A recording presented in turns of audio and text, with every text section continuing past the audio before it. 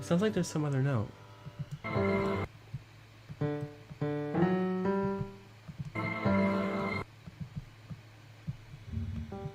Just, it's barely there, but okay.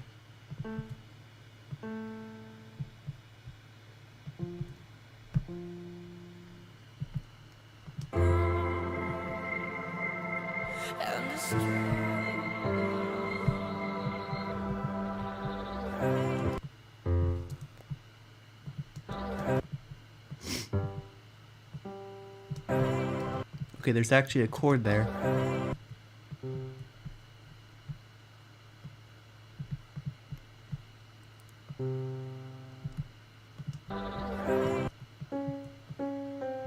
And it ends with C, so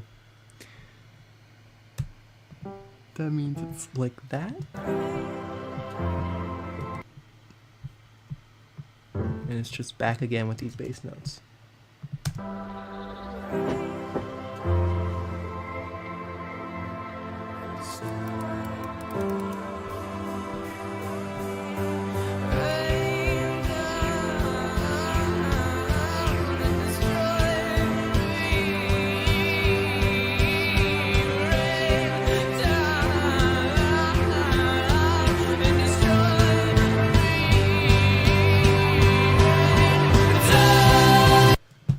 Is the drops actually Pop Rock Kit?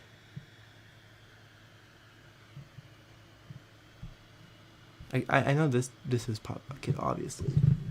I need to do that on my Windows computer because I have I don't have space on this Mac for Pop Rock.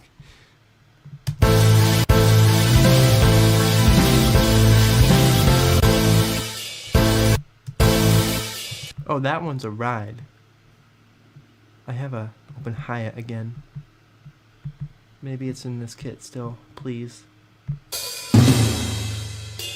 Oh my god, it is. Is that the same one? I mean, is it the right velocity? I know it's the same one. Bruh.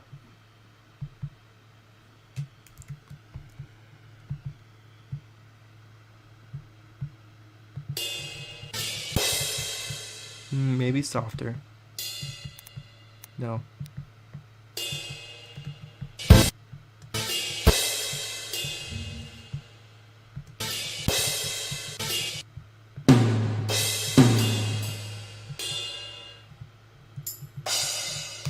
Interesting.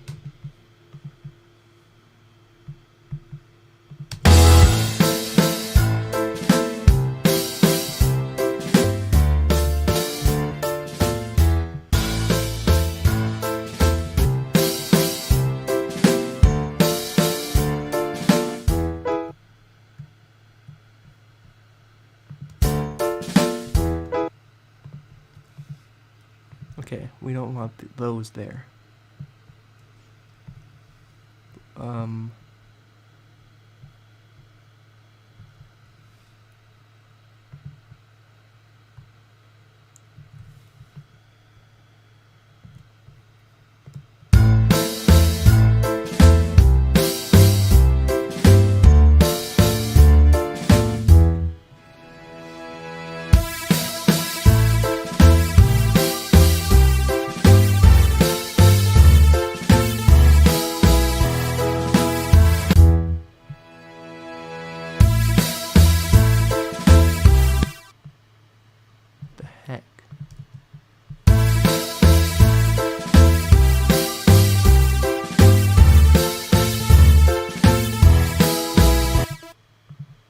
Back to this thing going at negative 35 decibels.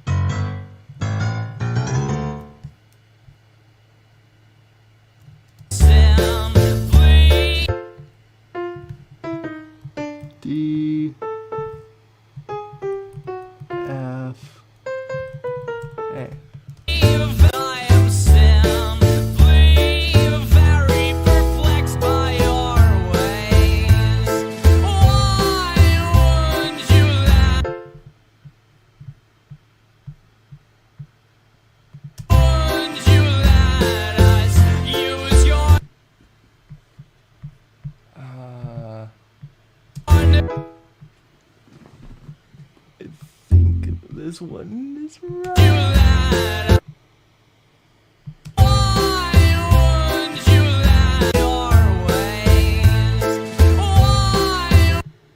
No.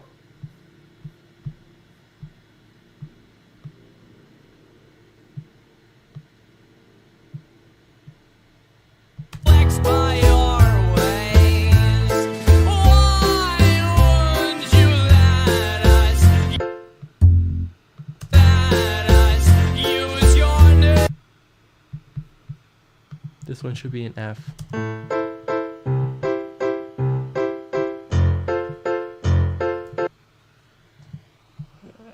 Yeah.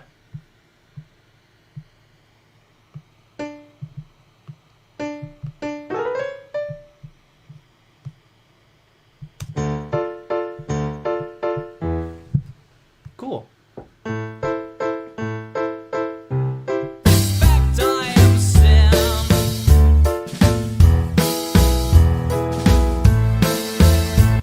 That part's not there, but whatever. Very perplexed by your way. Oh.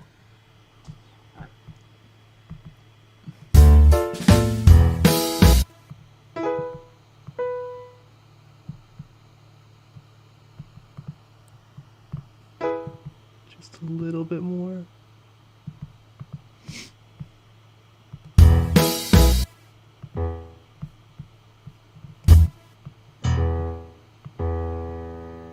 There we go.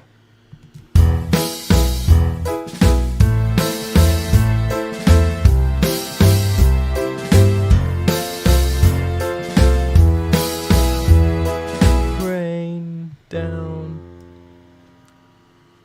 in the store, read something. Okay, we got that. Let's just take this part and right there. That should be right.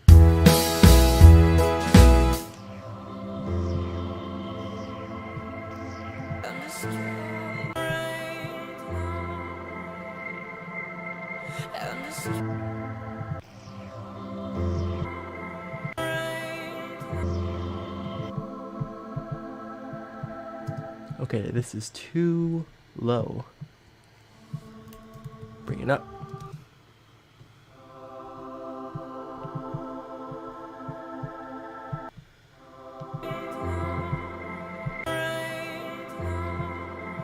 Yeah, that's right. Let me do that over here as well. Sounds much better.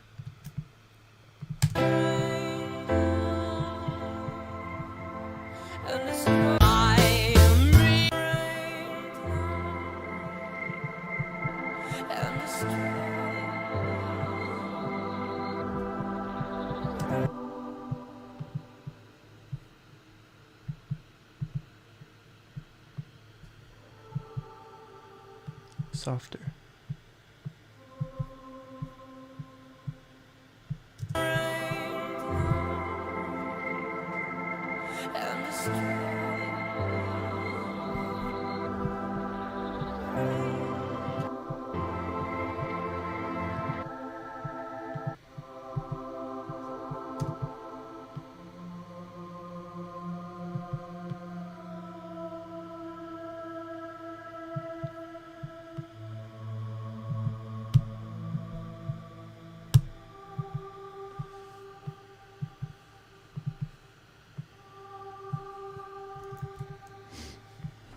Turn it down. It's too loud.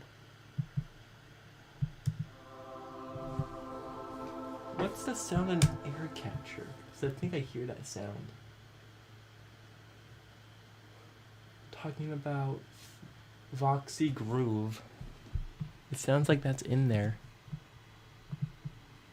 Let me hear it.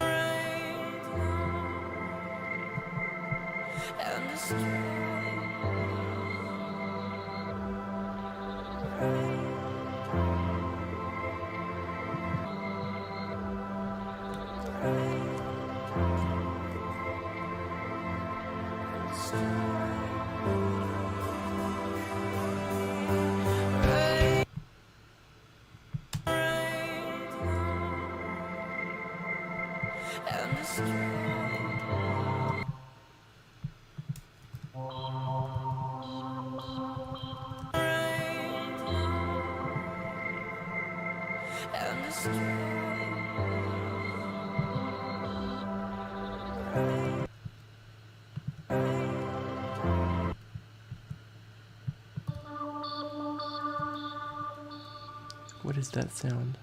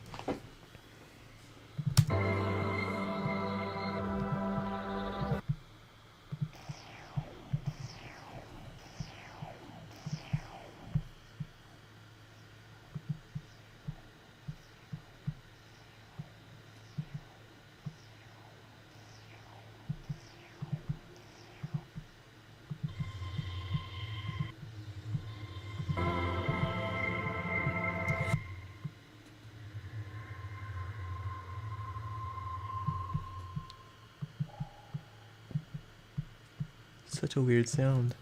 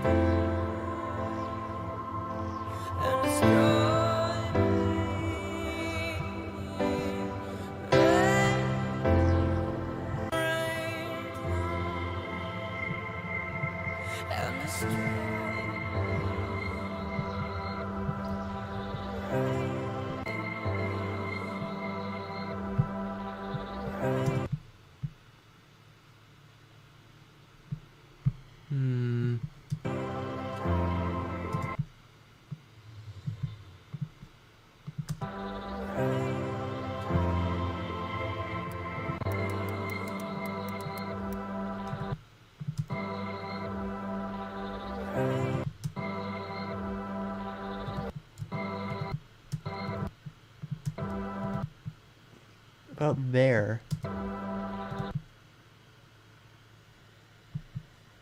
I think it's going like down in pitch again.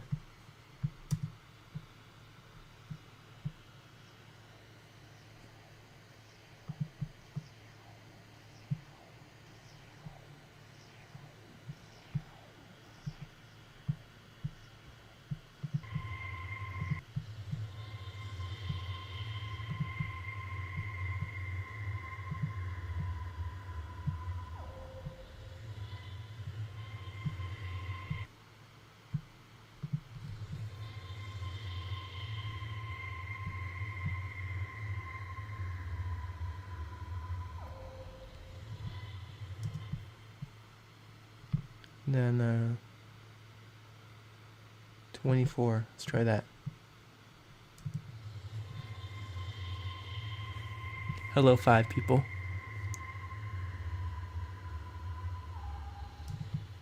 Nope.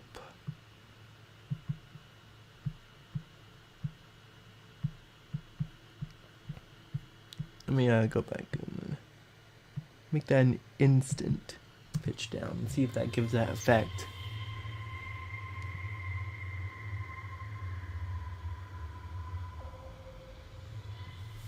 No, it did not.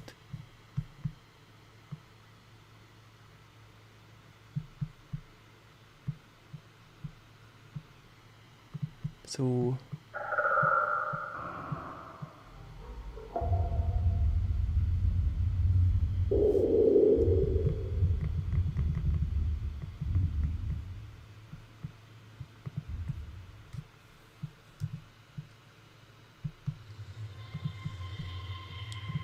maybe I can just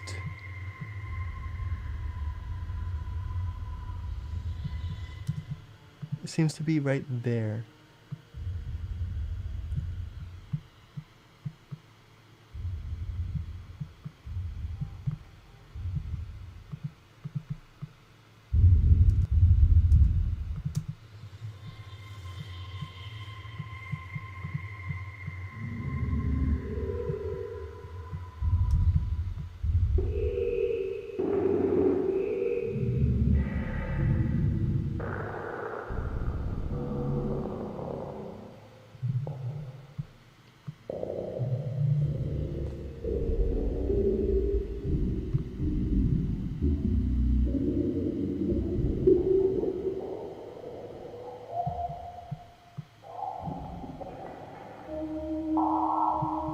Hey, this is from Save.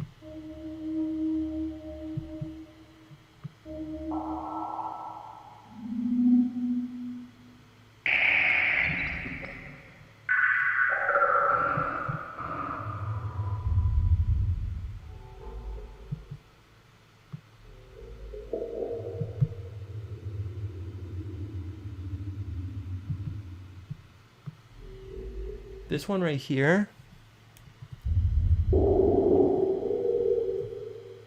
I'll do that. Let's see if that gives the effect.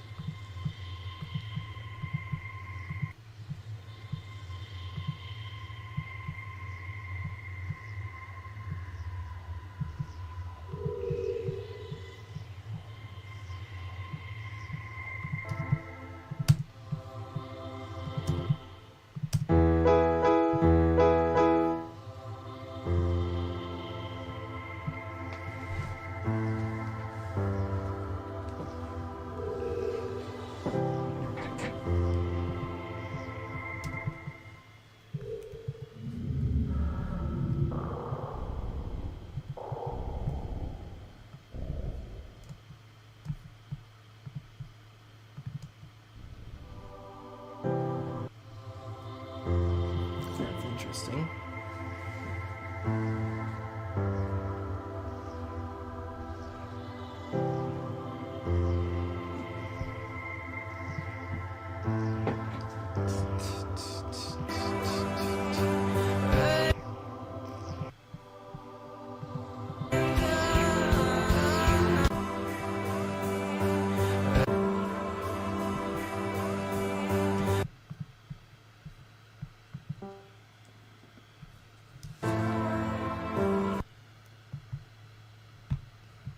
More.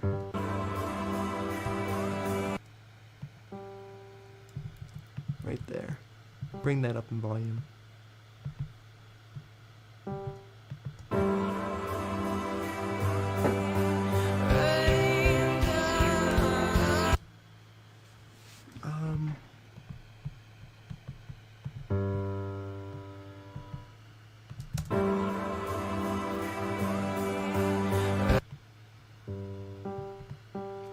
Both these together. Boom, boom, boom.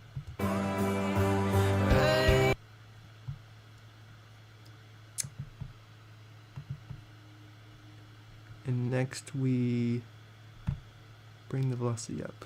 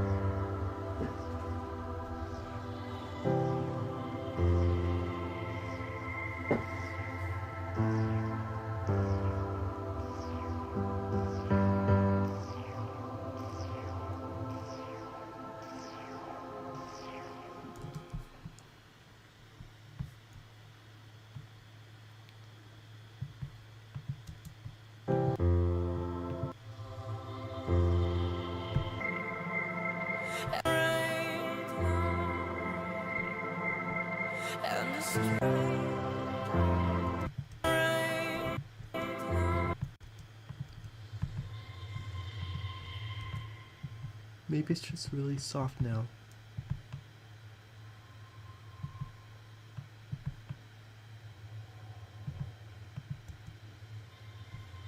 Nope.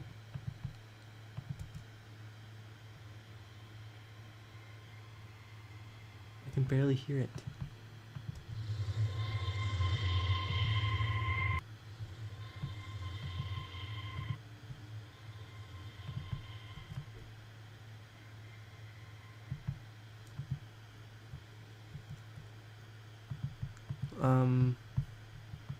How about we bring that in and turn up the volume like a lot?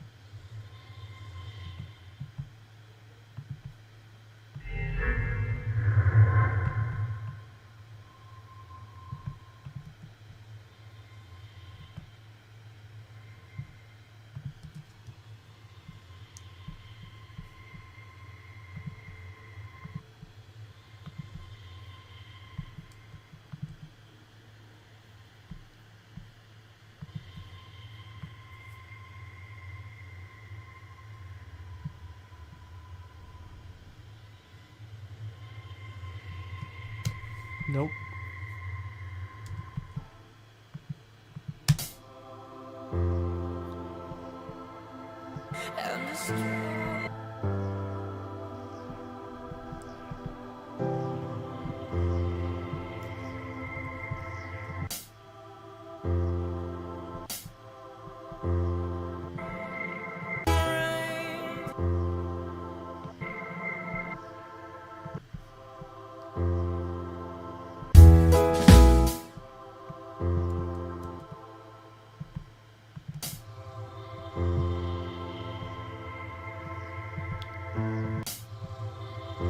Thank you, Solar.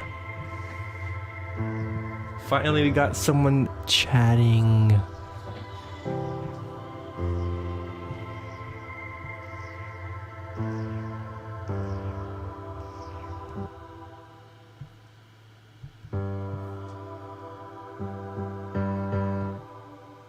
Yeah, now it's sad.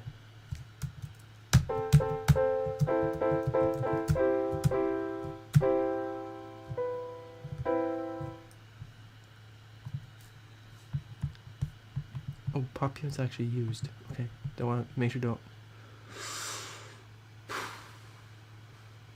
6 now.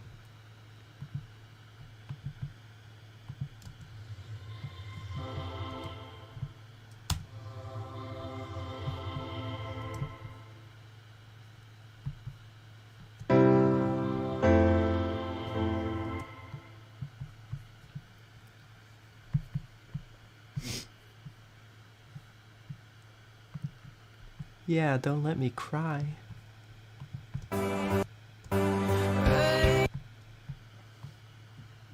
Let's do that. Boom and boom.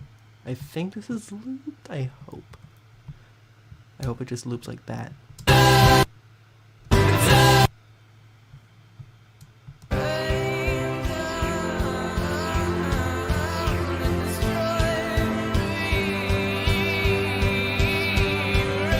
That's Pop Rocket coming in. Why did they use it now, but not anywhere else?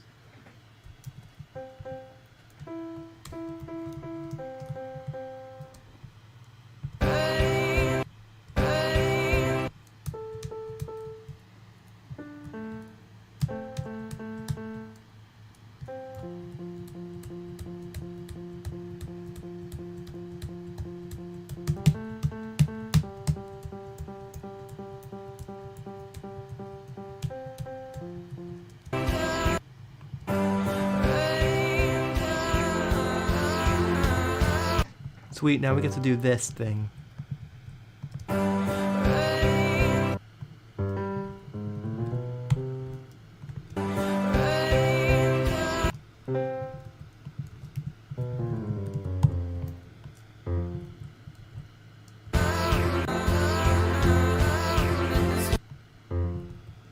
See, what do you think of these notes?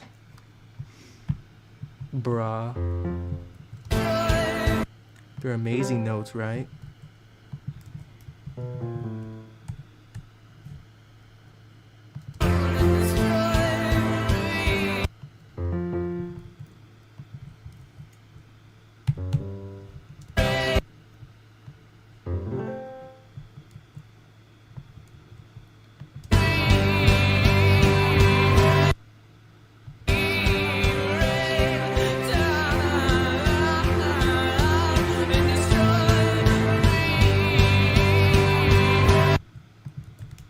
I think bass notes come in here. That's kind of cool.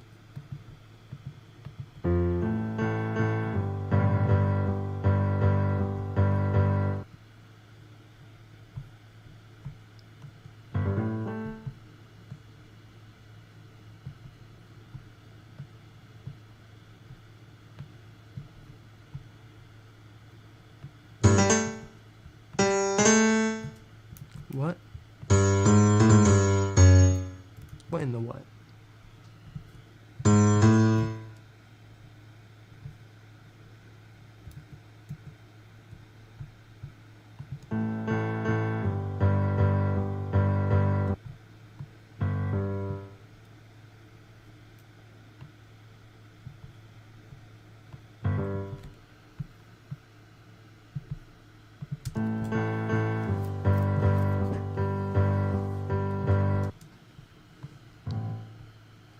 See, we got these bass notes and they just kind of come in like that, I think.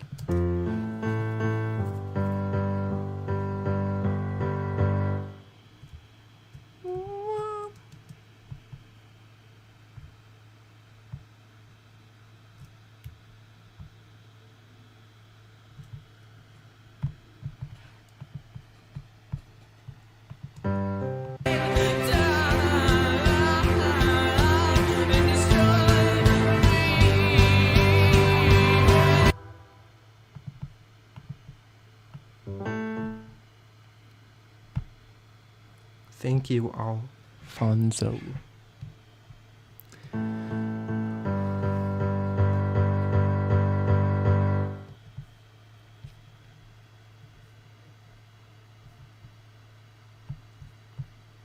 Watch me record some amazing bass. Watch, watch.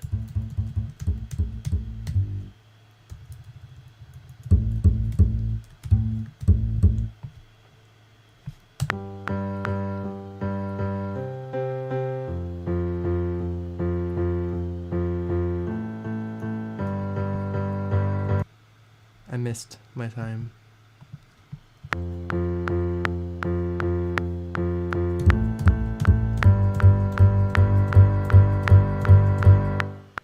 Perfect.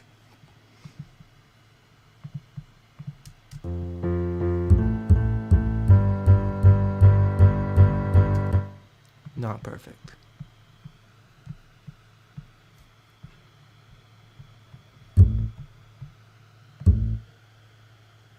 MIDI delay be like.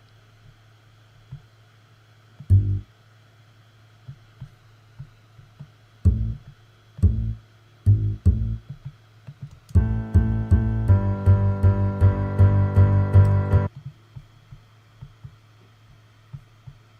we go like that. Make the notes a little bit longer because they were too short. And boom.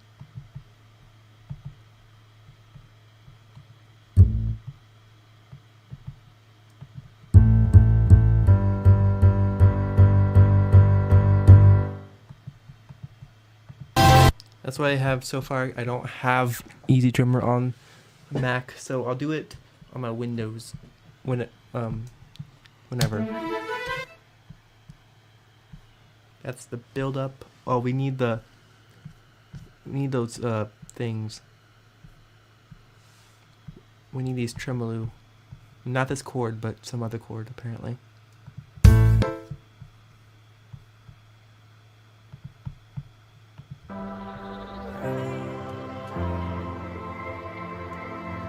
Right there, I hear them. Anyone else hear them? They're right there. Oh yeah, about the winter summer thing. Oh.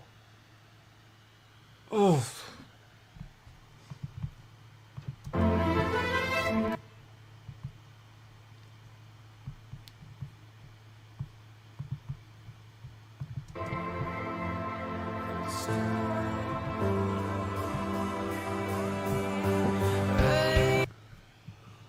What is this?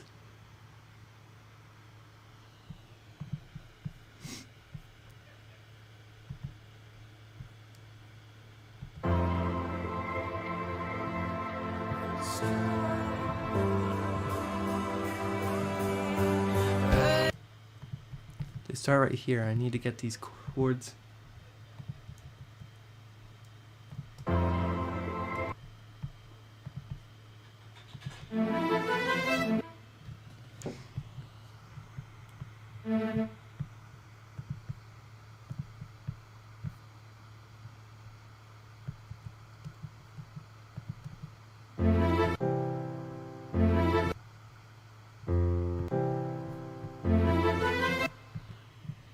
I heard it's an A minor, but with an F as a bass note. I remember that.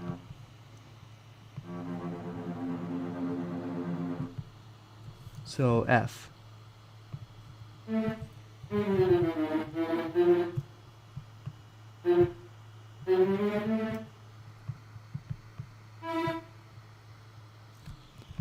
F, E, No. F A C E A. No. C A E C. Yes, that's right. That's gonna be the one.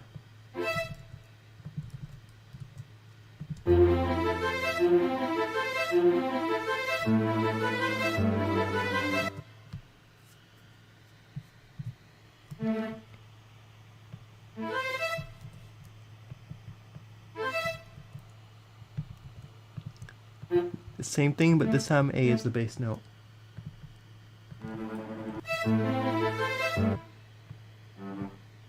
And this one's, yeah, G.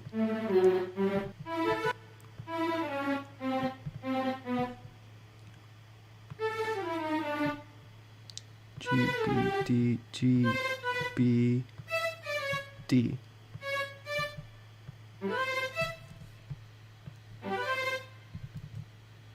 No!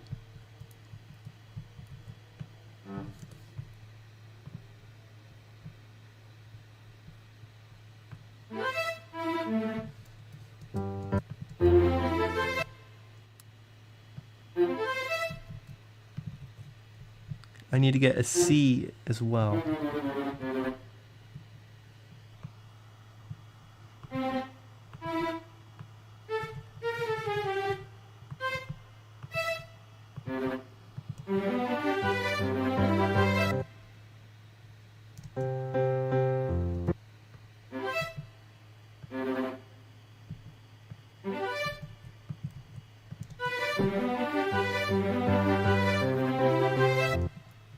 Yeah. And now we take all that and we loop.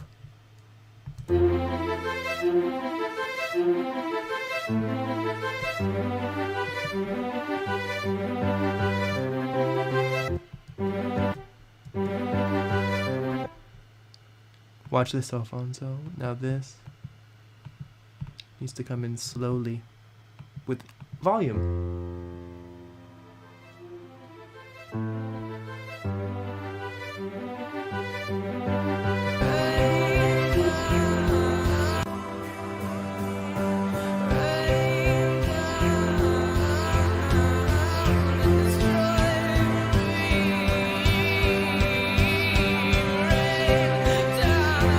Well, not that loud. Apparently.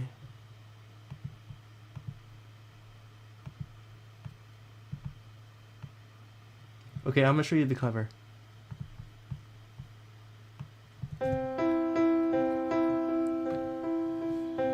I've learned sustain. Automation for sustain pedal is what I mean.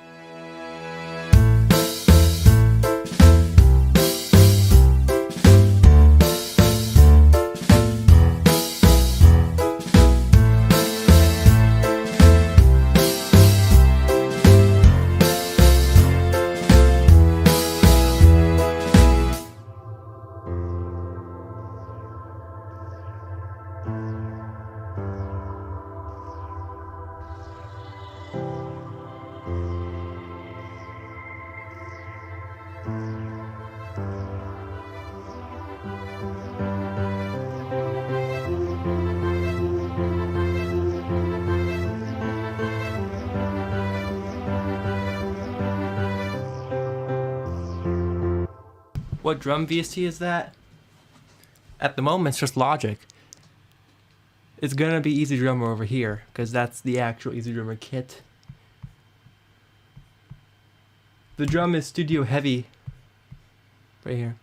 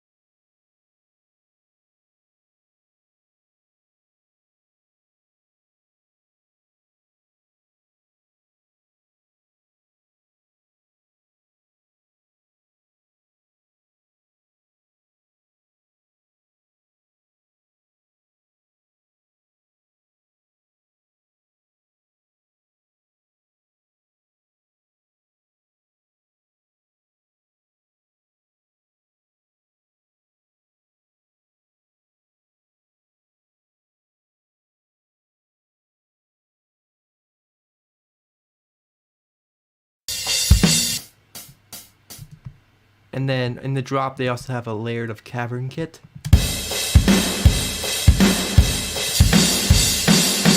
Cavern Kit is actually the supply for the open hi-hat in the drop breakdown and the ride. So it's like that one and there.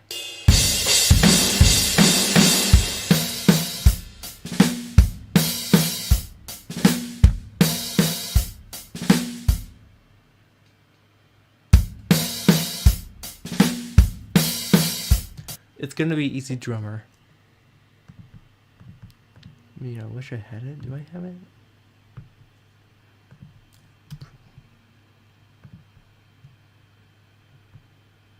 Nah, I don't have it. I am simply very...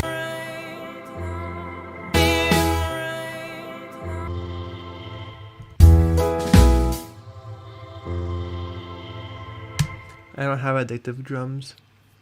Easy drummer, I guess it's better for me. I don't have addictive drums, but I do have addictive keys.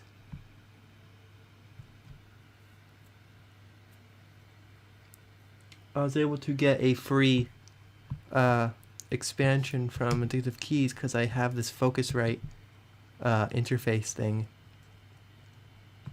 It gave me a free expansion. I picked the modern upright because it seems like they like upright pianos.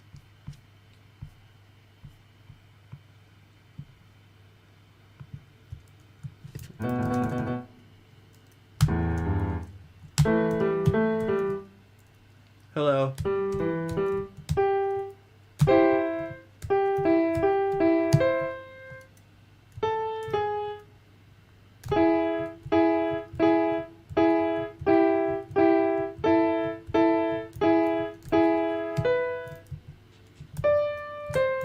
This is the actual piano in Heathens. Modern mix, I believe. Oh, it sounds the same. Oh, it's loading.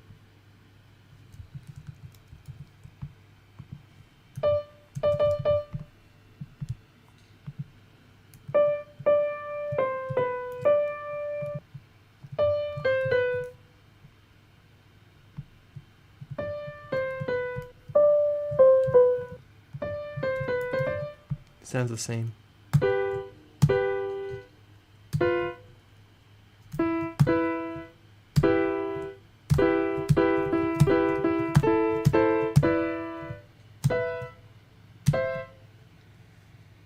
Oh, by the way, are you planning to recreate Top's new Christmas song? I was already trying. Yeah, Keyscape is better.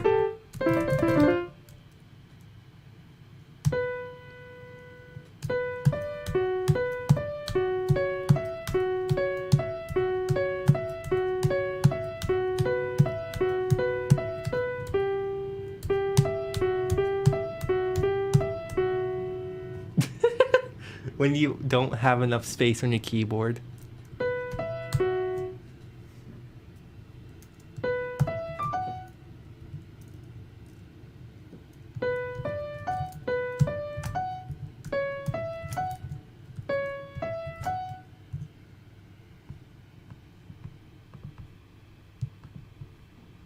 I don't know if he was right, but someone said this piano is also Goner's piano.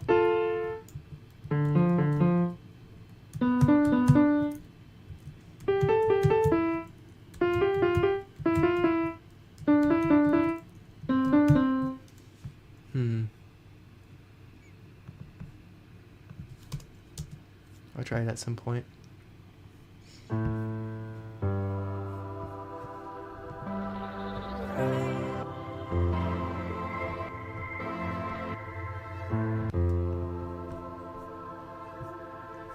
Oh, this needs to be actually louder. Okay, cool. Probably there-ish.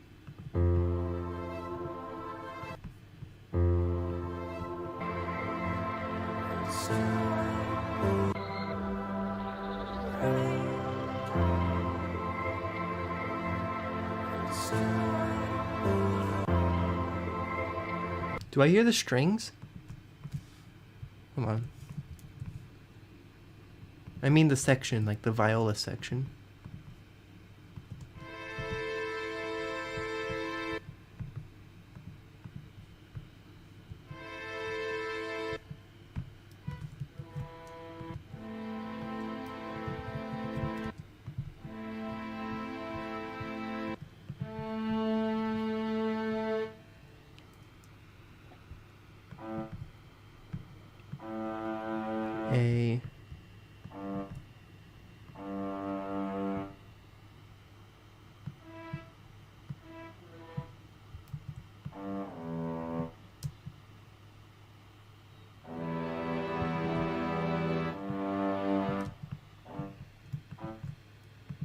Cool.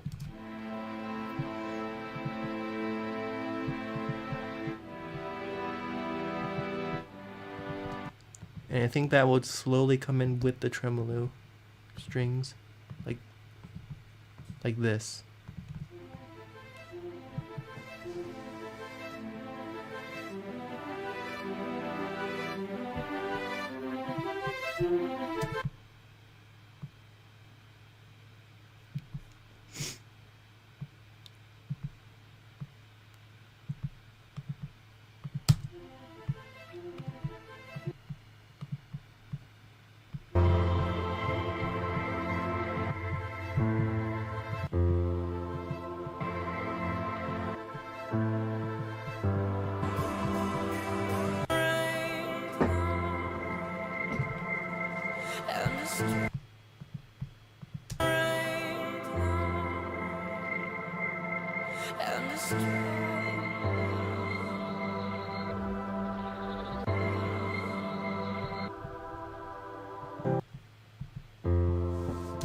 I think I'm gonna put the bass notes. Maybe that will fill in the gaps.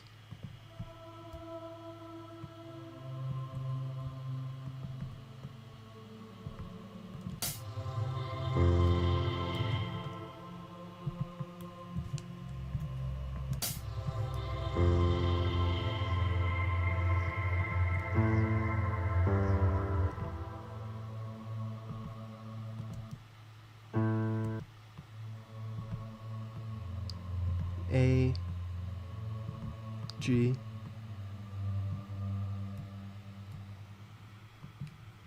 whoops.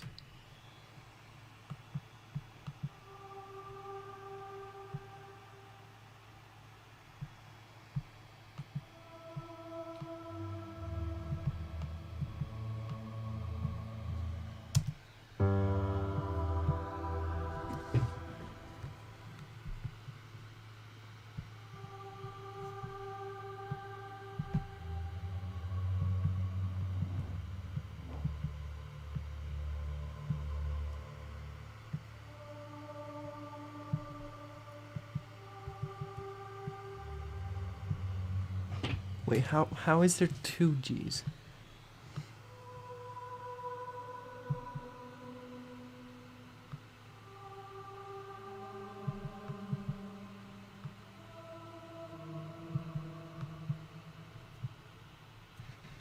What is that chord?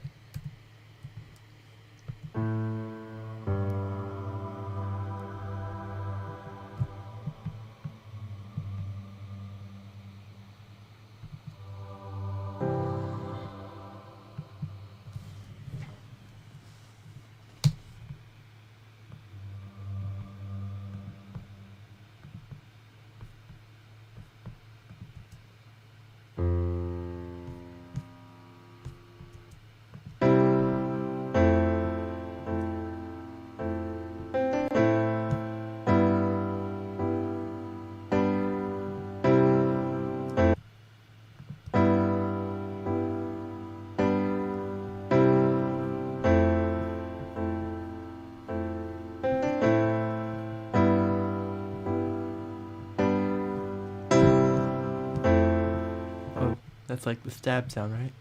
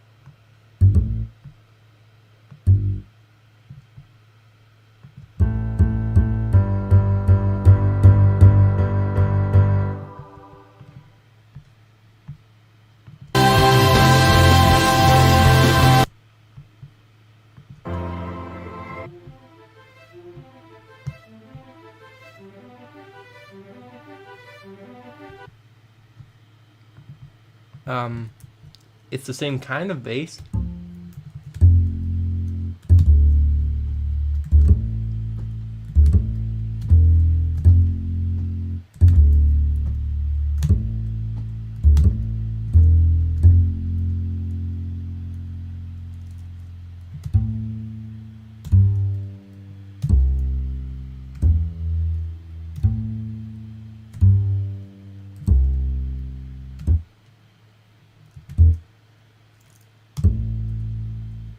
Wait, maybe.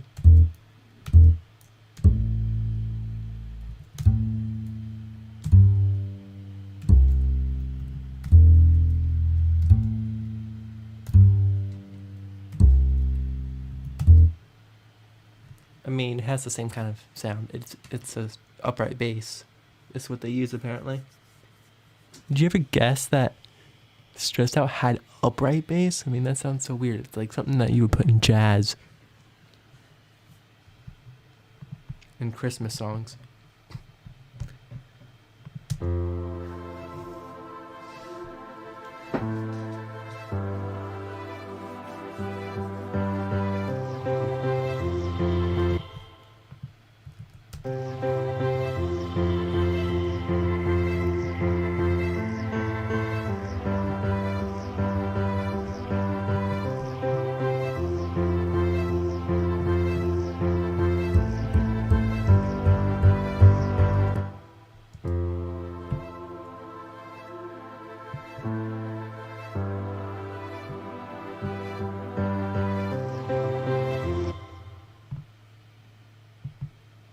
Yeah.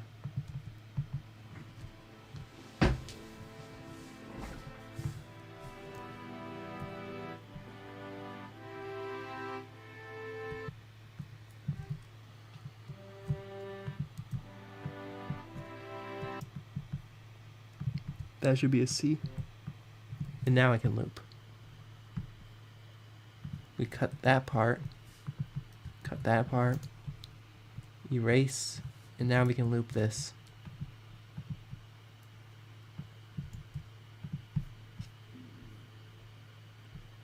Bruh, I just pasted it in the bass. Okay. Now we can join these, and then look, now we can loop them with ease. I know, right?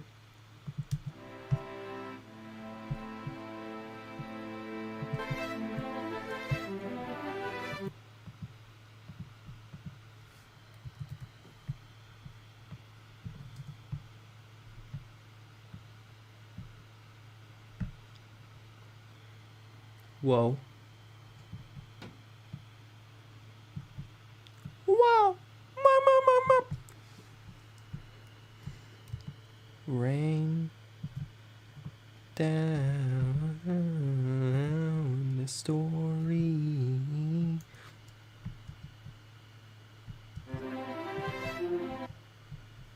Let me make this part.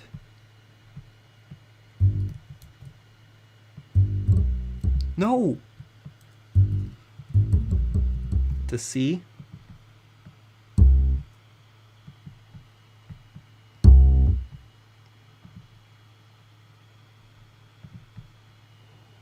My back hurts.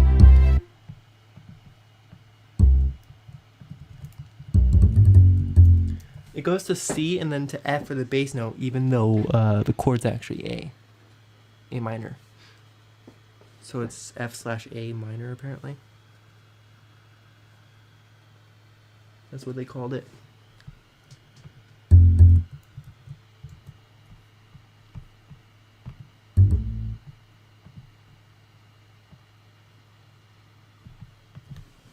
There we go. Look at that. Now we got a bass line.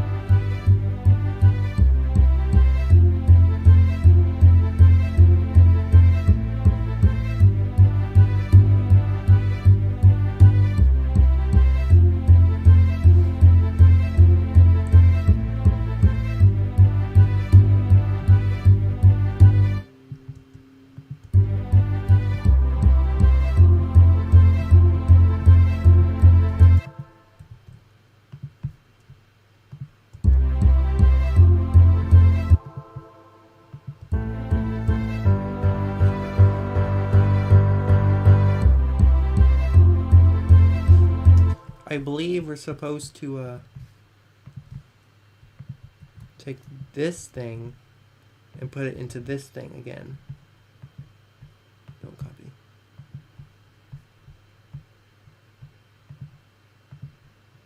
It's supposed to be up here at 16.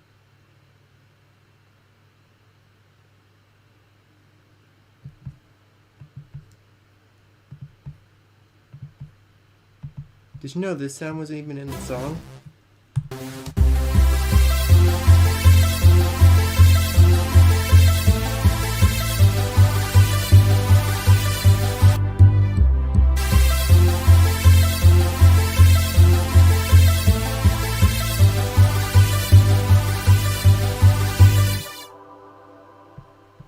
Dun dun dun dun dun dun dun dun dun dun dun.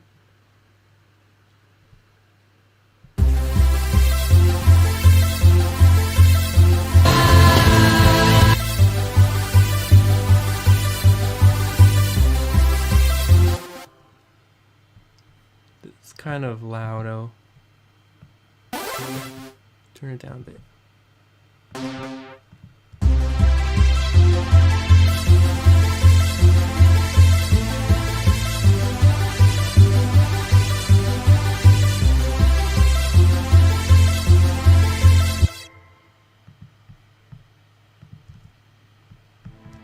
Look, now we can make these loud.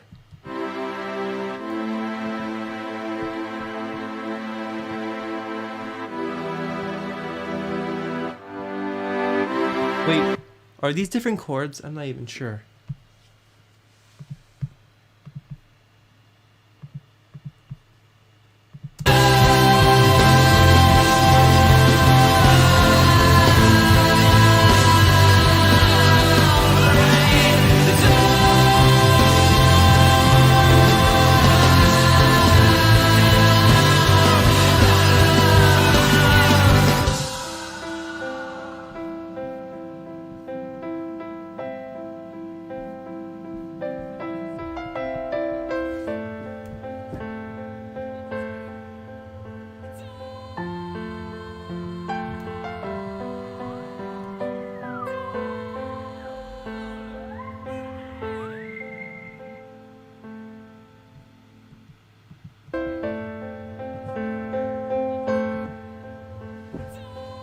The screaming in the background. What is he saying?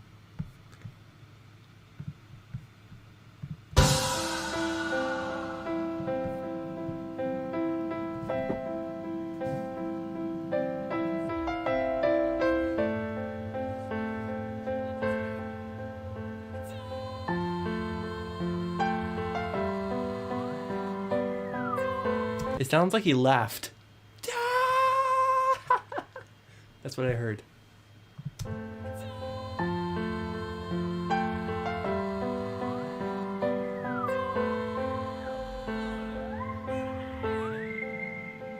But he's saying something before the scream too.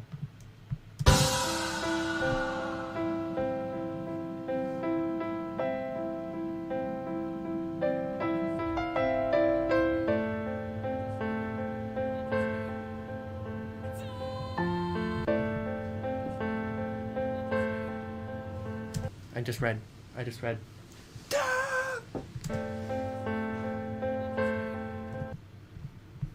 Huh. Very cryptic.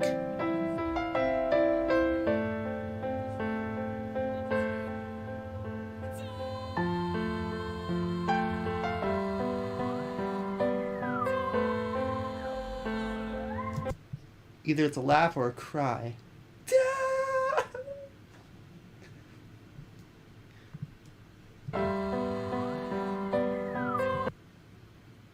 You remind me of Heathens. Oh yeah, with the background. The crystallizer effect.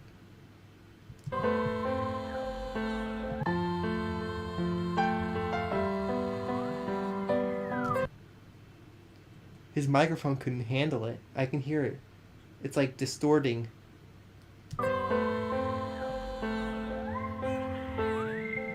Yeah, I heard yeah. Yeah. Sweet.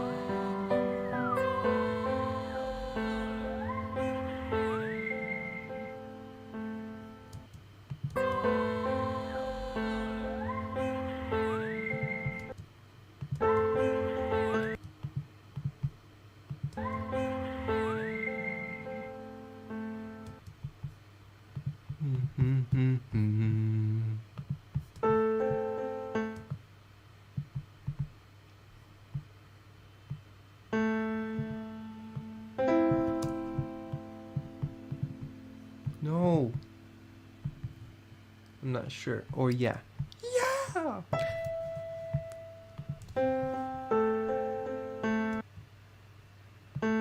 I think it just ends like this.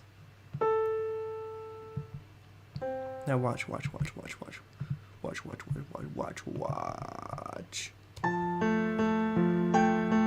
Now right here, go to that thing. And we do that thing, and maybe it's going down to like 100. No, definitely not 100. Probably like 20.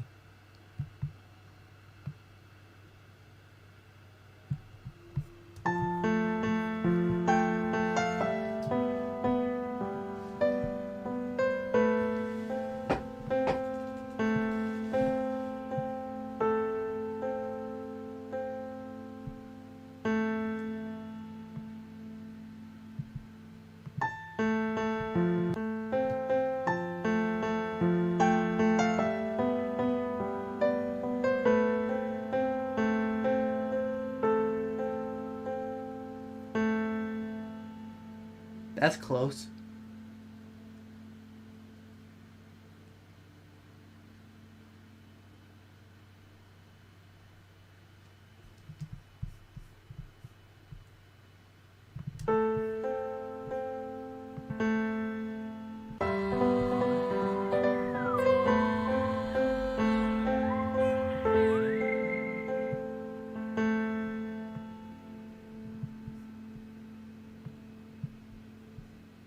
Oh, I know what I can do.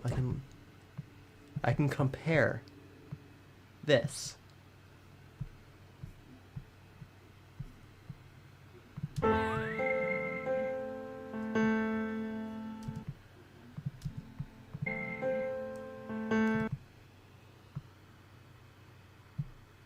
Nope.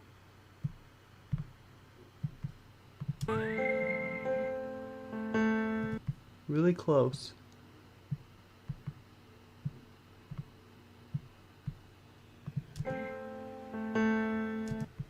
It's really close.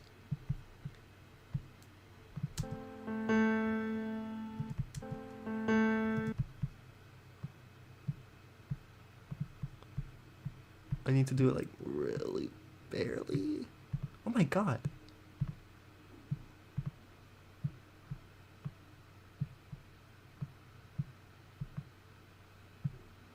Oh, so close. Yeah, look at that. Now it's on the line. I don't know if that's right though.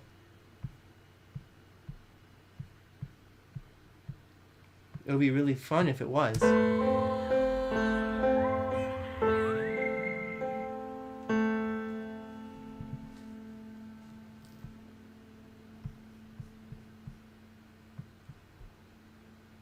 Cuts right there.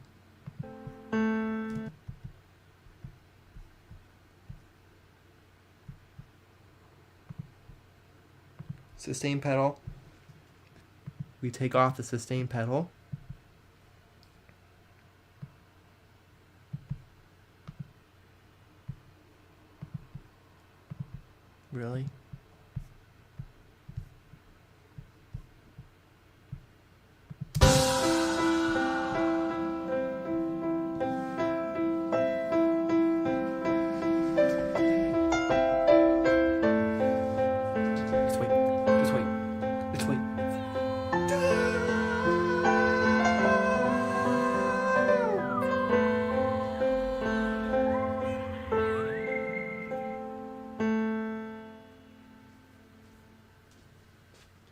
It wasn't right, but it ends on the right time.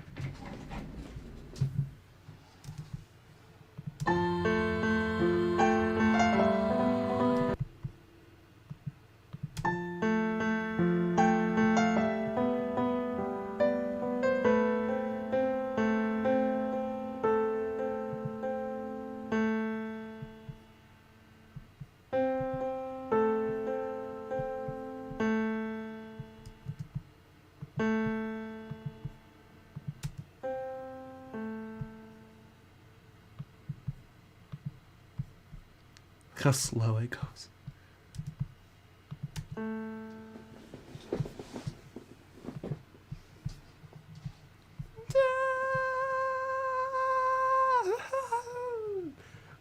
Yeah.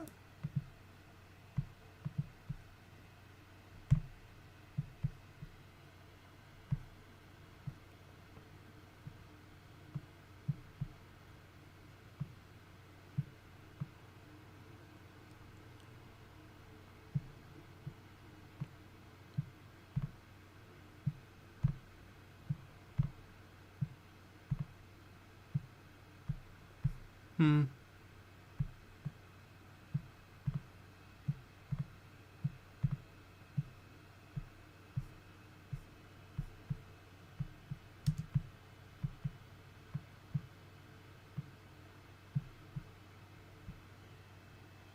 Wow, wow, wow. That moves it farther away.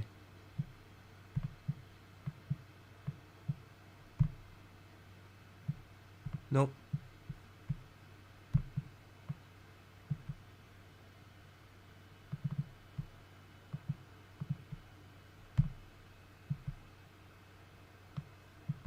I don't want these other ones. Get out of here.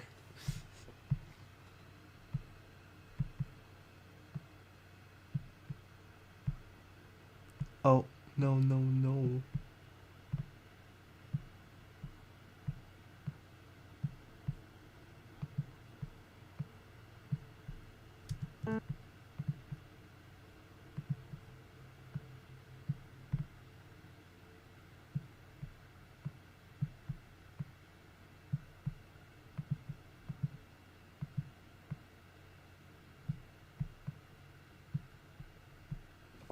Why isn't it ending right?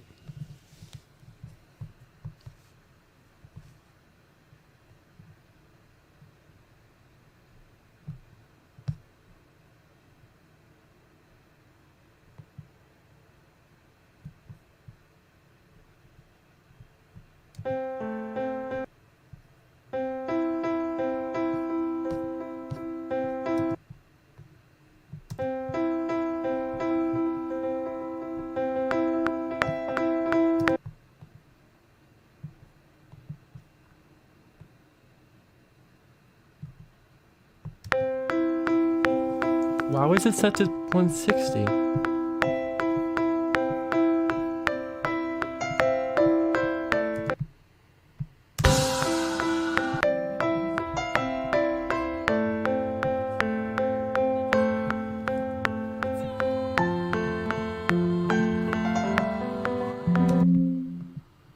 Bro.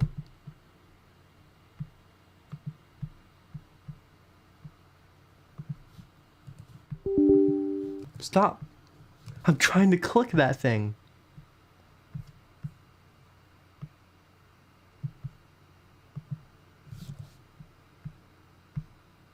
Why is it creating another one? I'm trying to click it.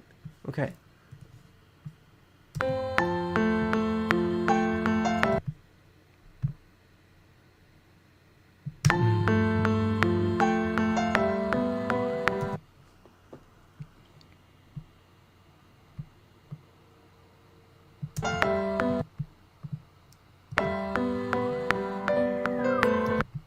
Oh, right there. Right there it starts to get off. It has to be a tempo change, right?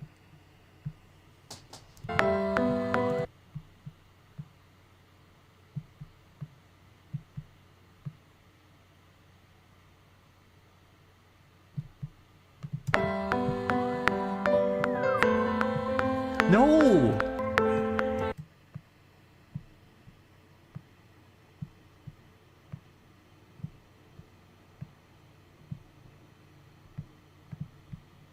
Really close. 88?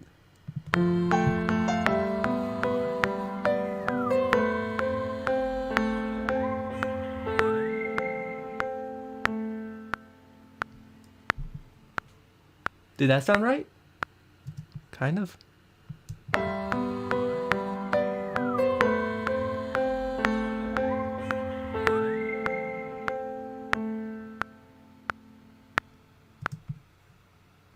Yes. Yeah, off by very little. Maybe changing that would fix it, I guess.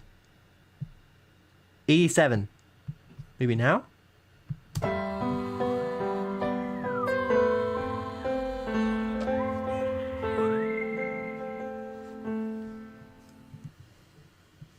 Hmm.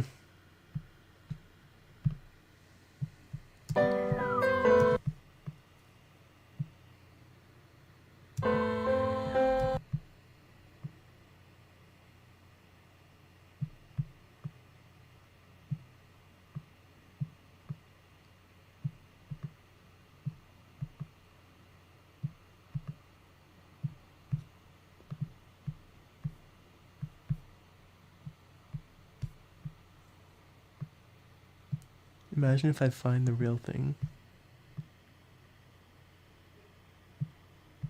It's probably a very random thing.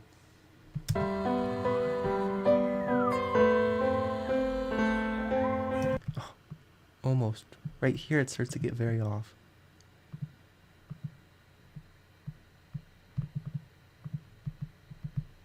No.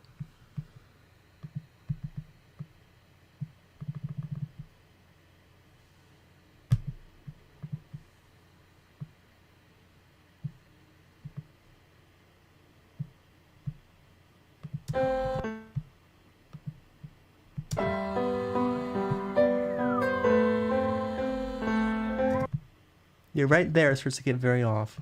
Maybe it's just a little down bit.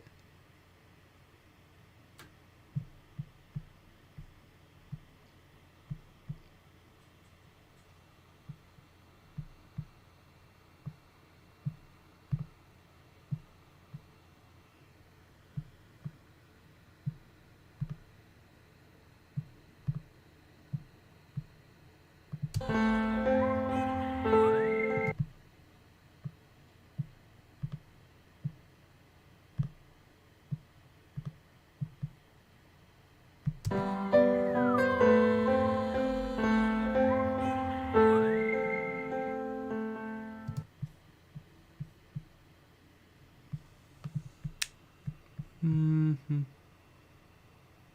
Very close. Kind of.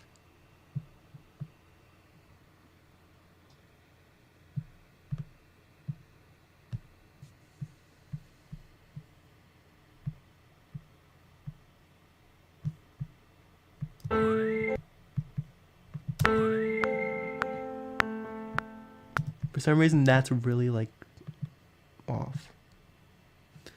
Which I'm assuming it's either off because it's played off or it's just another tempo going up.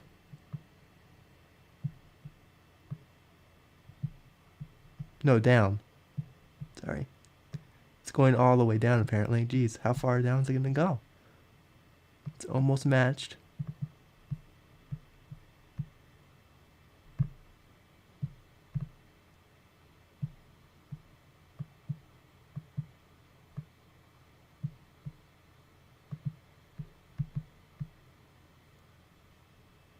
It's almost. Oh my. Very close. Look. Now it's on. It's on. Right? It's on the lines. Let's test it.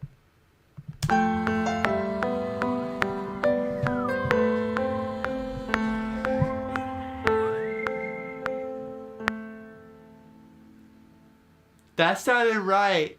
That did. The tempo sound was perfectly on the beat. I did it! Oh my god!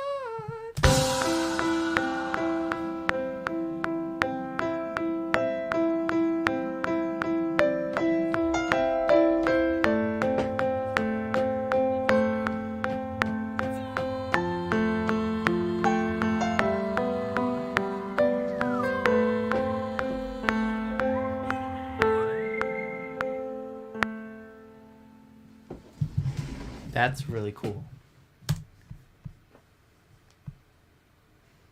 Now you know how to make a cool slow ending with tempo automation.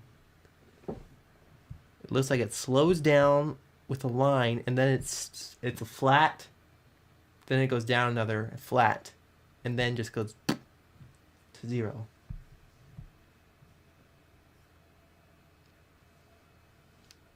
It goes to 160, then to 118, then to 101.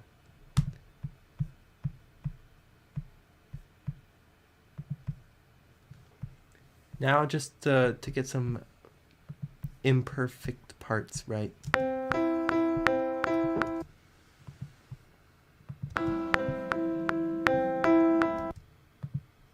Like right here.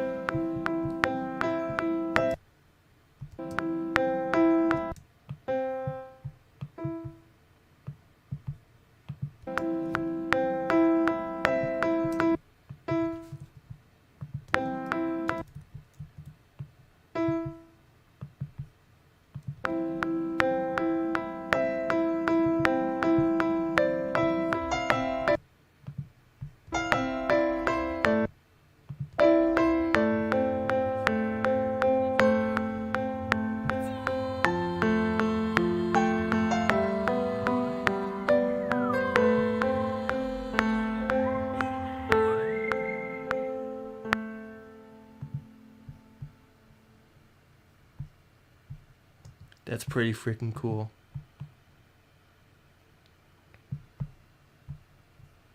It's really satisfying to hear the click track over that slow down part. Why is this so big? Okay, there.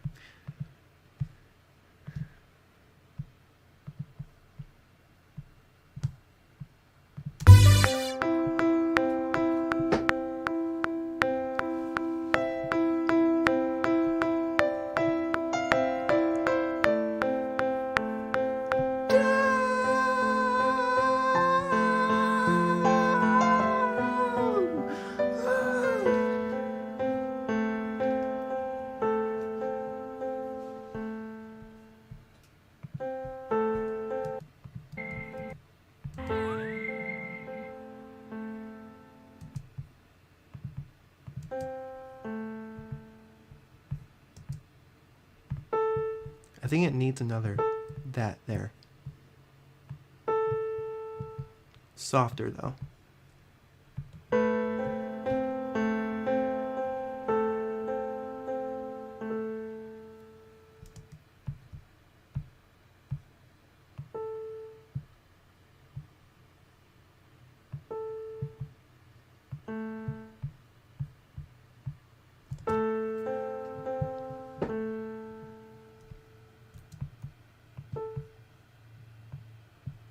Yes.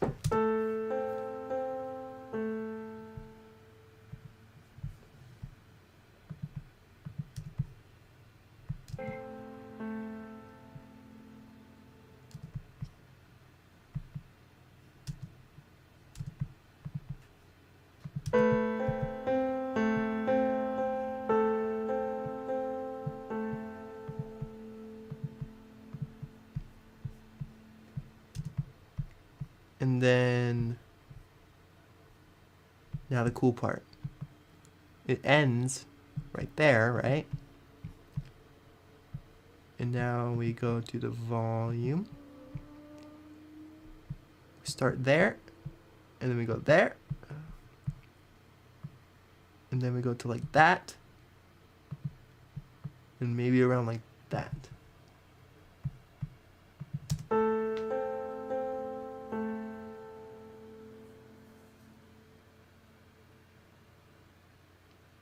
Bullet?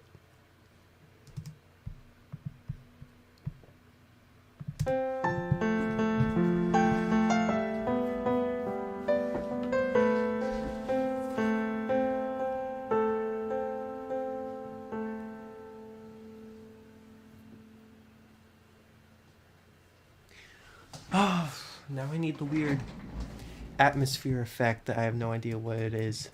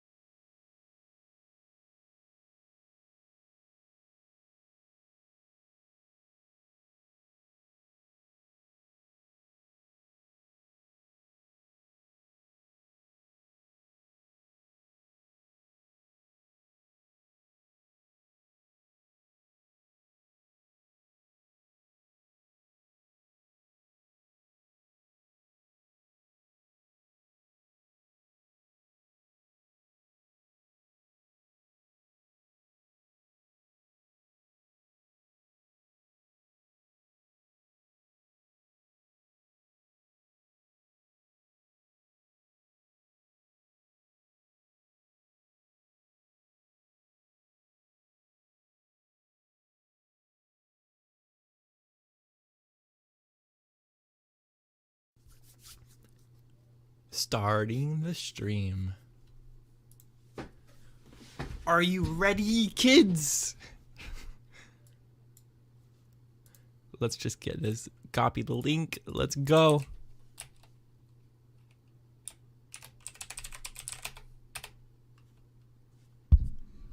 Are you ready, kids?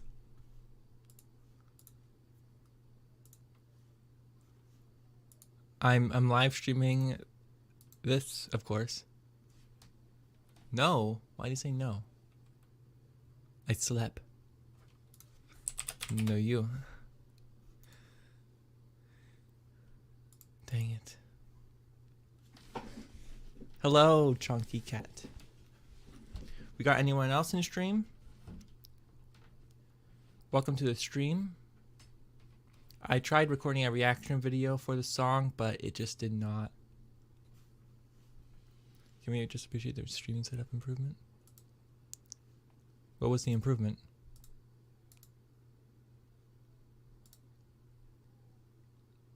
I'm working at you, but you're better at this, so I'll be here. Oh, hi. Thanks, Benja, but anyone could get better than me. Just take some practice. Will I get copyright striked, or will my stream just get unlisted, blocked, or privated if I just show audio of the actual song?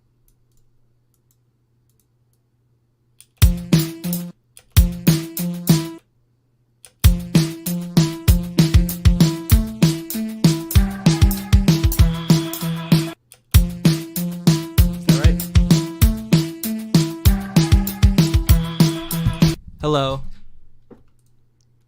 We got it. We got it. This is a pretty cool song. Let me look at that comment Solar left. The key is believed to be C major with the return of an F, D minor, A minor chord progression. Okay. Hi, what's a good drum plugin? Superior Drummer, Moto Drum. I haven't used Moto Drum in a while, so let's try Moto Drum. Do I have Moto Drum? Is it gone? There it is. I wish I had a mini keyboard on me, but I don't. So, we're just gonna be using the keyboard like my actual. Is the BPM 194? It could be, but just do half of that. That would be double time, yeah.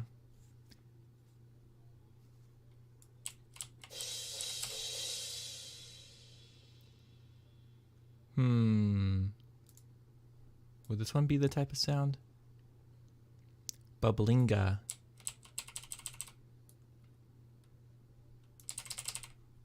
It's loading the preset, apparently.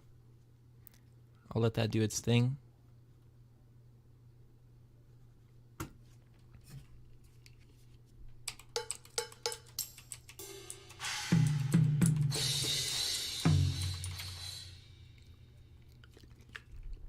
Oh, okay, bye, Trash Doctor. Alright, let's start off with this basic drum pattern.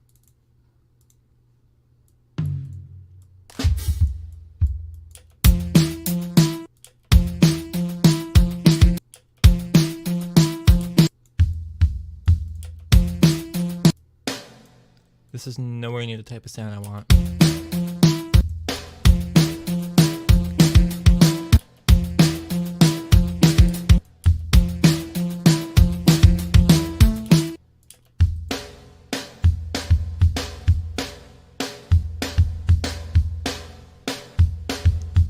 A 4-bar loop.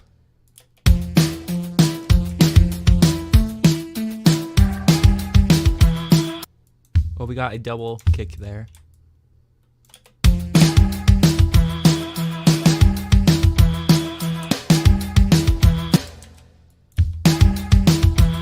Is it swung at all?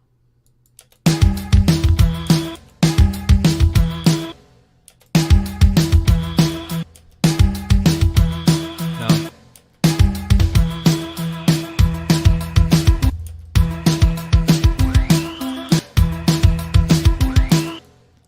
Mikey.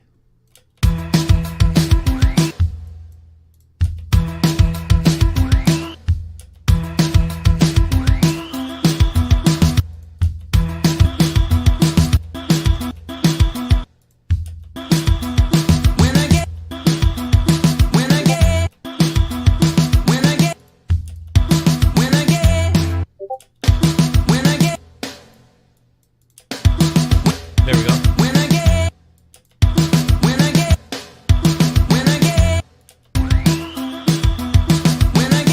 Is this it?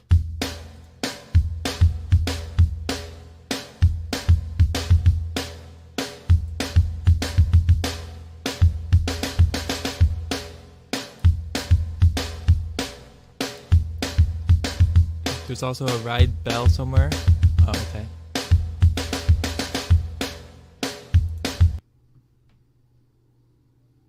It never used to have this loading preset thing.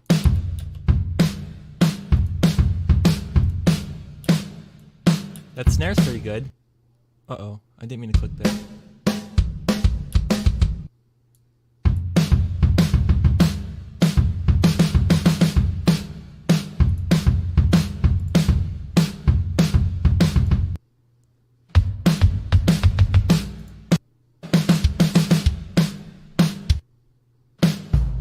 Nope.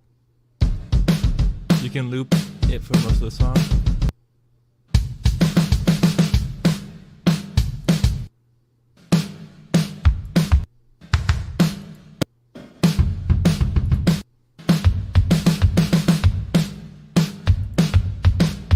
I know, right?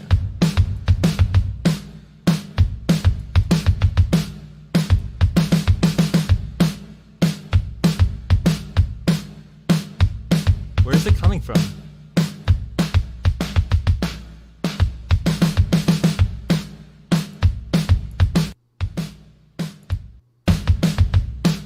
Where's all that room coming from?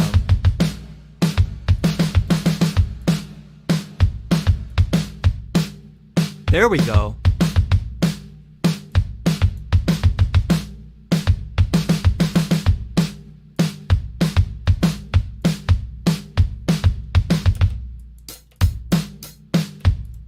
This is pretty cool.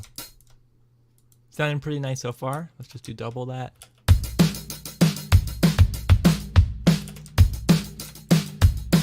Is this how this hi-hats go?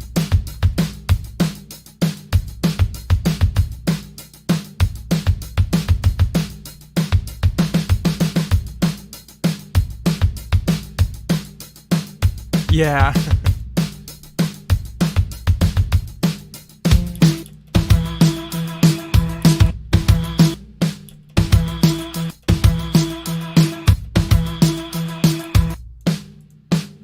It sounds like it's not acoustic.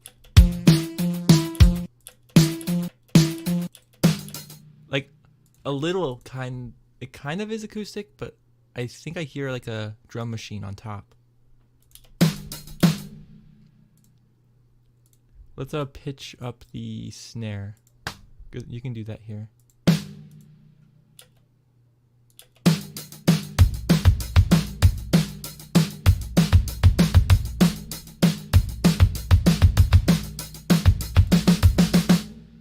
Did that work?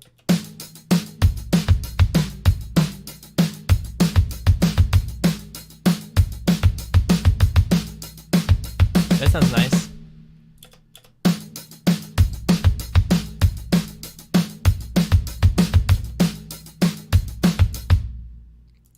Kick drum.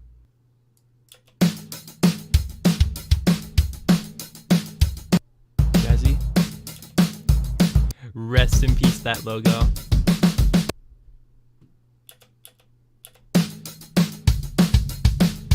I like that kick.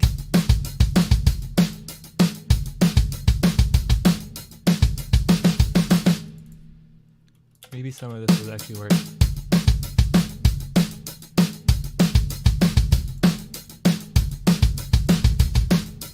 Not really.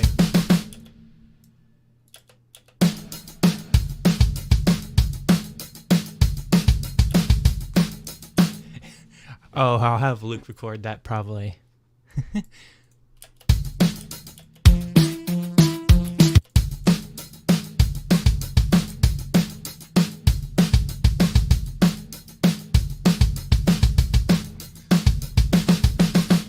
let's just get the hi-hat sound better.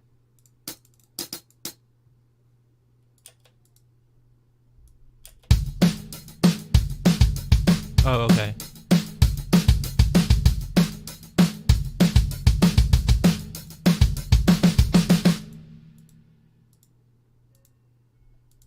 Wait, how do I change it? Oh, there we go. This hi-hat, maybe? We only have 3 selections for hi-hats. Rest in peace, Clemency, Team and the Banditos. Yeah, we're in a totally stupid another area.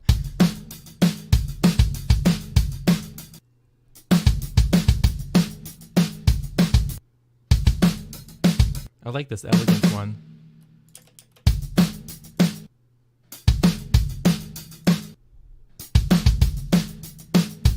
I like both.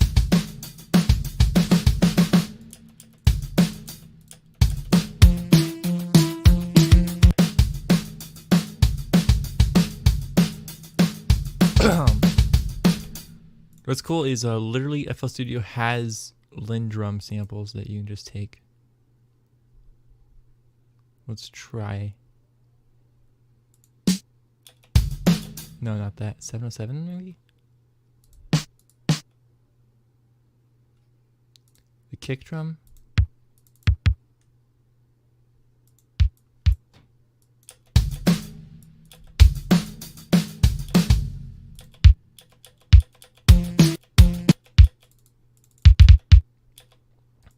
It's not before making sense for this one because there's literally 3 or 4 cents on the entire song. Oh.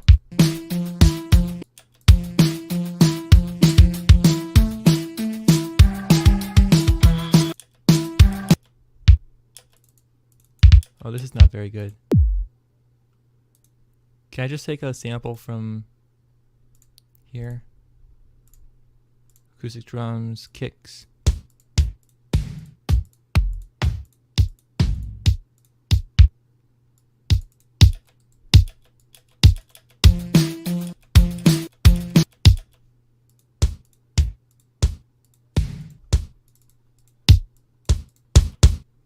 I don't know, this one?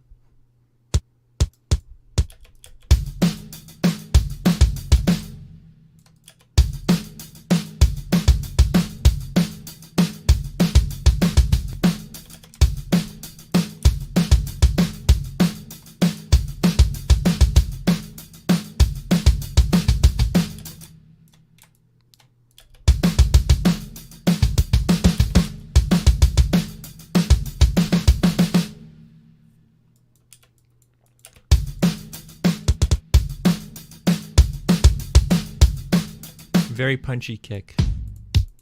Like very punchy. Probably not even this one. Kicks.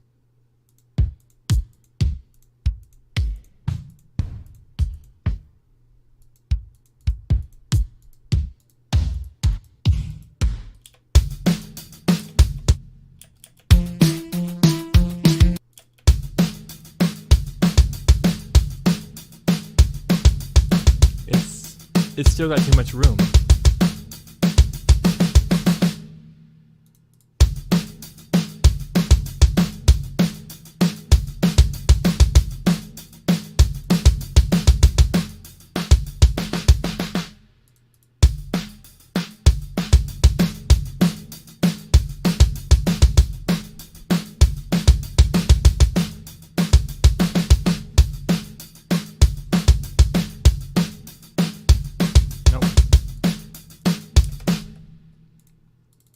Let's put this on track 1.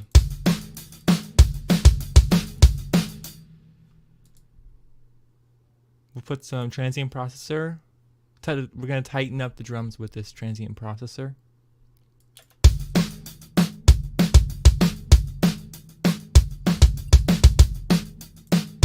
Did that work?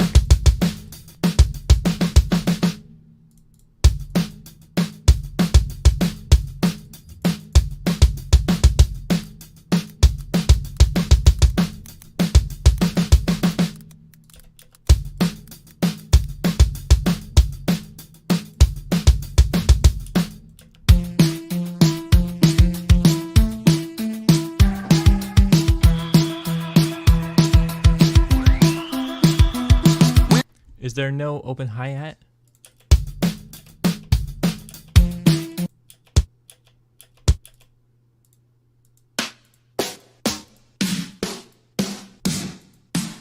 These are all ugly.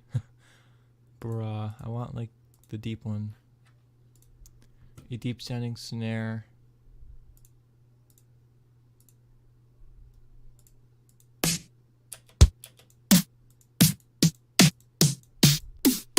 No, it's probably gonna be one of these.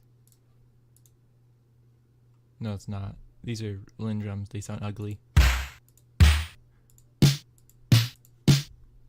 Hello.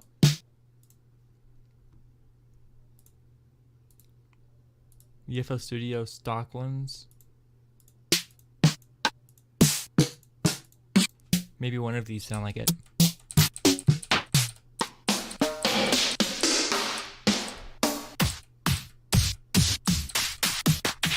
Thanks.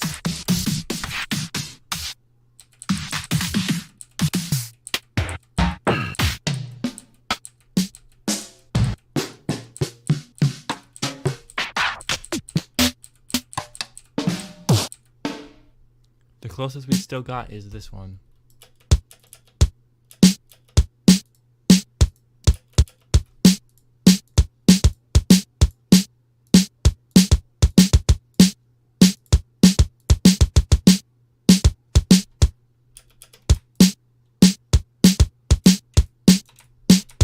There.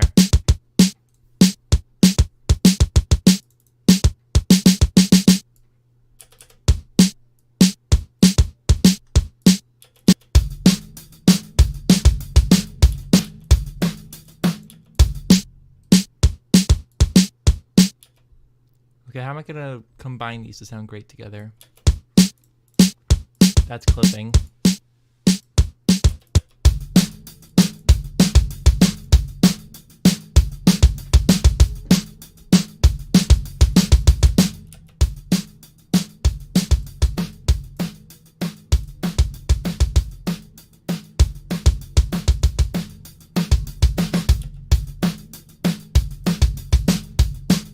Yeah, it really wasn't that much.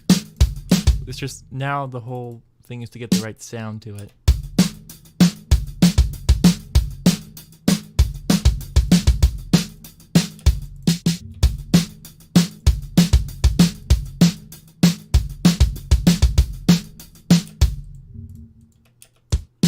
I might go with a Nexus instead, because that has vintage drums, which is the kind of drums we need. Maybe it's actually Nexus. Maybe Tyler still uses the vintage drums from Nexus. It's possible. It's definitely possible.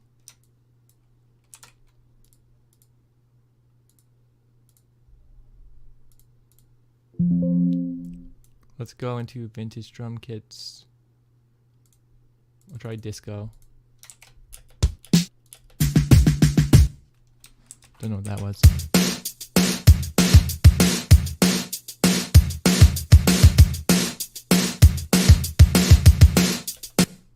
These are not right.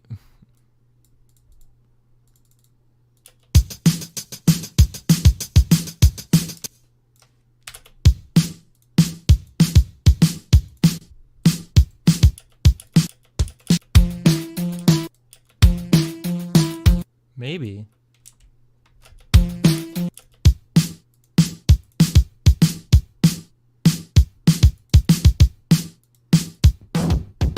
Bruh.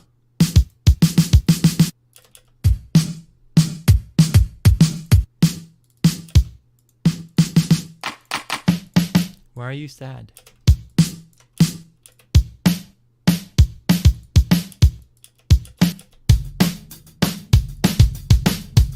That's cool.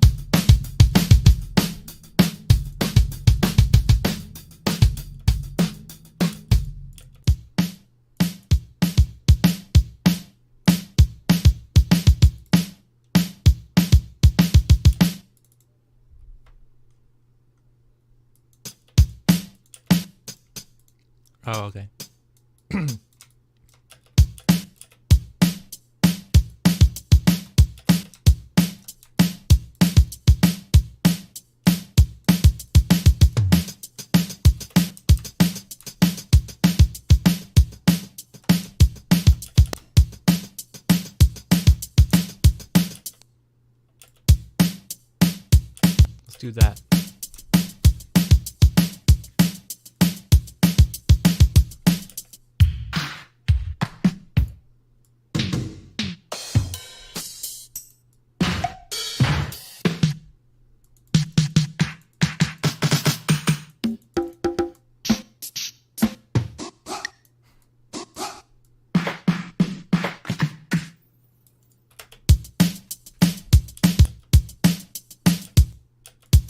But that's only one. Okay, cool.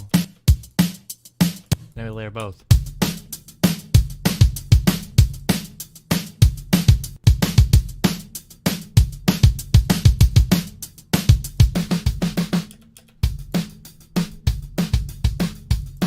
I really need a better compressor. Using the FL Studio Lindrum one sucks. I wish I could just use the Logic's one. I liked the Logic one.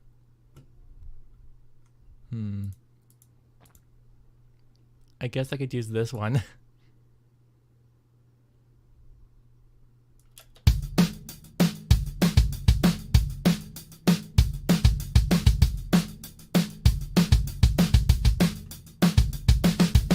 How does he get that sound?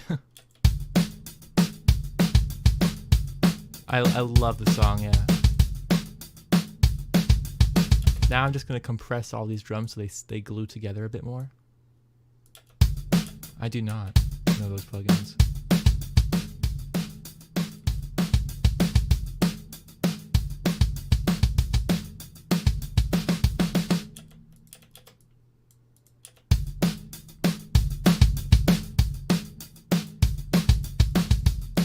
Oh, nice.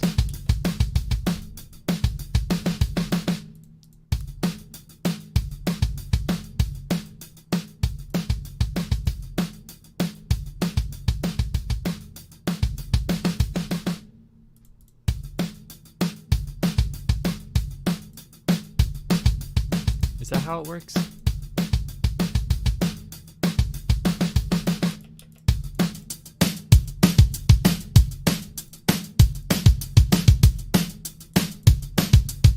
I literally am using that one, Dead Duck.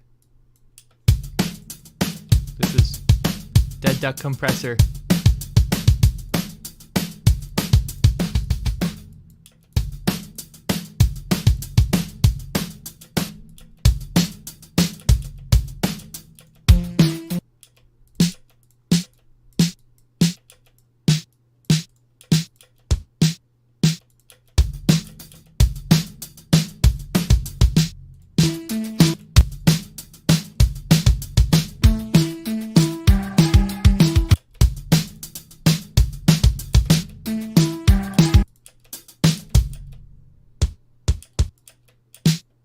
I don't like the kick. We need a tighter sounding kick. So can I do that on Moto Drum? Hello. Take a tree.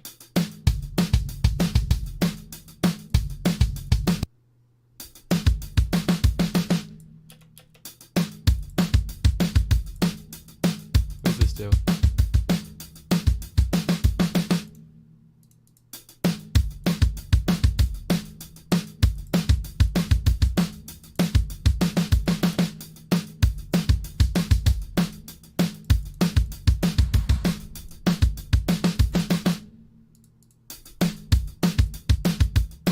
There we go.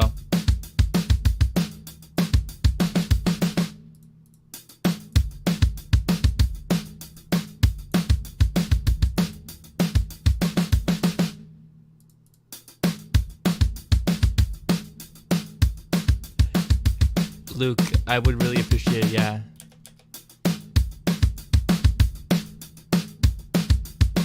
Hi, Luke.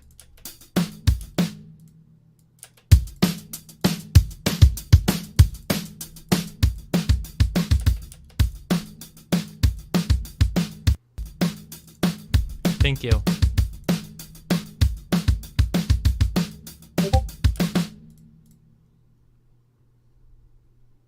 Okay. What? I'm gonna try this compressor. I mean, whatever.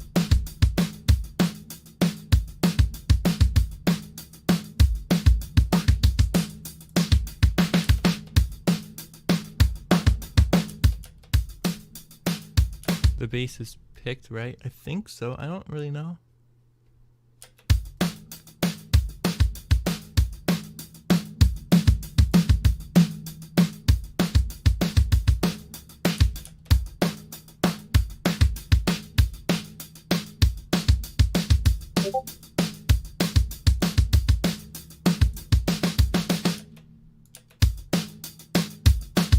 Putting attack will make the drums more punchy.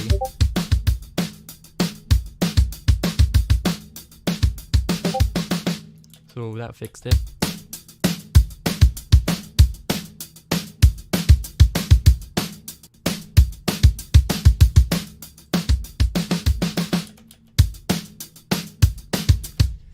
The bass have like so much fret sound. I don't know if that's the right word. Yeah, I agree. Just like in Bandito and Leave the City. Why am I getting pinged? Oh my god. Oh. Well, nice. Bro. Let me go on Do Not Disturb. Okay, there. I have to walk my dog, then I'll be on the computer.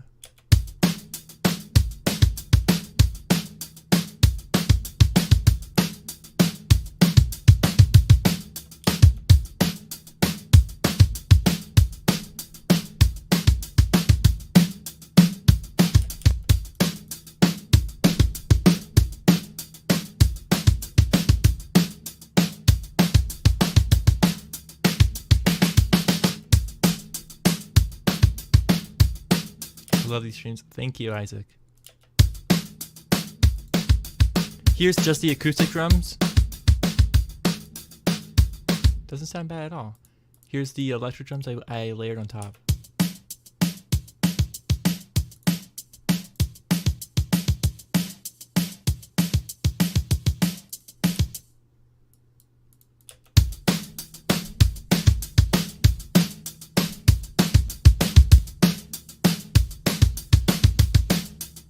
I thought I got a whole completely different...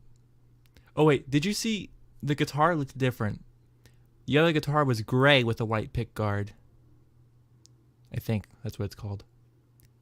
And now it was white with a gold. It was white and gold instead of gray and white. So you got another guitar already.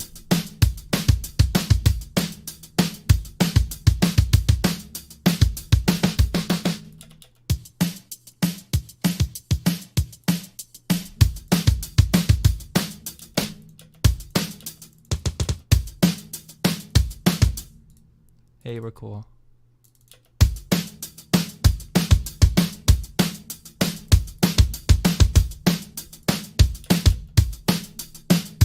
There, now the kick drum sticks out way too much now.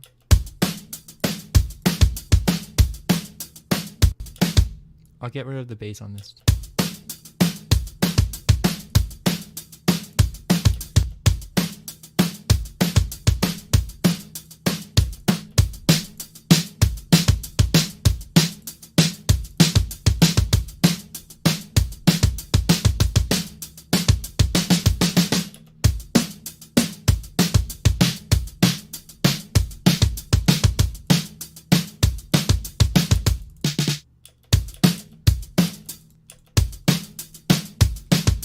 There, this is my take on the drums for now.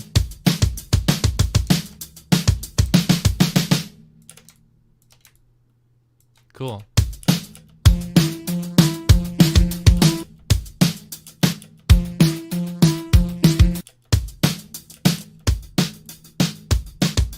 I'm gonna turn it up. I'm gonna turn the pitch of the hi-hat up to match the tone better. Which one? Customize the hi-hat.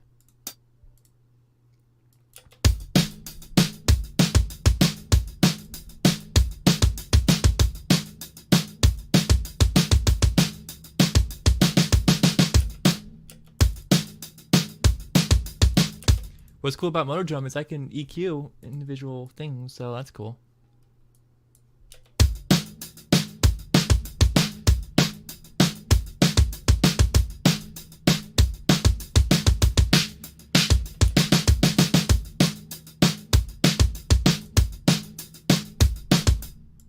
Snare sounds darker, like mine or the real one.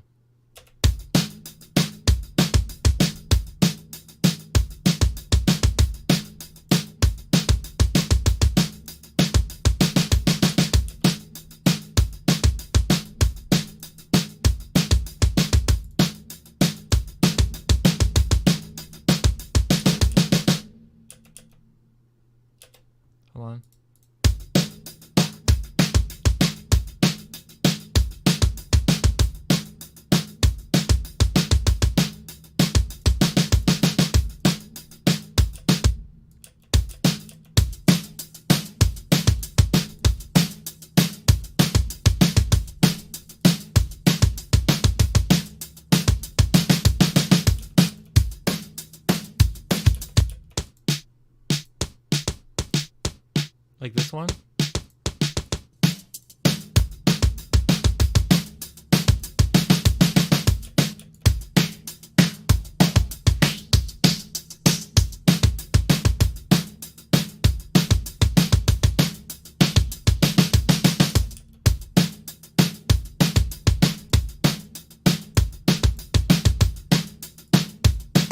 There, a lot of that high end is gone.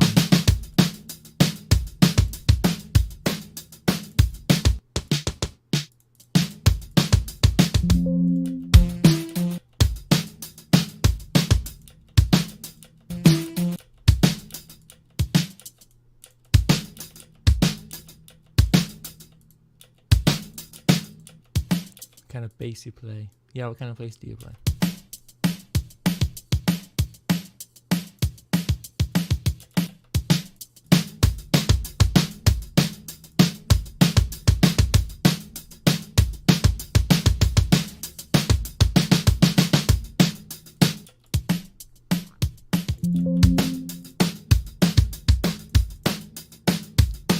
Oh, that gave way more attack.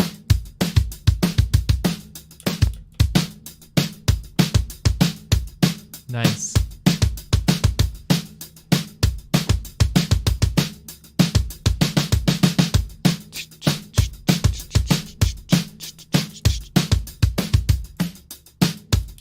Okay, let's get over with the drums. Let's try actually doing the plucky sound. So I can finally get on with the stream. I don't want to get too boring on just drums.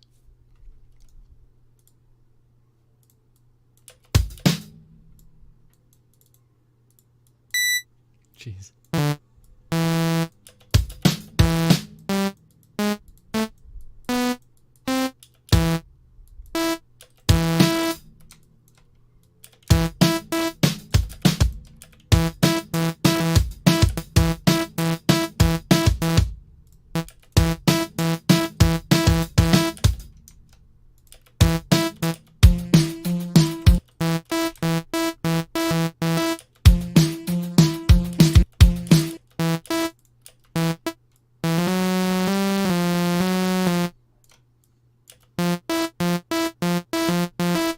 Okay, so it's F then E, not E and E.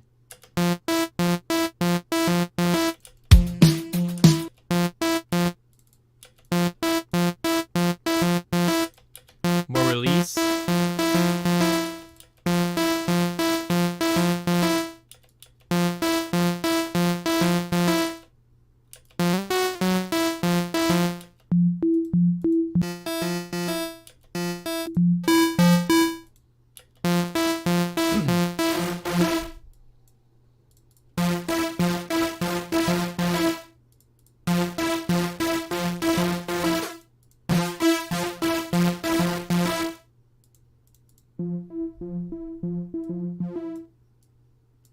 Resonance.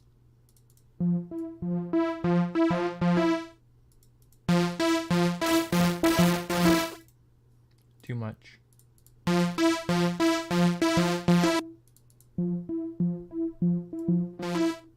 Would it help if I put the envelope onto the cutoff?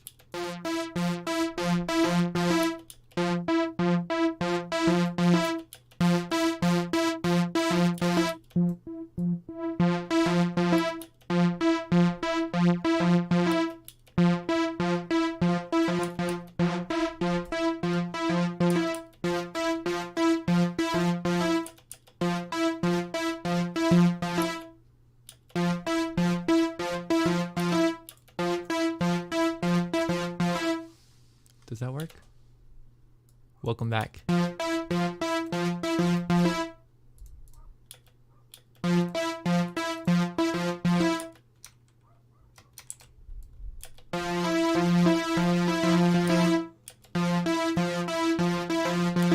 Nope.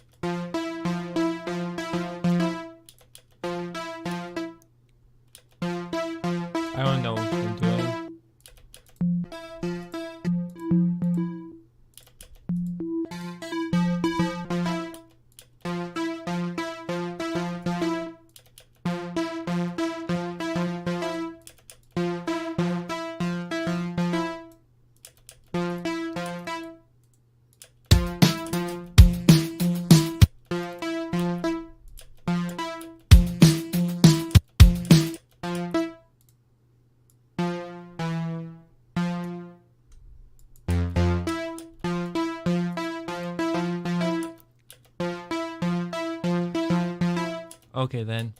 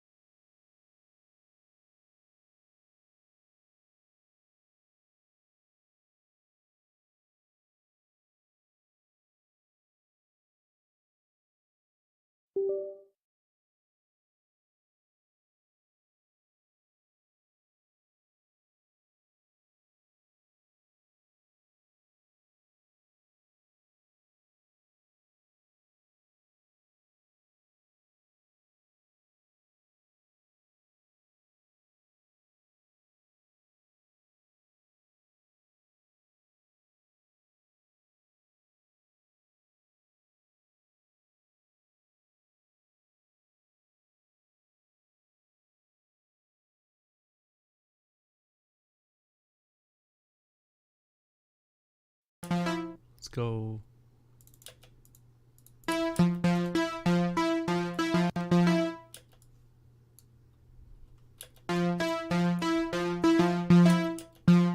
More bass.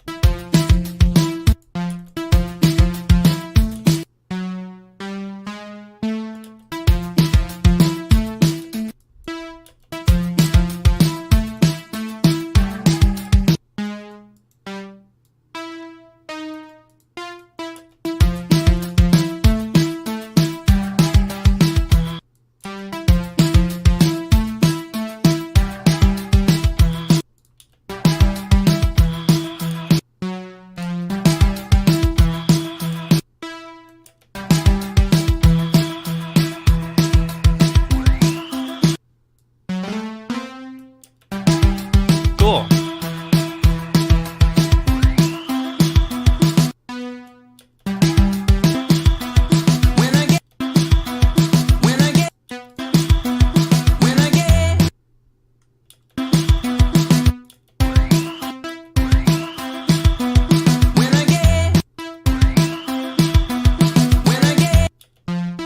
Here's how it goes.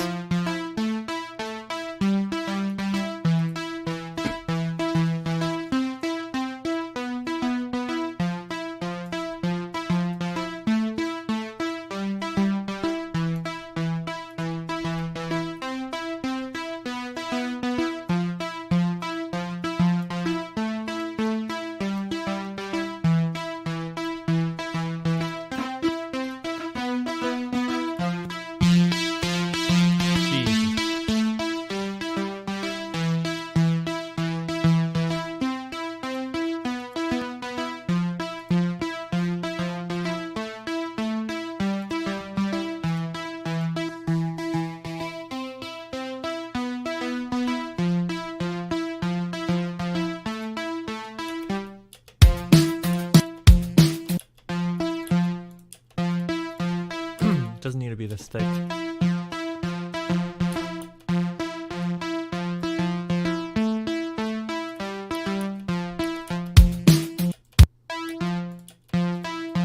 It actually has more of a square to it.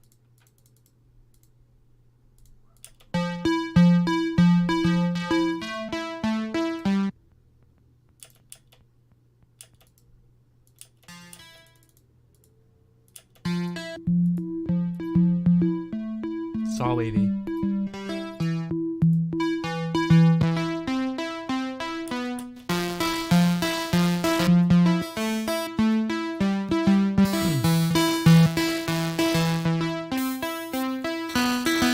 That's what I'm here for.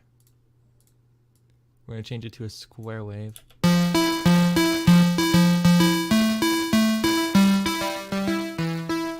We mixed it up.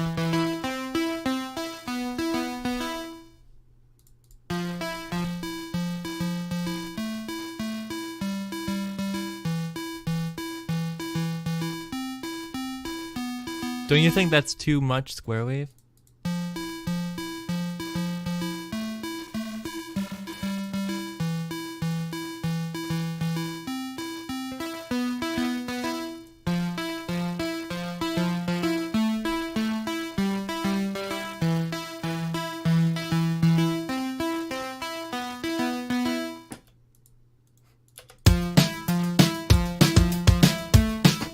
Bruh.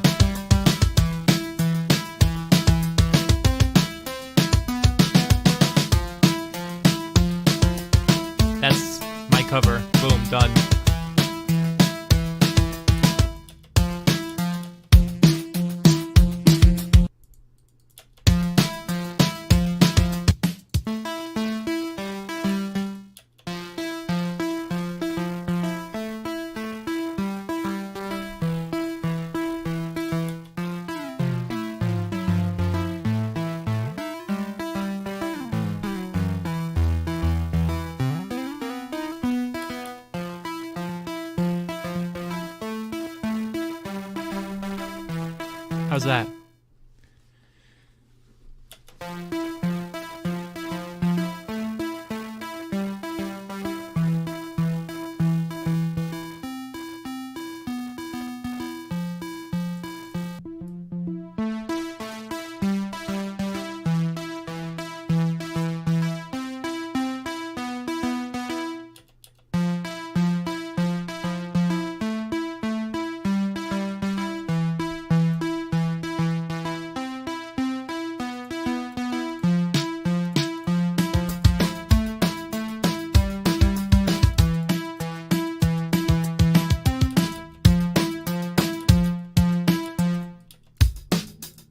This snare doesn't sound very great now.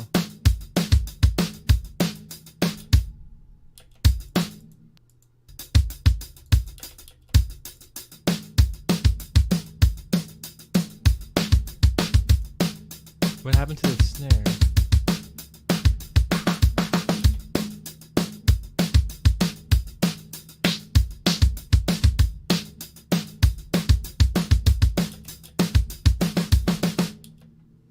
Dun, dun, dun, dun, dun, dun, dun, dun.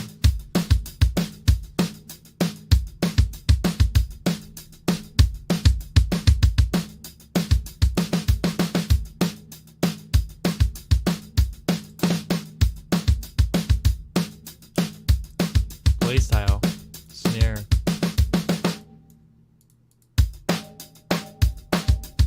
Whoa.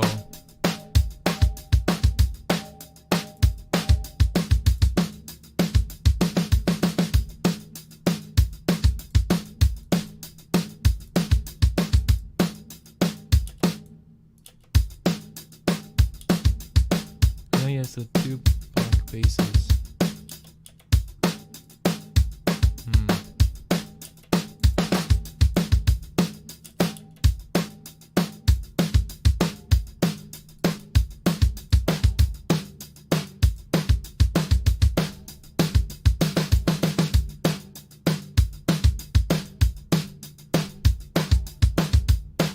Yeah.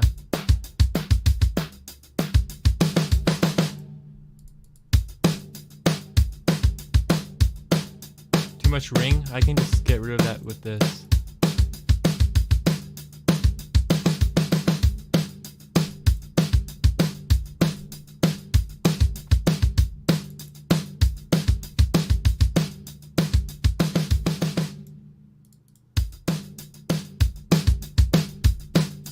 Attack. I love attack.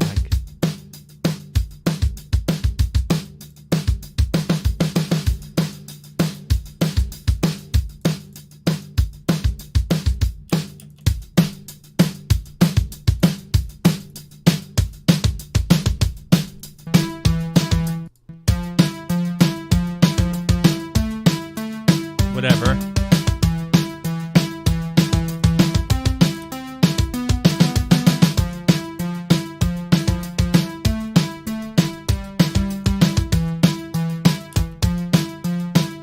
Right?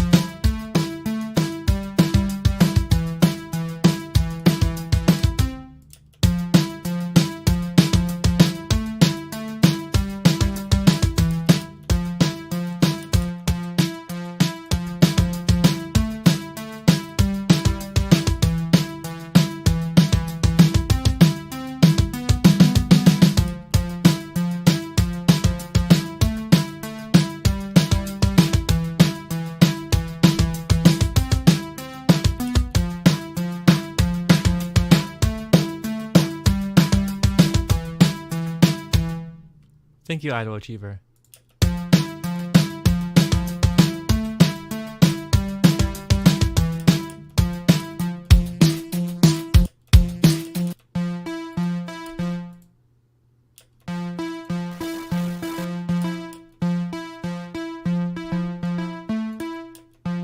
Weird.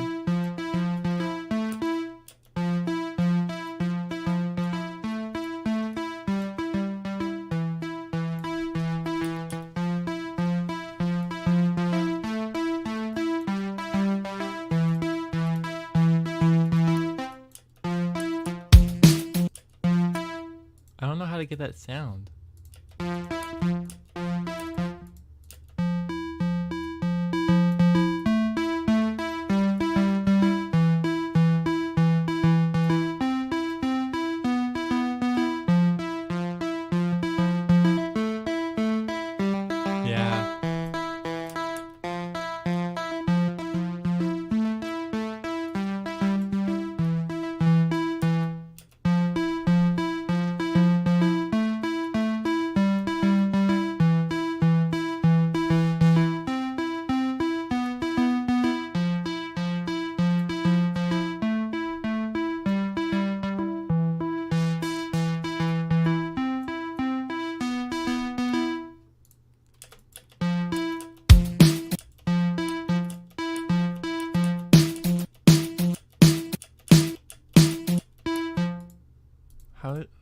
that sound?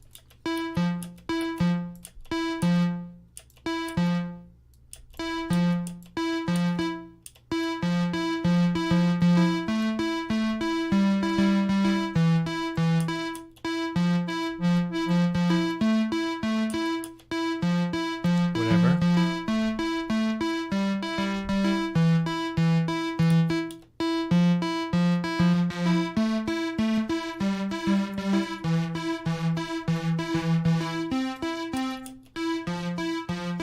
That sounds better.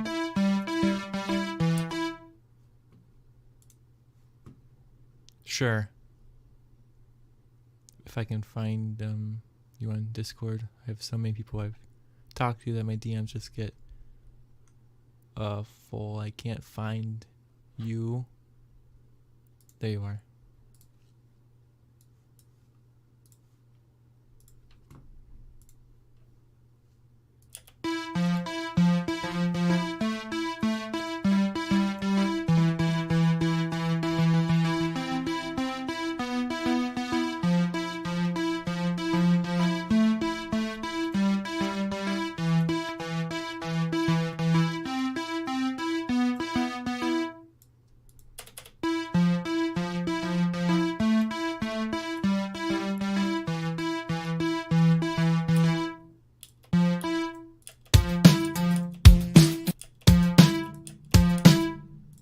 We need more sawtooth in there.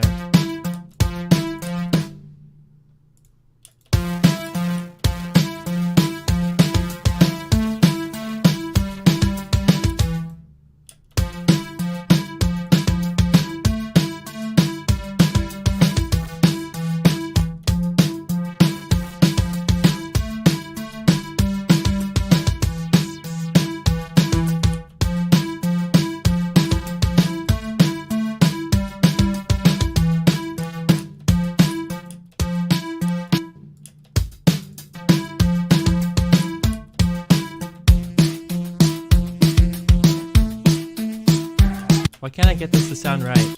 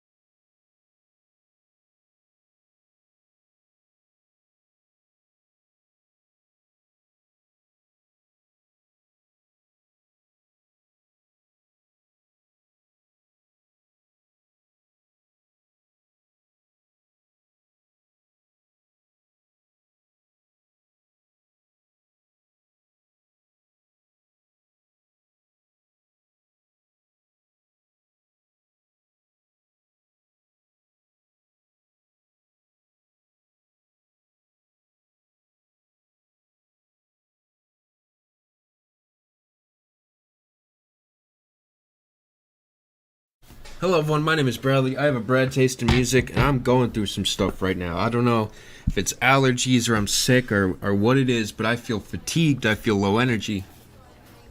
I feel awful. But I will not let it get in the way of me discovering what the 21 Pilots Dima lore is. People have wondered, Bradley, will you ever give a shit about the lore of Dima for 21 Pilots?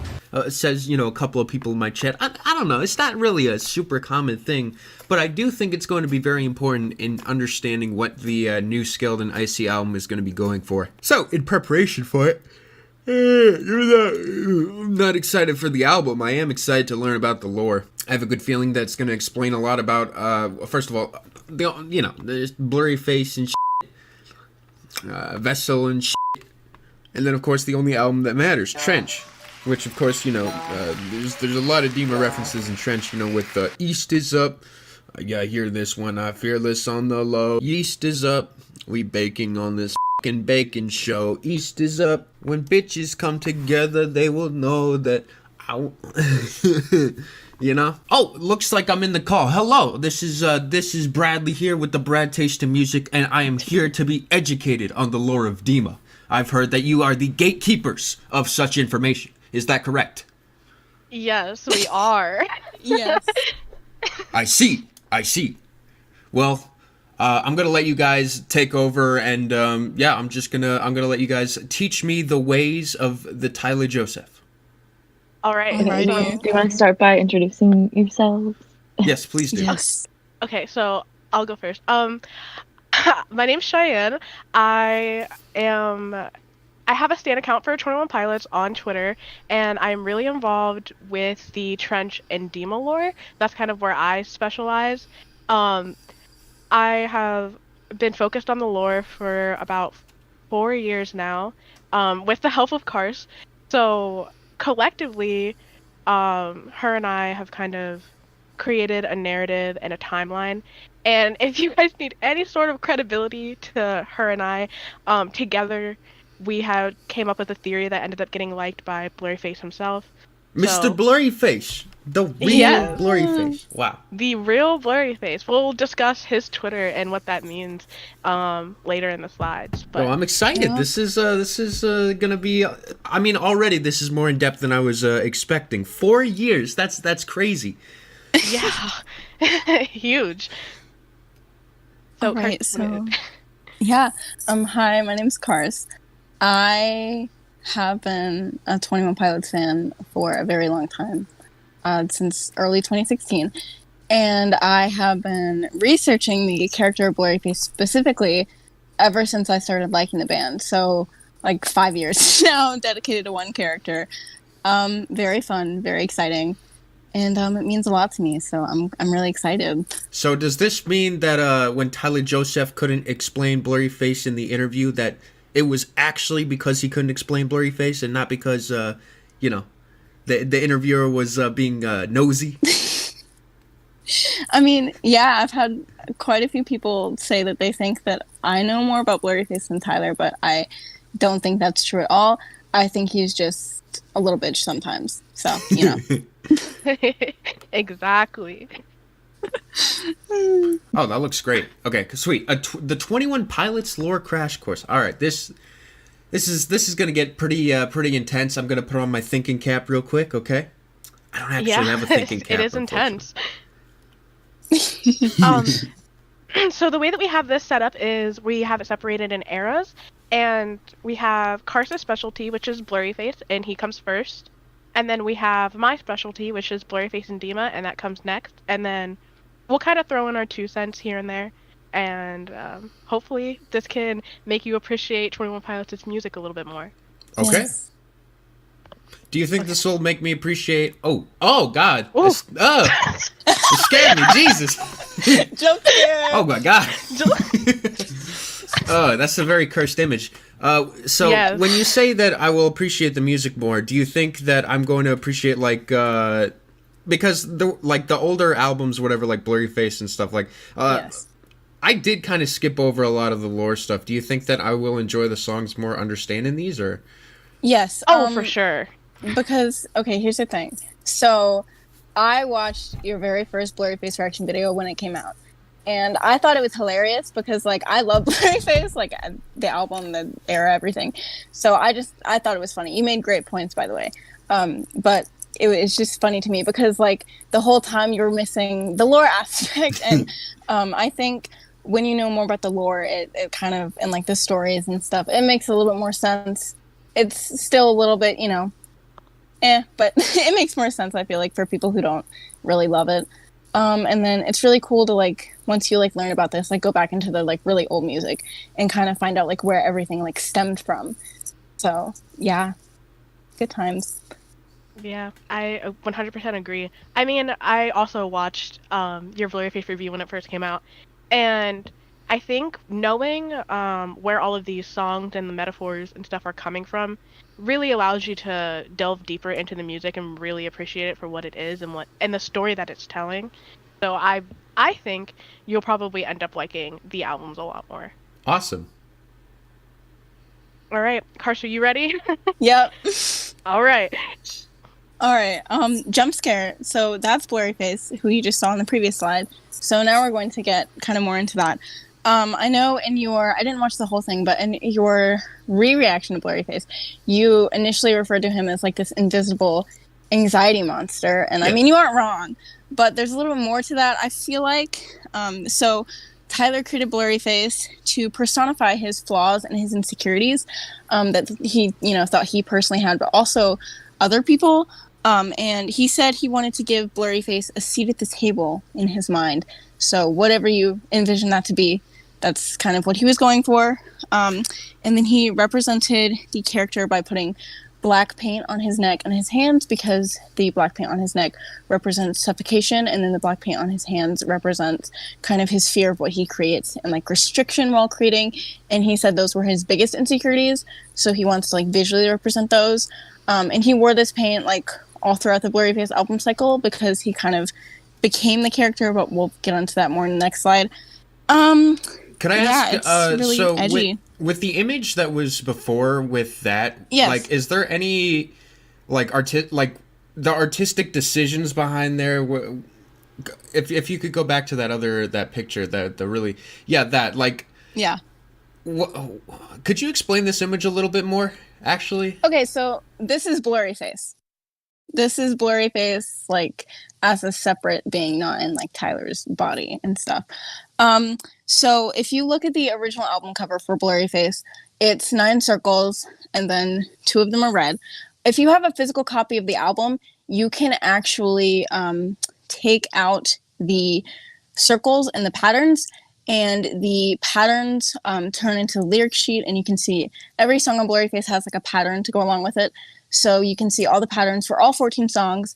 And then there's an overlay, and this is the overlay that they put in the album. So you can like take Blurryface's face out of the album, and it was a stylistic choice to kind of show that the album in itself was like a window into who Blurryface was. So this is Blurryface. He's got the red circles. He looks like Nightmare Fuel. That was kind of the whole decision. Yeah. Looks a little, creepy, scary. I like it. It's like really chaotic. It's what I would imagine something as ugly as facing your insecurities would feel like. So. Exactly. It's not a very pretty experience. So. All right. So I think I'm starting to get it a little bit more. So if I can recap a little bit to make sure I'm on the same page here, could you go to the next slide also? Oh yeah, for sure. Okay. So. This one? The one before. So. Where I was saying that, like, Blurryface is, like, an embodiment of anxiety, it's more specifically, like, pretty much his insecurities kind of personified into an identifiable... Into a person. Yeah. Yes, into a character. So his insecurities, his flaws, so, like, anything that he doesn't like about himself or he thinks that, could be better or that he should change. And it also kind of stems, too, into, like, what society wouldn't like about him. And, like, kind of stems from, like, that whole thing. Is that maybe what the whole radio thing was all about? Like, Yeah. Yes. All right. It's starting to click a little bit. Okay, all right. But, there's the whole, like, he felt that who he was on the inside that he was trying to not show everyone was a little bit edgy and out there. It wouldn't fit what mainstream had going on. So Yes. Fair enough. that's kind of where all of the "you'll never hear my songs on the radio" came from. Yes. So okay, so that did come from like fairly local or whatever, which Yes. with Yes. that, so that was like Blurryface speaking is like, this song will never be on the radio. Is Yeah, that's like a so- deep down fear of his, or is that like Yeah. It's really interesting because the deep voices at the end of songs, as you know, are Blurryface. So whenever there's like a deep pitch in either the main vocals or the backing vocals, you basically get the idea that's Blurryface speaking, like in front of Tyler or for Tyler or behind Tyler. And it's just really interesting because sometimes a lot of the songs, the great thing about Blurryface is that there's like, okay, so there's like, you know, the meanings of the songs that like Genius or like, you know, all these like explanation videos would tell you. But then the beauty of 21 Pilots music is that it's meant to be written to where anyone can interpret it however they want and whatever fits them best and like however they want to. So a lot of Blurryface, you could, you know, kind of interpret these songs as being within like this story of Blurryface and like the cycle of, you know, Blurryface that Tyler was trying to, you know, show and sing about. Okay, And so a lot of these songs, I want to like, they make have a meaning, mention but then really they quick. have- Oh, I'm so sorry. Yeah, go ahead. I wanted to make a mention really quickly. So I was editing my Vessel Part 2, and in the song Screen, once again, like because that album did come out before Blurryface, I'm imagining that the character might have already existed, because I remember specifically in a line, now it's kind of clicking a little bit, it was like, this song will get no radio play, but then there was also like a pitched down vocal in there, and I was thinking like, why Yeah. is this there? Why is that there? But now, So- I hear this, and I'm like, oh, Yeah, okay. go. All You're right. getting it. You're on the right track. That's perfect. All right. Yeah, That's All right. exactly Blurryface existed He- for a really long time. As a very well. long time, just not explicitly as Blurryface, like the name Blurryface. But and this is a little bit of 21 Pilots history.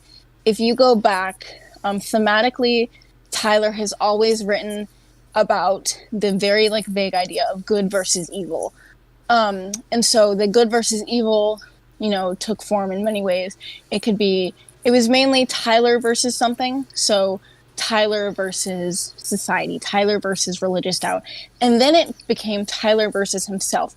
So even though Blurryface wasn't a character called Blurryface at the time, Tyler was still writing songs about battling with himself and battling with his insecurities. So he took a lot from those older songs like the Deep Track and Screen. He used that as inspiration for Blurryface. All right. Sweet. There you go. Karth, you ready? Alrighty, so Blurryface, in the music videos that he appears in as Blurryface, has red eyes. And this is seen in Fairly Local and Stressed Out, both the songs with like the deep voices in them. He gets a cameo in those music videos. And the red eyes, you know, just mean like bad or evil, you know, stuff like that. But also, Blurryface just isn't, you know, this person who looks like Tyler. He can look like the, you know, Nightmare Fuel that we just saw. That was his Twitter profile picture.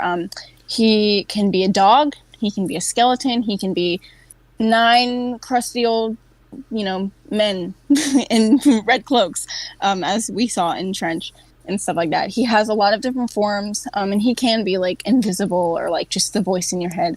But a lot of times, because Tyler tells stories, he wants to have like a physical character. So the line, for example, in Heavy Duty Soul, death inspires me like a dog inspires a rabbit. This idea of like the dog and the rabbit. The dog was Blurryface and the rabbit was Tyler. Okay. And then these visuals were shown like in the show. So this dog visual, you can kind of see above that paragraph. This was actually not a visual like during Heavy Duty Soul. So they would take the dog and the rabbit story and make them like concert visuals for other songs.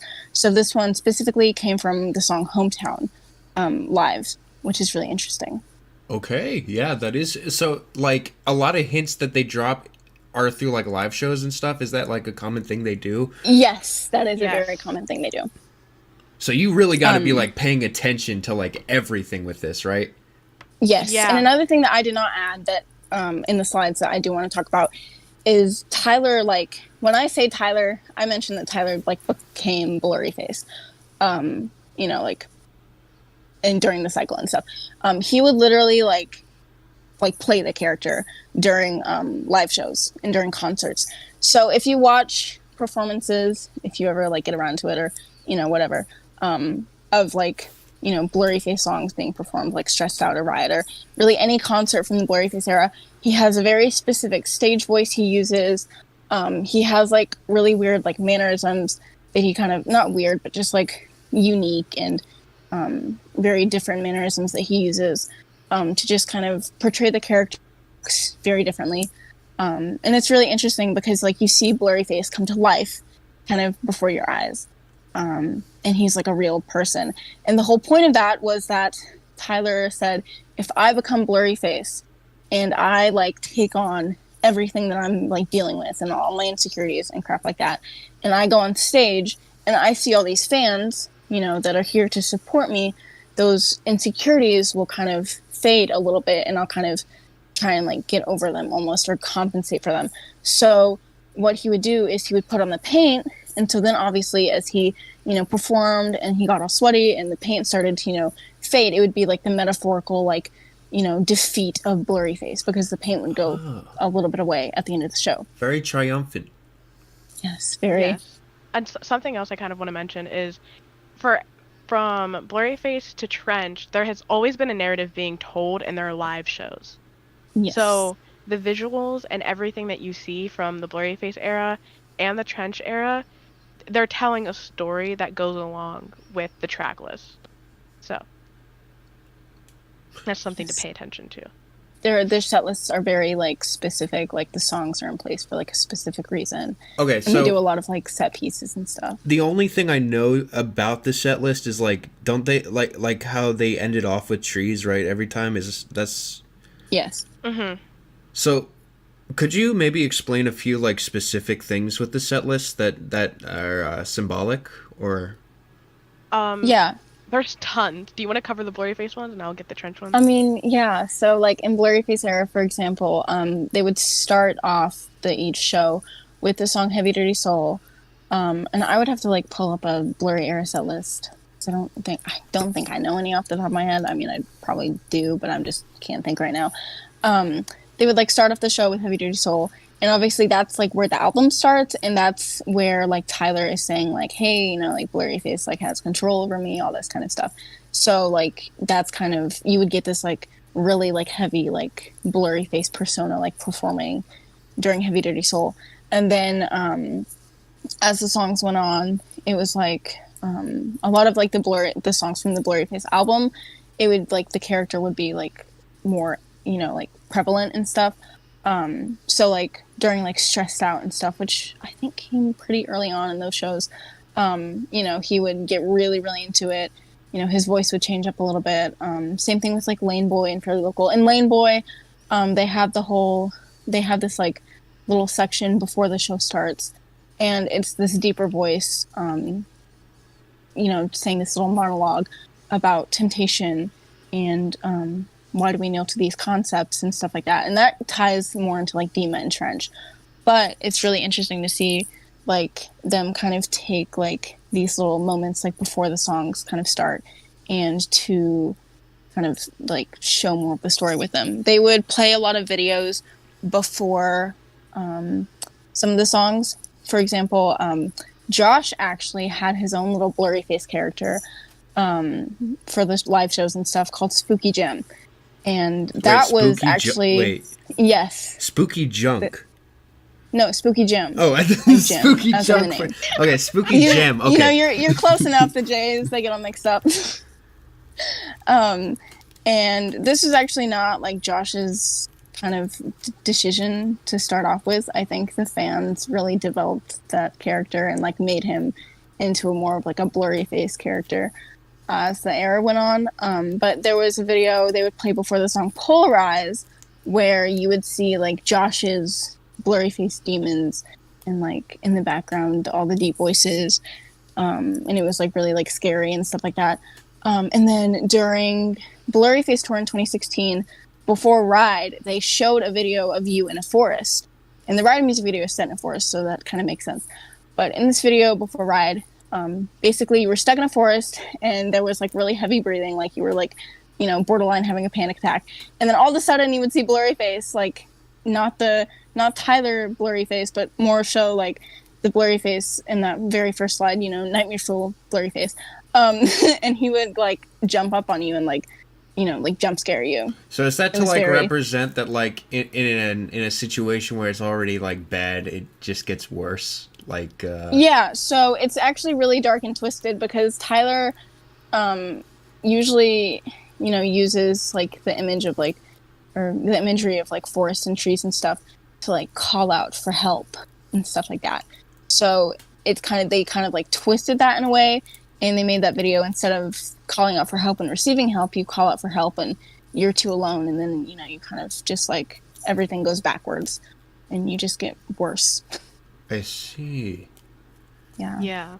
And then with the trench era, there is a few components of the live show that are like very important, such as going from the main stage to B stage.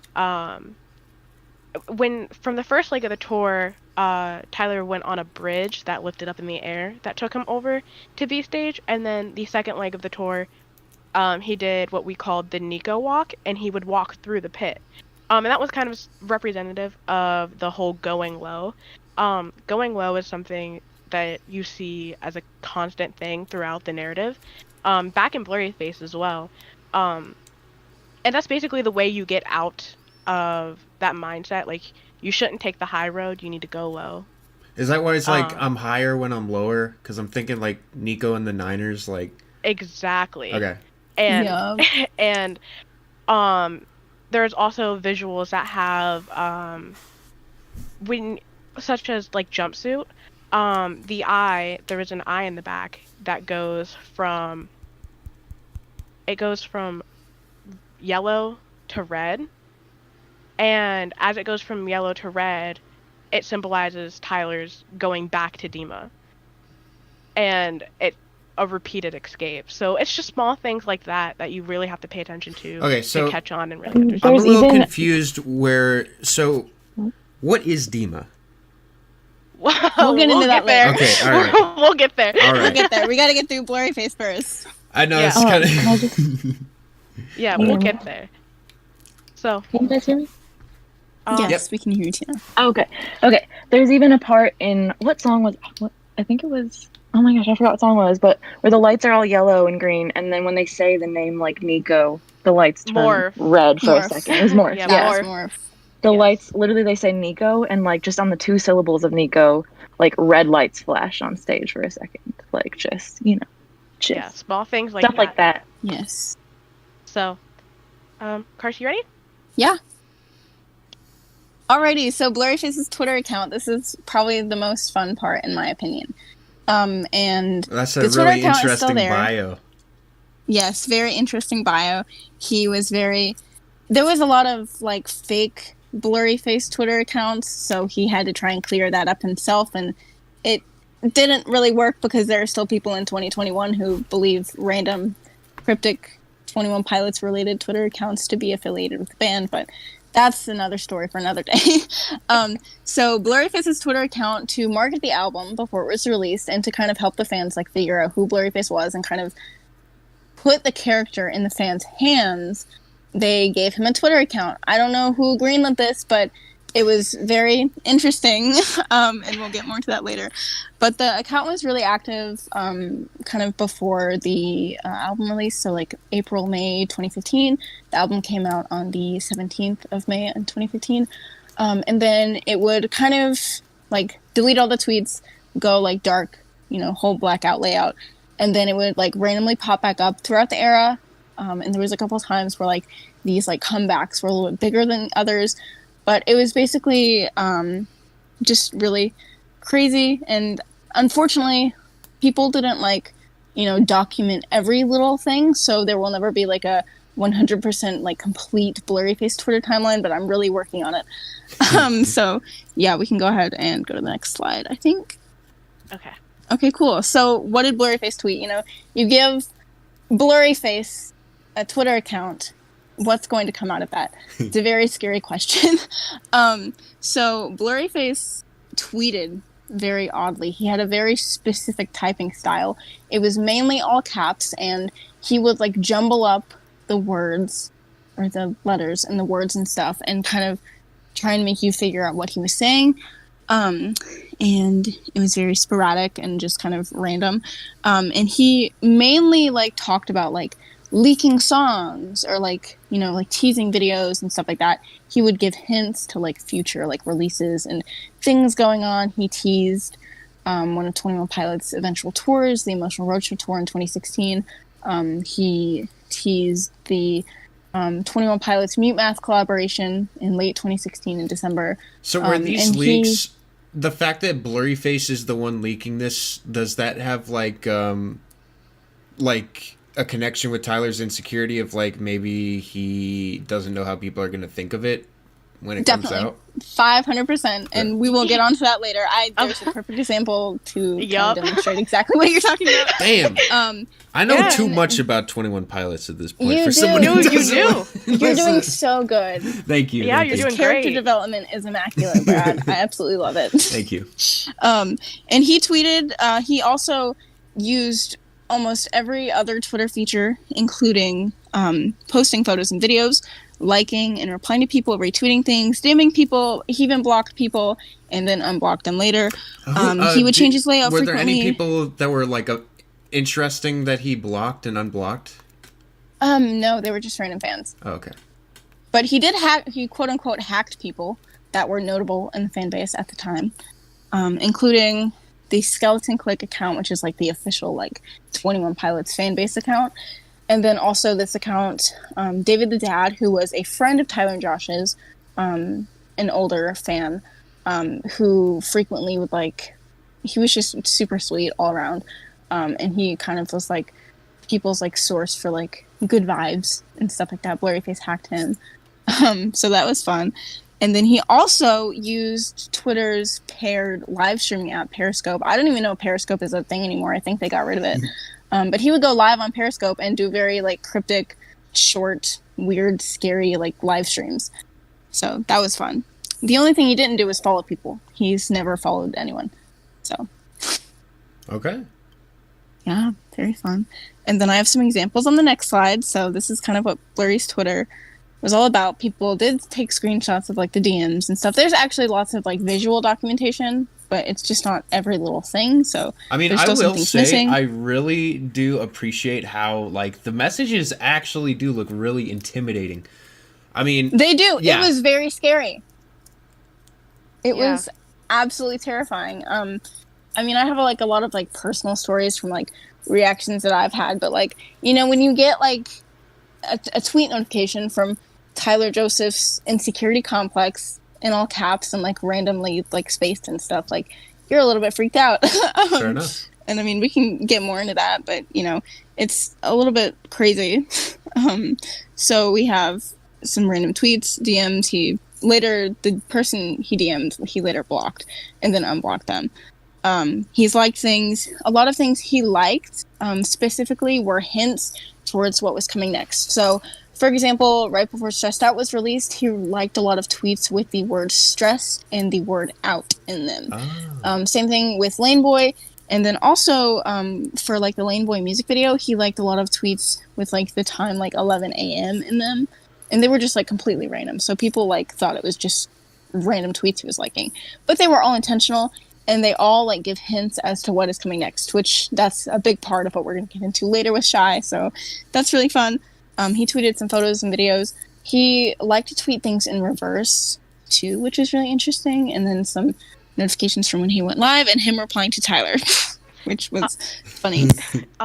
Something that's also really important to note is I don't think Blurryface has ever left a tweet liked for more than a week?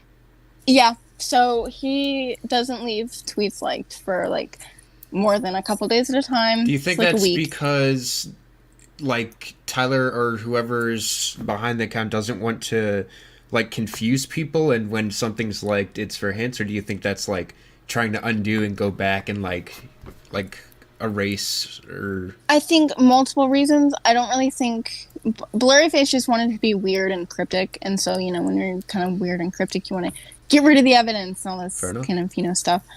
So that motivation, and then also just, to generally, like, not confuse people too much, because he was a little bit helpful when it comes to, like, what's coming next with the band, which I regret saying because, obviously I don't like him, but he did help us out a little bit.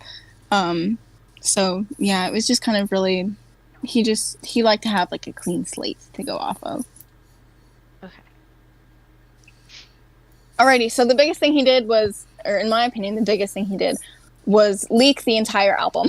Oh, wow. So on days up to this leak, he tweeted a bunch of random stuff like pertaining to leaks. He tweeted this thing where he said force their hand, and he was basically talking about like he forced like the band to sign off on this like leak or something, and he like posted a screenshot of like the phone call and stuff. And then he, in this tweet below, he said like tomorrow, like he was very like insistent on letting you know that something was happening tomorrow. And then he also went on Periscope with a physical copy of the CD that he wrote on himself during the live stream. You can see his lovely chicken scratch. You can barely read it, and he didn't cross the O the right way. The O cross is backwards. Oh, damn. And he also wrote 21 Pilots as 2-1 Pilots, which, the band doesn't like to do, so why would he do that? I don't know. It makes you wonder, about the other... maybe he represents the 19 missing pilots, He's the numerical... Honestly, if we want to bring that joke into it, maybe. The outdated, horrible... I know you've probably heard that a million times, this. I was like, yeah. I have. If I had a penny for every time I heard "Where are the other 19 pilots," I think I would have enough to buy a house. Damn. And pay off the mortgage. Yeah. So, and then he let us know when he leaked the album, and then he eventually, because like when he leaked the album, people were like, "Oh my god!" Like, "Oh my god!" Like someone leaked the album. Like this is so bad. And then people were like, "Wait, hold on a minute!" Like Blurryface was talking about this. This had to be like the band themselves. Like this is okay. This is ethical. This is an ethical album leak. And so eventually, Tyler actually like acknowledged the leak, asking people, "Do you like them?" And obviously Blurryface said no, which goes back to what you were saying about like Tyler's scared of like whether or not people like the music. So this is a perfect example of that, because as soon as Tyler asked to click if he liked the music, it's as if it doesn't matter what anyone else says besides Blurryface in a way. Yep. Mm-hmm. That's a big aspect of it. He logged out of his account and logged in the Blurryface account and said no, and then left it at that. I understand. And then the album leak. The album was supposed to come out on May 19th. The album was leaked on May 9th. So even though it was taken off like a day after it leaked, so it was on Ghost Tunes for like a day, they eventually like released the album sooner. And I don't really know why exactly that was. If you want my take on it, I think either they were worried about people not streaming it when it came out, so they kind of released it earlier so people would go ahead and have it, or they just didn't release it, or they just wanted it out there earlier. I don't know. Yeah, it's weird because, I mean, if you're going to leak your entire album... I've never heard of an artist leaking their entire album and then, like, expecting it to sell well, Yeah. I mean, knowing them, knowing how much they probably put into live shows, I bet that, like, the revenue from the albums or whatever probably wasn't even the big point of it. Maybe they just... I'm not sure why they would release it early, but it's really interesting. Blurryface, he doesn't make sense. Literally, like, nothing he does makes sense most of the time. So, you just kind of expect weird shit and go along with it. Exactly. Stuff that doesn't make sense. So, good for him, I guess. Leaking his own album. What a smart marketing move. Alrighty, and then he took, like, long breaks after he did things like leaking the album.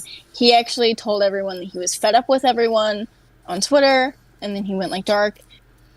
And then he would come back sometimes, but it was never like a big comeback, and his layout was all weird and everything, and all black and all that kind of stuff. And then he came back in 2016, most notably in March, and then on the 28th of March, he tweeted out this photo, and it's of himself, And then on the photo, there's like all these like letters and stuff. And if you put them together, you got a link to a site called facesareblur.com. Unfortunately, this site does not exist anymore. So you can't visit it now. You could a couple years ago, but it's since been removed. Much and the like domain the right now. tweets that were liked and everything. It's like everything that's done is just like wiped away. Everything is gone eventually. So you got the link, and then if you clicked on the link and you went to the site, it was just this like black screen, and then in the middle it said tib@facesareblur.com, which is an email. And so obviously people emailed it like, what the hell is this? And then if you were lucky and you got the timing right, Blurryface would reply to you, and he would say it's not over, and it was very terrifying. What's up, you guys? Today we're calling Blurryface at 3 a.m. in our fort. We're gonna see if he replies. All right, one second. Yeah. Okay, wait. exactly. Actually, my camera's dying, so I'm just saying this because everything's recorded, whatever. So I'm just turning on the camera to the actual video recording where I'm recording the call, so that I can just, I'm gonna throw myself small in the corner over here real quick. Alrighty. And then I'm gonna turn off the camera. You guys are kicking ass. I'm enjoying this so much. Oh, yeah, this is great. I'm having such a good I'm time. actually like, I was afraid that as soon as this started, I was going to be like, oh, like not, yeah, exactly, like. Yeah. But there's a lot to unpack here, and you guys have so just cool. done such an incredible job at documenting Yeah, this. seriously. And I've been a fan since 2013, and I'm just enjoying this, like, reminiscing of all this stuff that Yes, happened. it's the nostalgia, It's so fun. nostalgia aspect of it all. It's like So- It's so I love awesome. it. I love, Thank I you. love it all. Thank you for the compliments. Mm, It's really oh, nice. I'm very honored to be here right now. Yeah. I'm amazing. just I'm just waiting for us to get to the tweet that Blurryface liked of Shy. So I'm just waiting for you to drop that. I'm like, Yeah. It'll be coming up here Not- soon. Yeah. You guys are all giggling. I'm just like, what the hell? What are they talking about? you'll find out soon enough. Well, Yeah, it's I mean, nice. this is gonna become a video and whatever, so a lot of people are actually Yes. gonna end up learning a lot about this, which is Yeah, awesome. I hope to one day make like an actual like timeline of stuff, and it's like I want to, like, me and Shai have talked about like working together and like making this like huge like thing just for like this resource for people to go to. So this is like the start of it.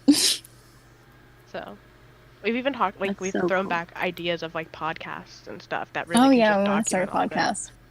So That is such a good idea. You guys are very like well spoken about it too. Like you. it's very, Thank you. very eloquently spoken and easy to follow. Yeah, and you're not very just, easy like- to follow. Yeah. You're not just like ranting about things. It's like it all is like very.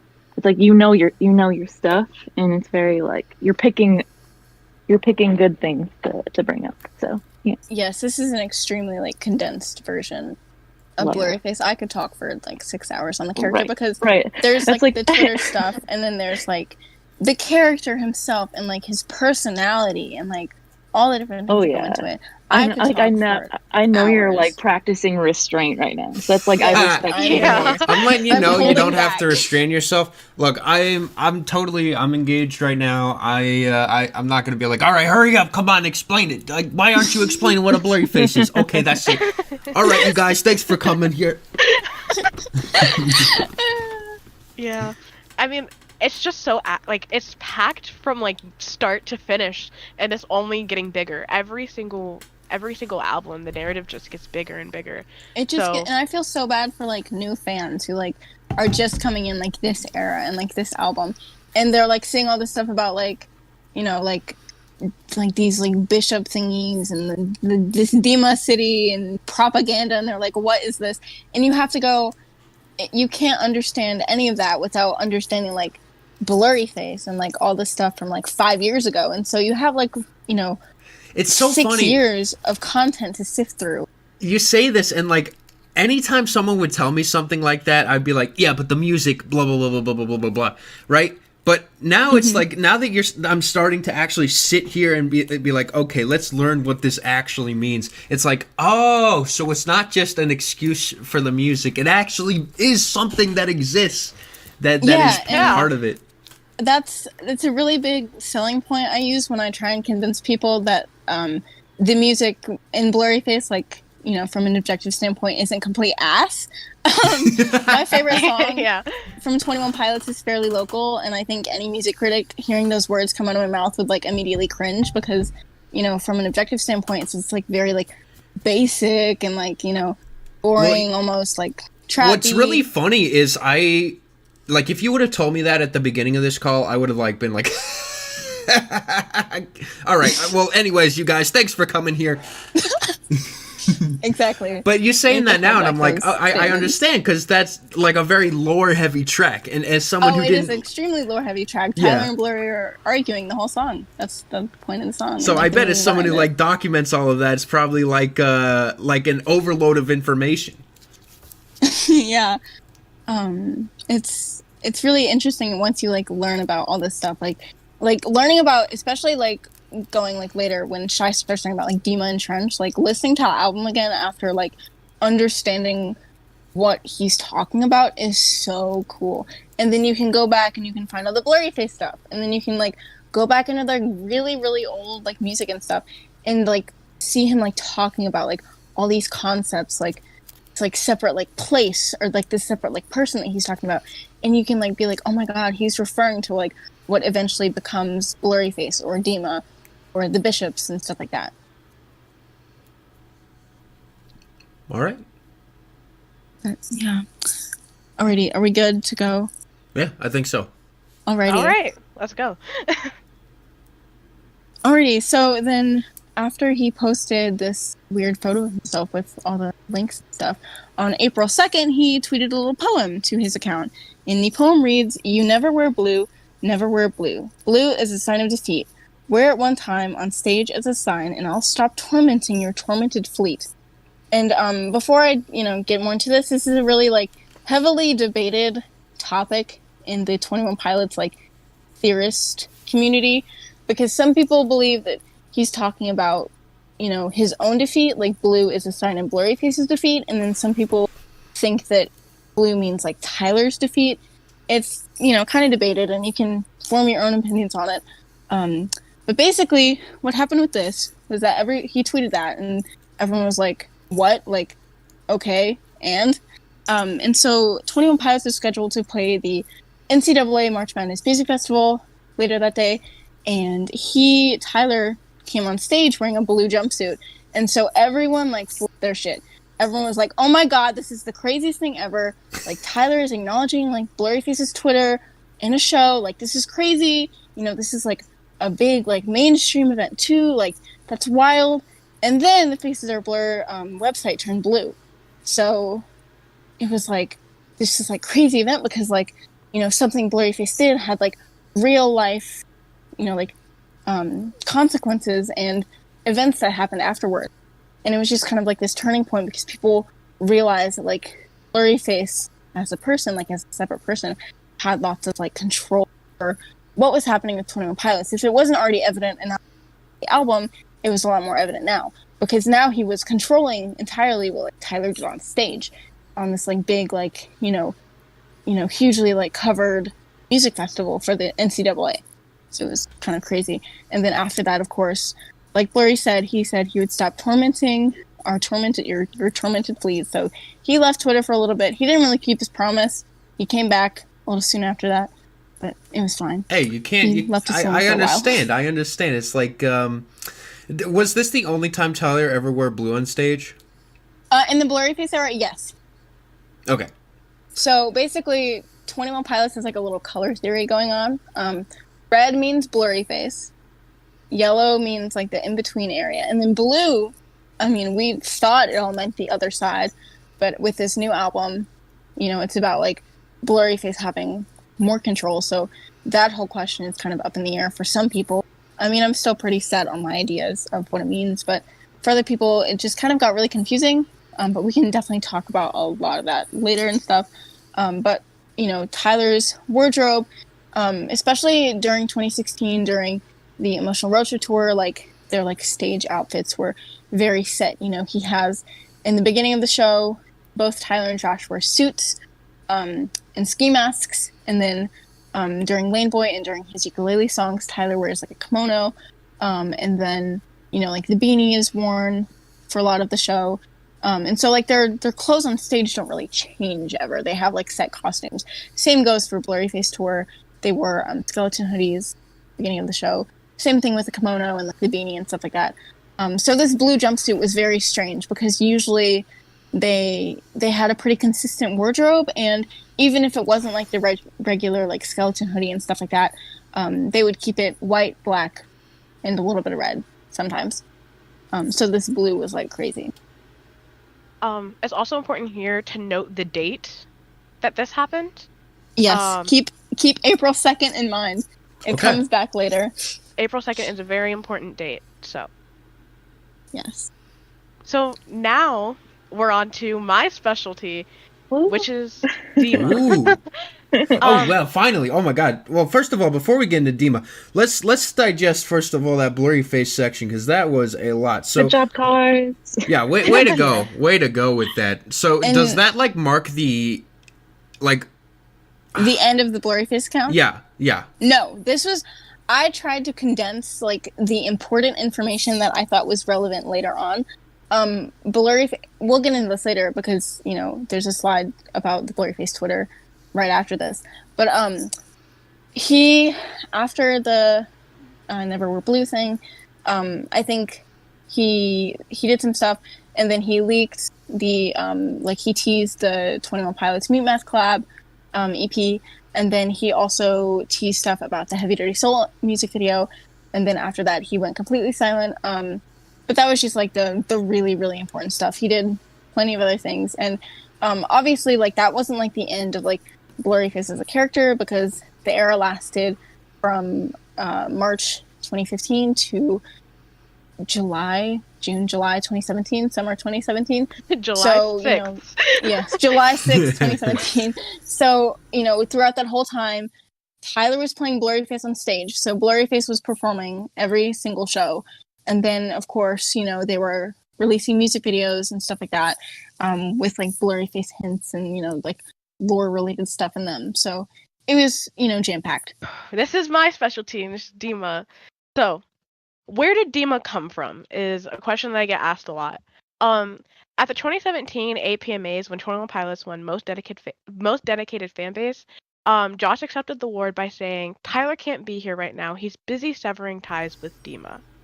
That's also, the first thing I think is like how you're mentioning with the blue suit, how that's like a big mainstream thing. This is a much bigger, like this is just like straight up coming out and saying like, right, like accepting an award and saying Tyler is dealing with Dima. That's a pretty big deal. It is. It was a huge deal, and we had no idea what it meant at the time. And there was a lot of theories about that went on around it, because Dima is also a record label, and we thought that 21 Pilots might have been changing record labels and things like that. You thought it was a record label? I thought it was a security company. There were so many things that everybody was joking about, like that Dima could be.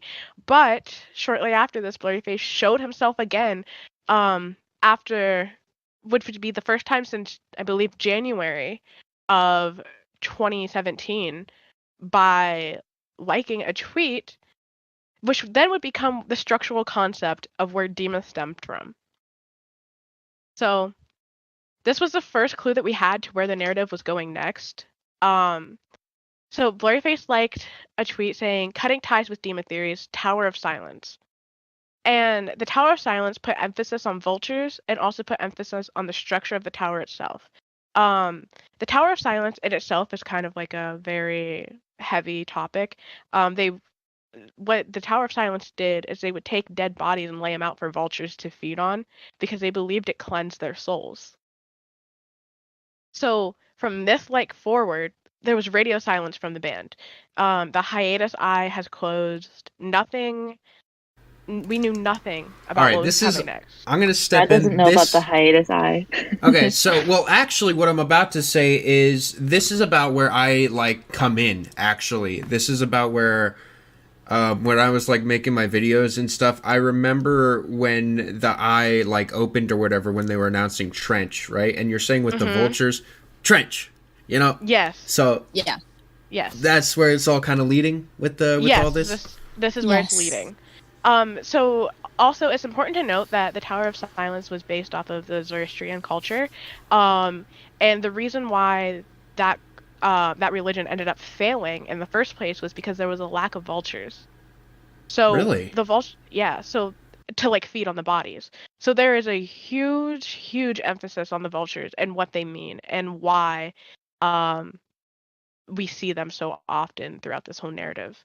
So, and also I would like to step in and say this same like culture that Tyler like chose to base this whole like Towers of Science thing off of, the whole premise of that idea was good versus evil, which like I said thematically is like what Tyler writes about. So it just kind of all ties in. It's really cool. Yeah. So after that, we heard nothing from the band for about a year.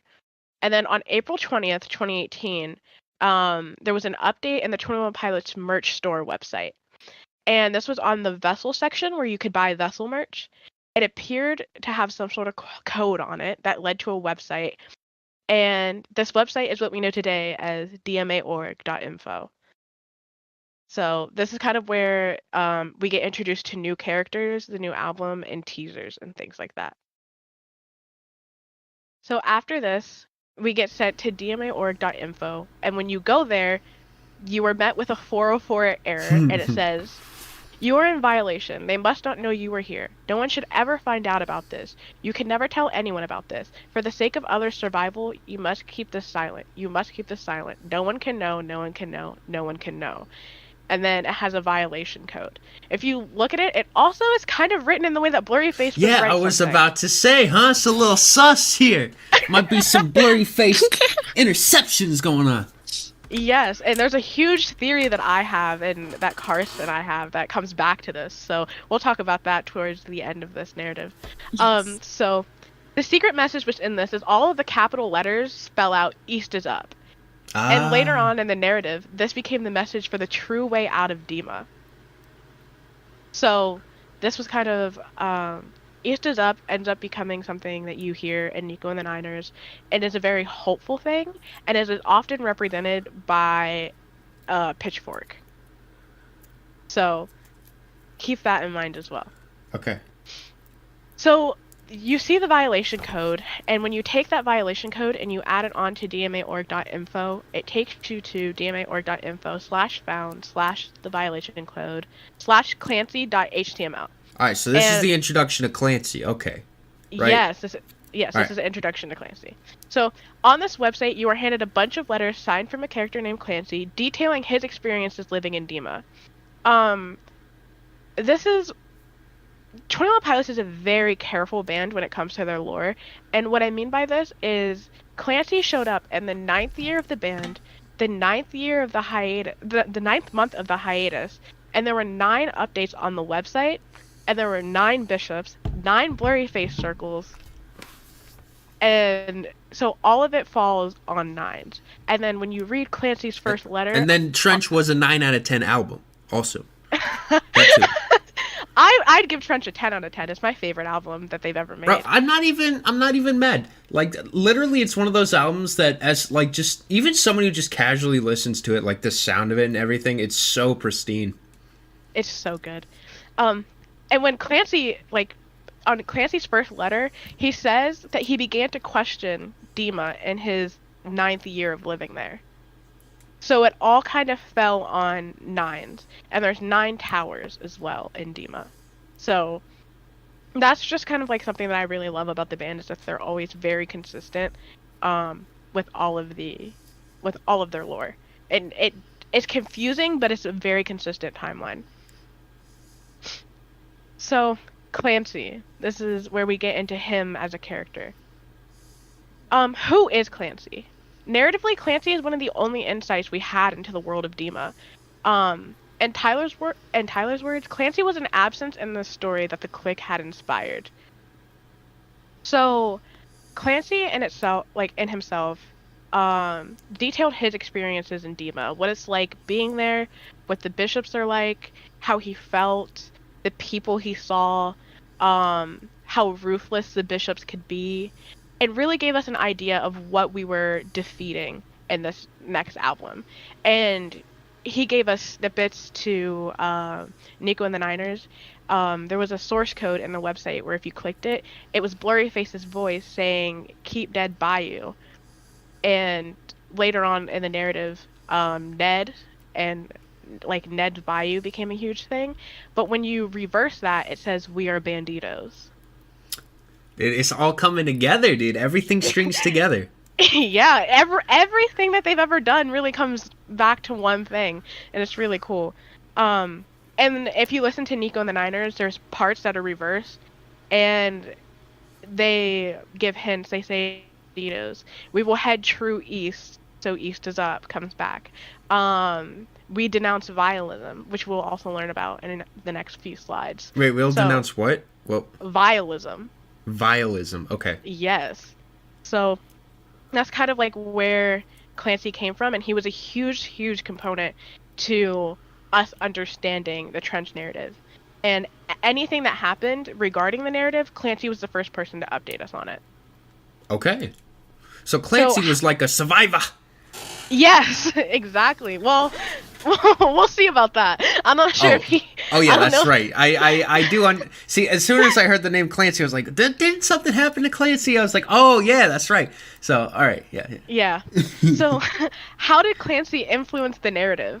Clancy influenced the narrative because he offered a first-hand view of what it was like inside of Dima, and the treatment they received from the bishops, also known as the Nine.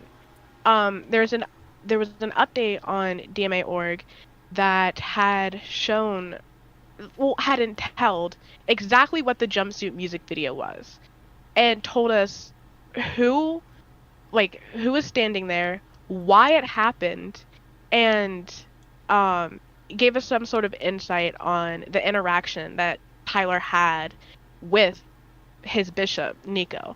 So when you say Clancy was a perspective, do you mean like the camera or whatever was like supposed to be through his eyes? Because I remember, weren't they like walking through like a trench or something in the video? I don't even remember it. There was just like a whole bunch of stuff going on there. Is that also going to be explained too? Yeah. So what happened in the jumpsuit music video was you saw Tyler running away from Nicholas Verbaki, and that is his bishop. Clancy has a different bishop than Tyler, and so does everybody else in Dima. They all are assigned a bishop. Clancy's is Keon's, and Tyler's is Nico. So Clancy said in the jumpsuit letter that it seemed to be a blur to him. He couldn't remember it all. And if you watch the jumpsuit music video, on the edges of some clips, it's blurred in. And it's usually from a cave, which is where Clancy said he was writing his letter from. Ooh, okay. So we believe that we've seen some of his point of view through Jumpsuit, but that's never been confirmed. I think it's very plausible. I do. So that's something that we thought of, and Clancy, he also said he's never seen a bishop as ruthless as Nicholas Bourbaki. And that whatever he did to Tyler in that music video, he's never seen done before. So that kind of shows you the relationship that Nicholas Bourbaki has with Tyler and how interpersonal that is. Are you going to go into what the bishops maybe like represent? Kars has a whole... there's a section in here about bishops, and then Kars can like explain what each bishop means. I'll do my best. Here we go. The bishop. So every bishop name is based off of a song on Blurryface. So there are 9 circles on the Blurryface album cover, and so there are 9 corresponding bishops for each circle on said album cover. So it comes out of lyrics. So Andre comes from "And Repeat Yesterday's Dance." Lisden comes from "All I Feel Is Denial," which is from Polarize, and then Andre's from Fairly Local. Keon's is "Choke on Smoke," and that's from Heavy Duty Soul. Nico is the exception.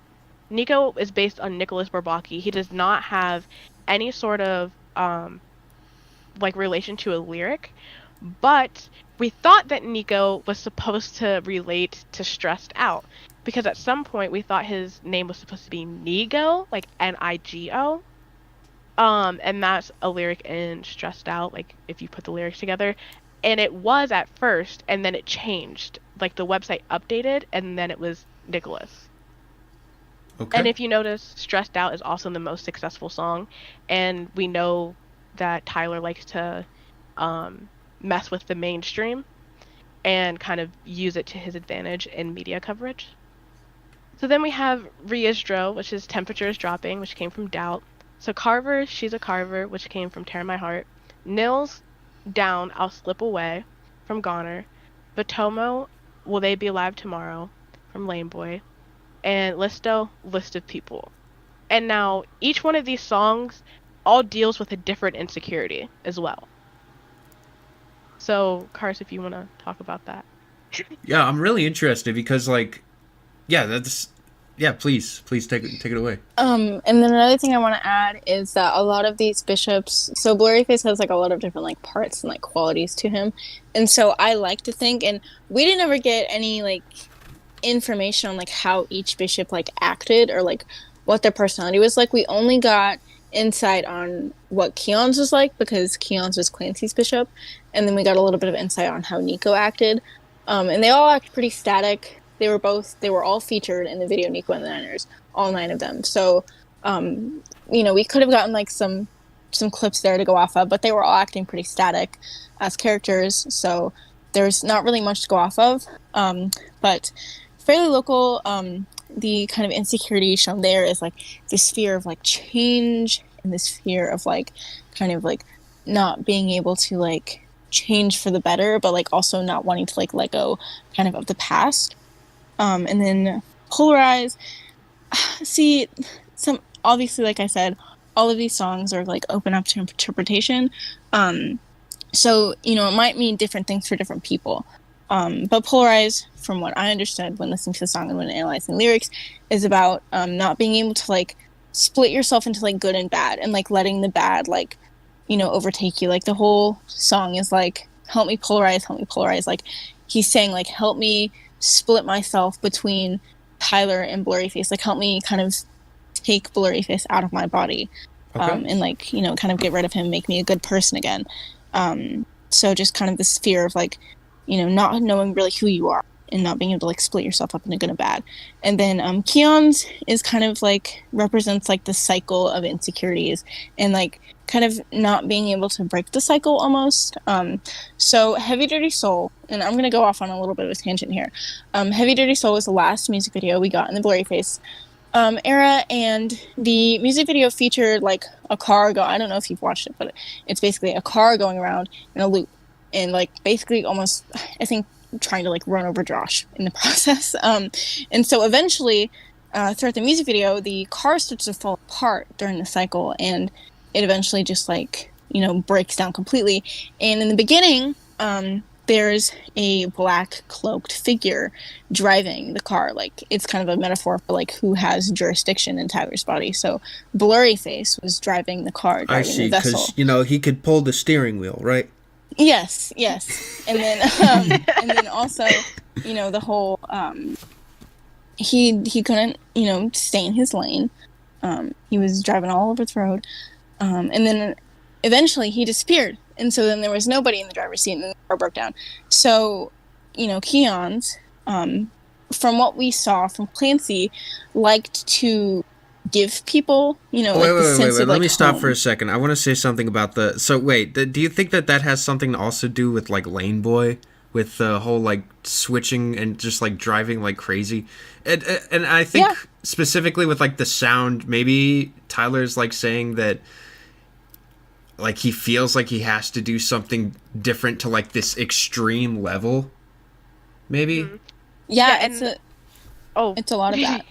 Go ahead. Okay, I was gonna just bring back live shows again. Before Lane Boy starts, there's a deep voice that says, "Why do I kneel to these concepts? Tempted by control, controlled by temptation. Stay low," they say, "stay low." And it's been kind of a topic that we've been talking about in the theorist community. How does that relate to the bishops, and how does this go back to that? Because we think that like, why do I kneel to these concepts, meaning like Dima in general, tempted by control, not wanting to leave. There's a cycling that's going on, and he likes having control over it, controlled by temptation, but wanting to leave anyways. And then stay low, they say, stay low, which is staying low is a message throughout Dima that has constantly been told, is that you have to go lower to escape Dima. You can't just take the high road and leave. You have to go low into the trenches, and which is why you see Tyler walking in the middle of a trench and not on top of it. Just small little details like that, we assume all does come back to Wayne Boy. So Interesting. Yeah, there's Alright. lots of little like Easter eggs. They like to put in like, you know, Easter eggs in their music videos and like the live shows and all that kind of stuff, just for like fun for the fans. It's a lot of fun like diving into all this stuff. So anyways, Keon's is obviously the bishop for Heavy Dirty Soul, and the last time that we saw Blurryface as Blurryface and not one of the bishops was the Heavy Dirty Soul music video.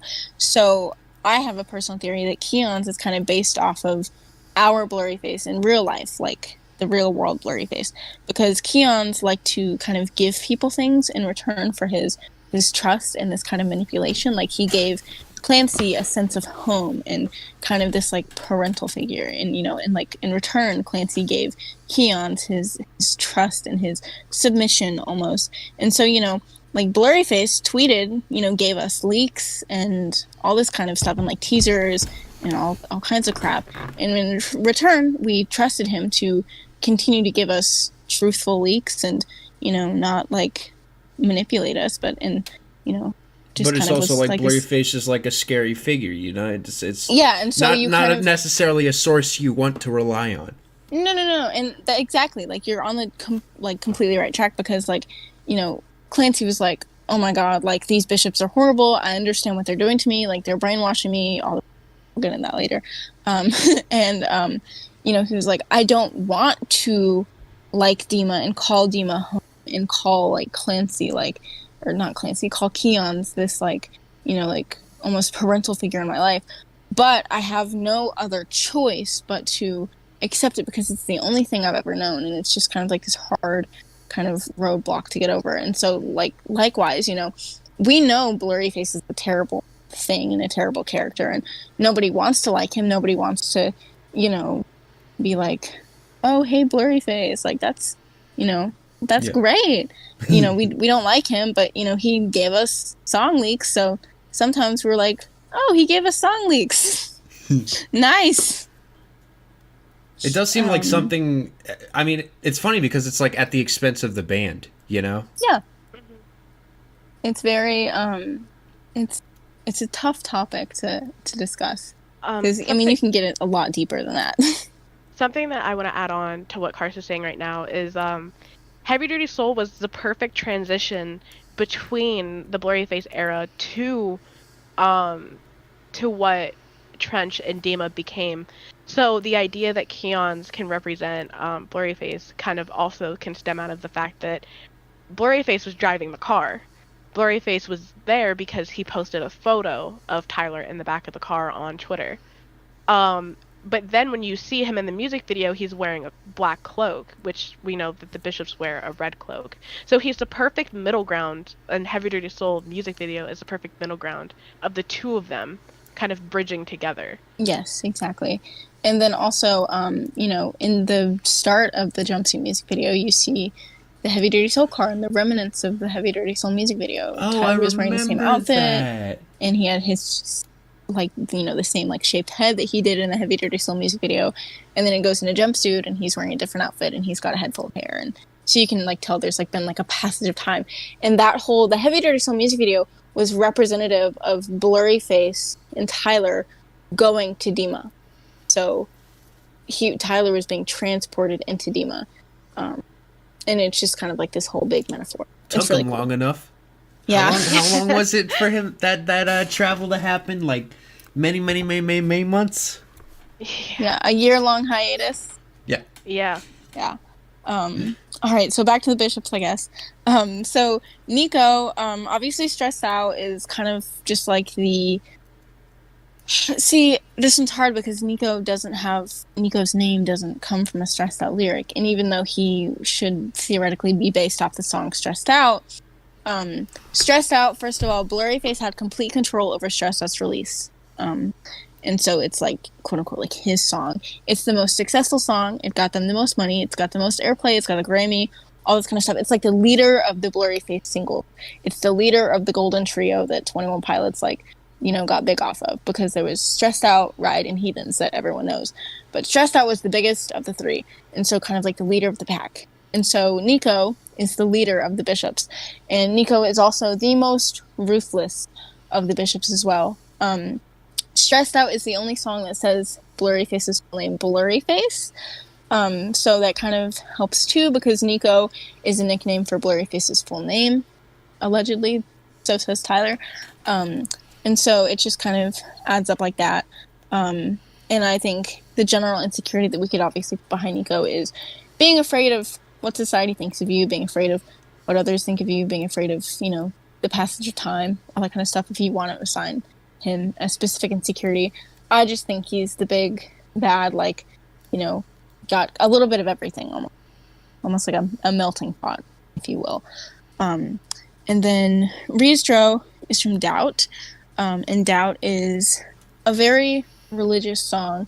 I mean, there's multiple perspectives, and there's one specific perspective that I really like that's about Blurryface instead of God. But Doubt is basically a song about, like, religious doubt, so I guess that's the insecurity that you could pair with that one. And then Carver, Tear in My Heart is a song about the, you know, like, just, you know, the fear of, like, trusting someone so much, and Tyler talks a lot about this in the Tear in My Heart behind the scenes video about, like, kind of what the song is about, and it takes a lot to trust someone, and sometimes you have to go through a lot to be able to realize that, you know, this person is there for you until the end, and it's, you know, a love song, so, you know, that's the general basis behind love, is putting a lot of trust in someone and a lot of affection for someone, and it's a very scary thing. So Carver would be like the insecurity of, like, you know, being afraid of, like, you know, love and relationships and trusting people. And then Nils is Goner's Bishop, and then Goner is basically just a song about, you know, defeat and losing, you know, losing the battle with yourself and giving into everything. So I feel that's what that Bishop represents. And lastly, but not lastly, Vitomo, Lane Boy, kind of, you know, the fear of not being able to create what you want and say what you want, and the kind of just the fear of, you know, having to fit in or being forced to fit in. You know, Tyler doesn't want to fit in with everyone else. 21 Pilots does not have an assigned music genre outside of, you know, the big umbrella term alternative. You know, they experiment a lot with their sound. Every album, their sound changes. They don't really have a set one specifically. And so, you know, he knows that, like, a lot of people follow this, like, industry formula to get big, and they have these, like, certain sounds and, like, you know, certain things that they adhere to and that they're known for. And Tyler's like, I don't want to do that because that means that the industry has too much control over me. So Vitomo is kind of the fear, I would say, of being controlled and being just kind of forced to stay in a box. And, you know, maybe like this metaphorical, like, claustrophobia, if you will. Yeah. And then Listo, Ride, that whole song deals with the fear of life and kind of the fear of, you don't know really where your life is going. You're kind of a little bit afraid of dying and all that kind of stuff. And so I feel that's what Listo represents. It's just, it's kind of like fear of, like, not knowing what you're doing with your life, and, like, you know, you don't know where you're going, and you know that you're just gonna die in the end. So why should you care about life? That kind of thing. Wow. I think that's it. Wow.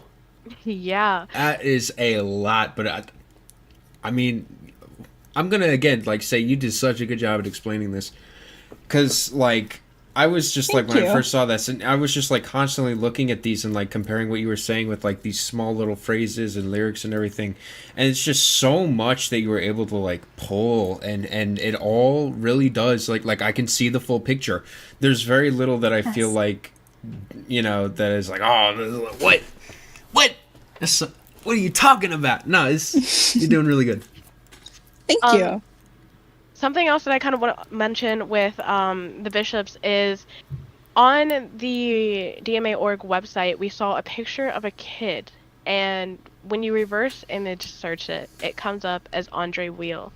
And Andre was our first introduction to a bishop ever in the Bourbaki group. So that also relates back to the Blurryface era, where Fairly Local was the first ever music video where we saw Blurryface, like front and talk. So again, just that consistency in the way that these narratives work. It all comes back again to be like full circle. So. All right. So the violation code. So the violation code is 15398642_14. The bishops have numbers corresponding to their track listings and take out the violation code. So Heavy Duty Soul is track 1, Tear My Heart is track 5, Ride is track 3, Polarize is track 9, Doubt is track 8, Lane Boy is track 6, Fairly Local is track 4, Stressed Out is track 2, and Goner is track 14. Does the order of the bishops matter at all? No, not in terms of like what they do or and levels of power. It just kind of ended up the order of the bishops matter in terms of the circles on the Blurryface album. So if you look at the album, on the left-hand side, the first one is the Heavy Duty Soul pattern. And then if you go across, like if you're reading left to right, the second one is Tear My Heart. The third one is Ride. The fourth one is Polarize. The fifth one is Doubt. The sixth one is Lame Boy. And then it just continues. Is there a reason for the... Okay, so I got a couple of questions. So this all forms the face of Blurryface, right? Yes. And Yes. Is there a reason why Stressed Out and Ride are red? Okay, so Blurryface, the action of blurring something. If you blur the album cover, it looks like the band logo. And also, I think this is a scary coincidence. I've never gotten the chance to ask Tyler this. I wish I could. But Blurryface had very heavy control over the release of Ride and the release of Stressed Out.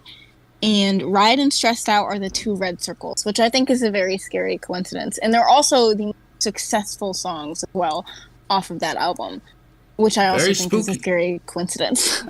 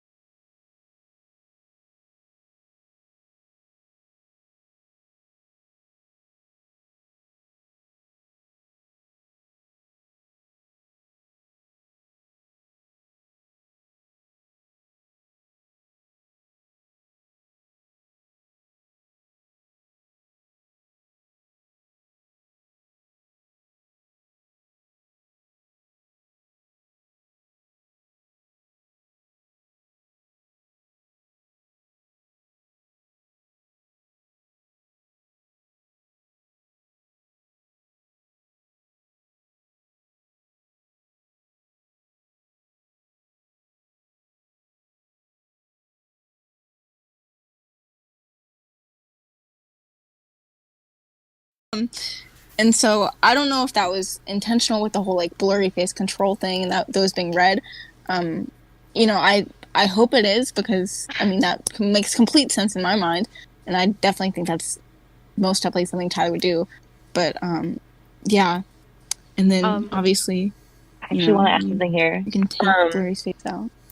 The patterns in each circle, like they matter so much that like even in the live visuals, like they would incorporate like these specific patterns into the, you know, what was on the screen like behind Tyler. Yes. So like these patterns actually like are they like they're like significant to the everything. Yeah. Blurryface tweeted out a photo the day he leaked the album, saying that there was meaning in the pattern, which actually could be taken back to both the things about the live show and eventually Dima, the meaning in the pattern of the violation code. And I definitely don't think the Dima and meaning in the pattern thing, like, you know, supposed to be like a thing. It's just, again, a funny coincidence. But yeah, so like in the live shows, like these patterns based on what song was being played off Blurryface, you could see the pattern for the song play behind it. So you kind of had this like visual association. Also, another thing I want to say, Shy, the Blurryface album cover is you actually have to... the inverted pattern one. Yeah, I know. I realized that when I was saying it. Yeah. What about the songs? Like, what about the other songs? Like the other 5 songs on the album? The other 5 songs on the album. Do you want to do that, Shy? Yeah. So the other 5 songs on the album don't have a corresponding pattern. They do. Which, well, not on the front not cover. On the album. Ooh, yeah, like not on the front cover. We got a beef going on. Yeah, like not on the front cover. They don't have a corresponding like dot. So the only like the 9 bishops all have a corresponding like dot on front of the album. So like Heavy Dirty Soul has a dot on the cover of Blurryface. Tear My Heart has a dot on the cover of Blurryface. Things like that. And so the other ones didn't, and that's why they're not bishops. And that doesn't mean they matter any less. I just think that Tyler chose the specific songs that he felt best represented Blurryface, which I have a little bit of beef with Tyler about that one, because I feel like there are definitely some songs on Blurryface that matter more to the character and to the overall narrative than the songs on the front of the cover. But that's something that I would take up with him. I'm actually curious. You want to elaborate which, like... Message Man, for one, is a very, very, very important song. And we can talk about this later because it has to do with like the new album, the new stuff like that. But it has a ton to do with just the general message of, you know, and like the stuff behind the lore and like, you know, all this kind of stuff. And I think, personally, I have this whole like, you know, interpretation of this where it's a conversation between Blurryface and Tyler, and like it's, you know, in Blurryface's perspective for the most part. In my eyes, I've always heard it as Blurryface being the one singing, because, you know, he talks about how insecure he is.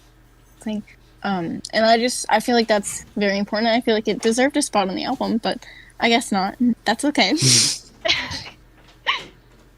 I mean, I would have to agree with Message Man not having a bishop. I remember when the bishops first came out, like, Carson and I were on the phone, and we were just complaining the whole time that Message Man didn't have a bishop. So, Message Man is the only song on the album I have saved to my library, actually. Message Man is my second favorite 21 Pilots song. Taste. Taste. So, like, going back to this, when you take the clue East is up and you take the map that's on the right and you flip it to where the east side of the map would be up, all of the bishop names align with the songs on the cover of the Blurryface album. So where are the bishop names exactly? You have to zoom in really, really close. Yeah, Oh, it's like it would be like right here. Oh, so there's like, yeah, okay, I see that. So like, Shy, if you went back to like the first slide, like the very first like picture of Dima you put like in the in your whole little section. Wait, which one? The very first one. Yeah. So this is a like map of Dima. The Blurryface circles are in the middle, and these like physically are like towers. But like if you zoomed in a lot, you could see each little circle is labeled bishop name. And then these in the middle also have a bishop name, and they Yes. go all the way around. So I'm just gonna comment. This looks badass, and knowing that like those are like towers in the middle. First of all, it reminds me of Gemcraft. Okay, let me get that out of the way. All right, but then like there's like this whole like barrier around it, and it's really cryptic. But knowing, see now that I know, and not I didn't notice the middle now with the 9 towers, but everything just connects and starts to fall into place. And, Yeah. you know, Tyler kind of had to put down hints that everything was connected. So, of course, when we see those 9 circles, we think, oh my god, blurry face. Like, so it kind of connected. We were like, oh, this has so much to do with blurry face. And it was kind of easier to figure out. So it's nice to see this too. Is there a significance to the outer layer? Is that Shy, something... do you want to talk about that? Oh, yes. Okay, so the outer layer are called the walls of Dima. And, certain walls on the outside of Dima you can't leave from. So there is only one way to leave Dima. And so we know that if the website wasn't terminated right now, I would show you. But on the side of one of Clancy's letters, it says the west wall is blocked. So you can't leave Dima going west. So the outer layer, of Dima and stuff like this, there's certain ways that you can leave, and there's certain ways that you can't. So it's very, structurally, everything about it is incredibly important to the narrative. So that's kind of, one hint that we got towards Baby, it. turn off And the then, fan, please. the rest of it It's is noisy. up for Thank you. Love interpretation you. on how Wasn't, you do it. sorry to interrupt, wasn't No, you're okay. part of it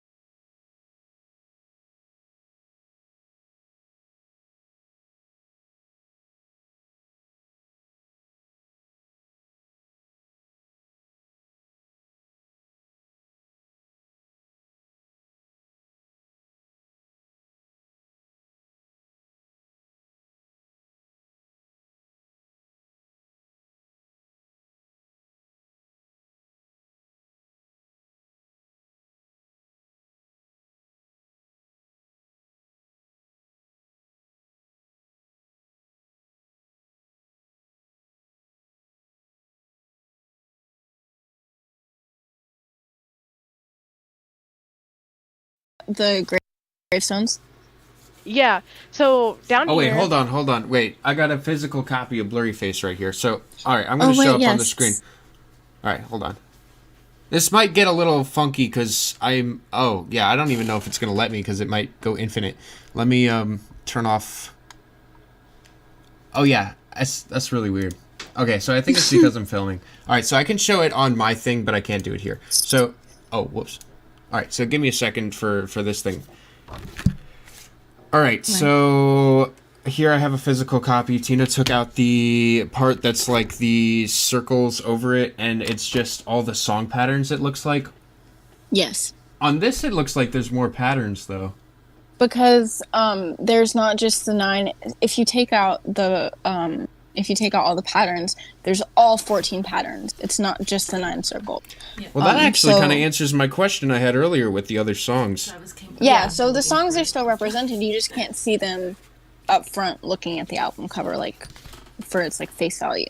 You have to look inside to find the other song pattern and stuff to dig deeper. All right.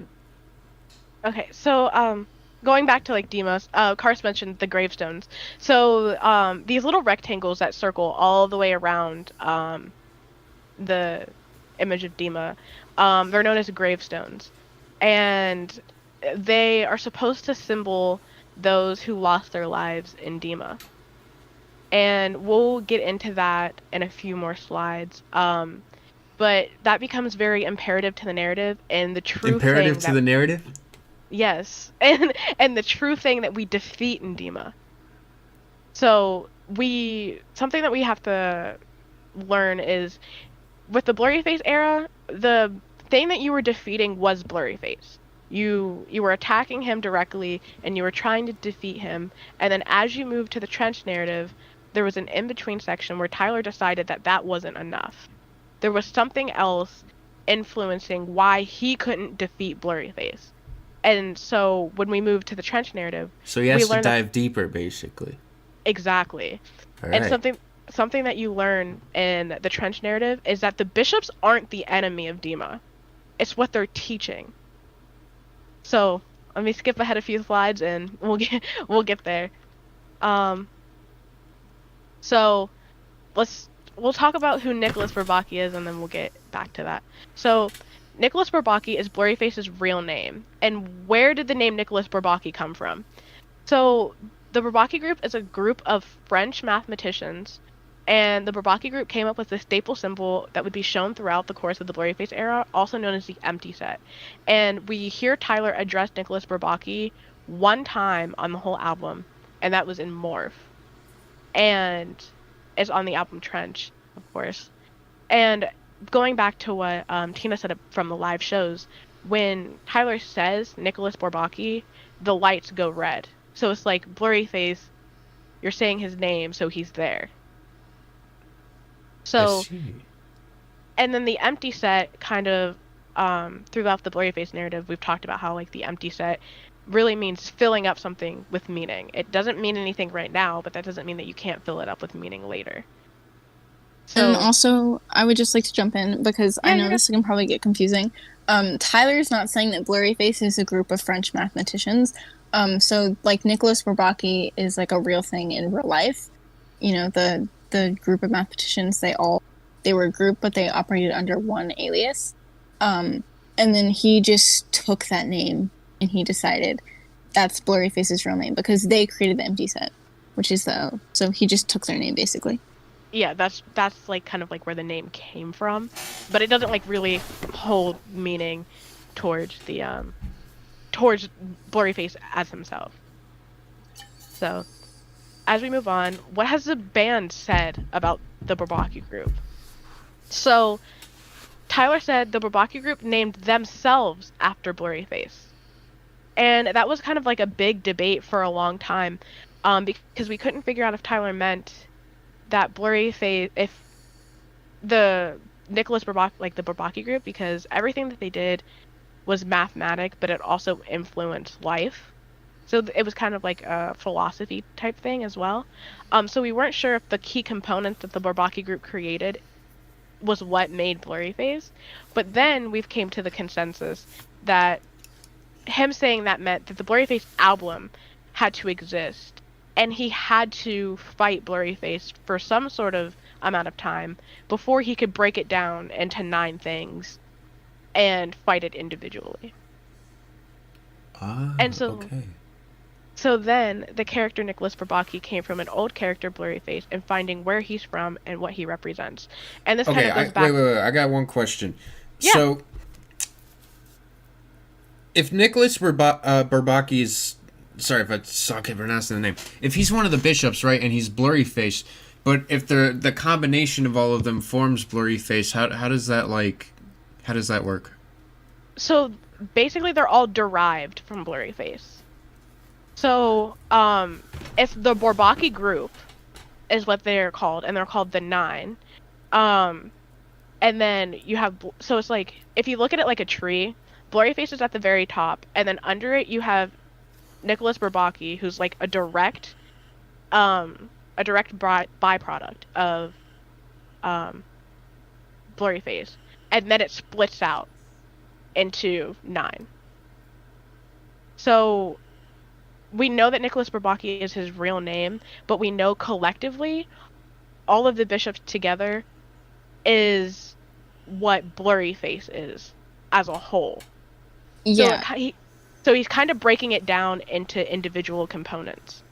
So basically, like, Nico is just like a nickname for Nick. Okay, so remember how I said that I thought that Nico was a little bit of every bishop, like a little bit of everything, the big leader? Yeah. So think of that like Nico is a nickname for Nicholas Bourbaki, of course, or Nicholas. And so if each bishop makes up the physical entity for Blurryface in this story, the bishops themselves are the Blurryface character.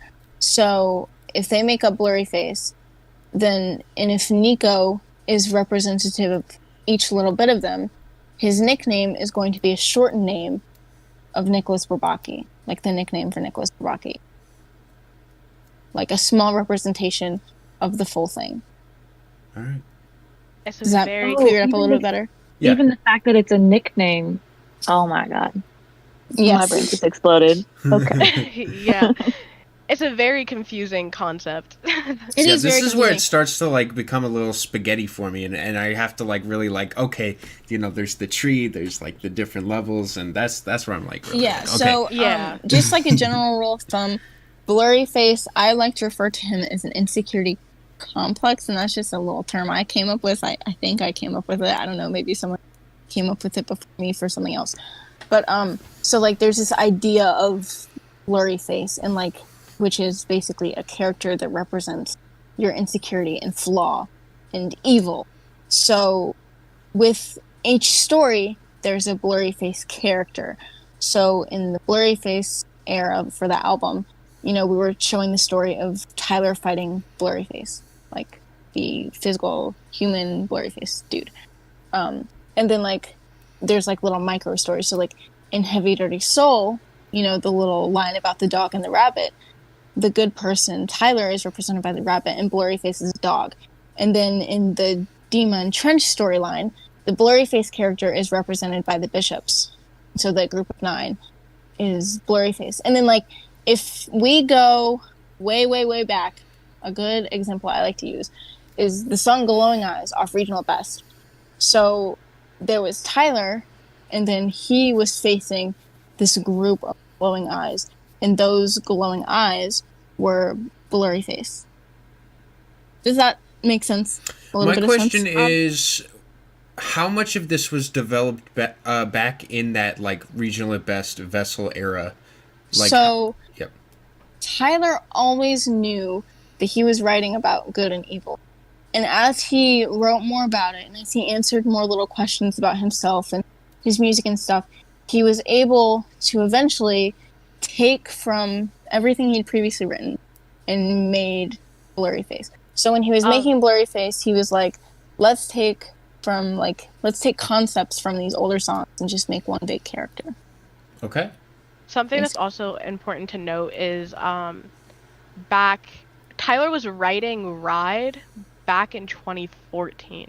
Yes. So there were already, and Bandito and like from Trench was being written back at that time as well. Also, oh, go ahead, Shai. Oh, I was just gonna say, so the concept and the idea of where he wanted the narrative to go has existed for a really long time. Yeah. So I would say if we want to date it, Blurryface as a character, he probably figured out, oh, this guy, his name is Blurryface, like in 2014, around that time. Because there's also, they did a photo shoot with Alternative Press back in 2014, and part of the photo shoot, they colored on each other with markers, and Tyler and Josh did, and they kind of colored themselves too. And so Tyler, in 2014, before Blurryface existed, probably while he was writing those songs, he colored his hands and neck black with the marker, like scribbled all over himself. And so that was kind of like a hint as to what was to come. And also, he was developing Dima as well in Trench way back in the Blurryface era, and back, in Wade Vessel era.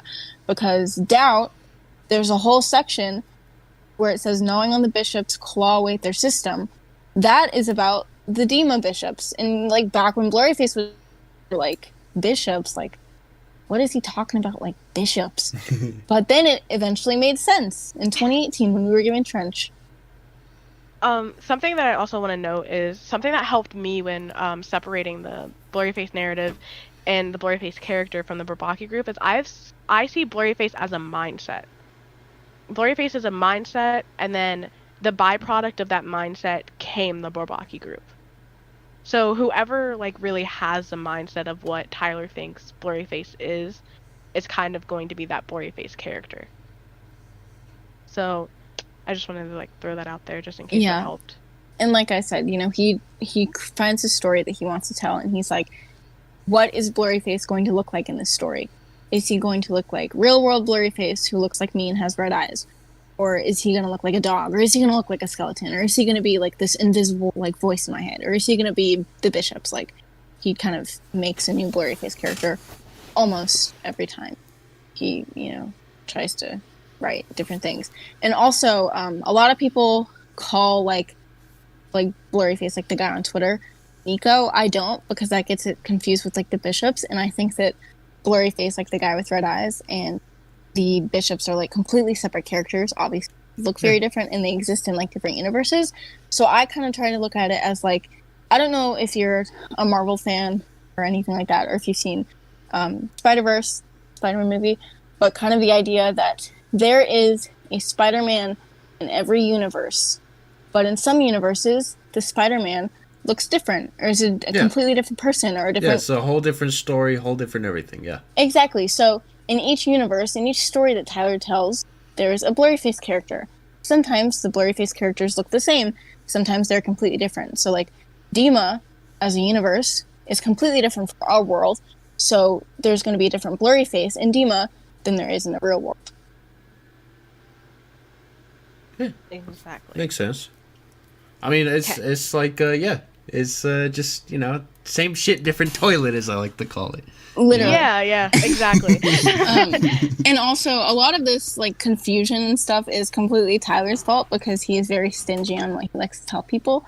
And he literally had like a joke in Trench Era when he literally like, posted a video of him flipping off people to his Instagram, when they were, and the caption was like, when people ask you about Dima and stuff like that, and he was just like walking slowly, like the finger was behind his back. It was funny, it was hilarious, but he doesn't like to talk about it. But we'll get into that later, because there's like lore behind that too. Yeah. Okay, so as we move on, like I said back when we were talking about the neon gravestones, that the bishops aren't the real thing that we're defeating. We're defeating this religion called vialism.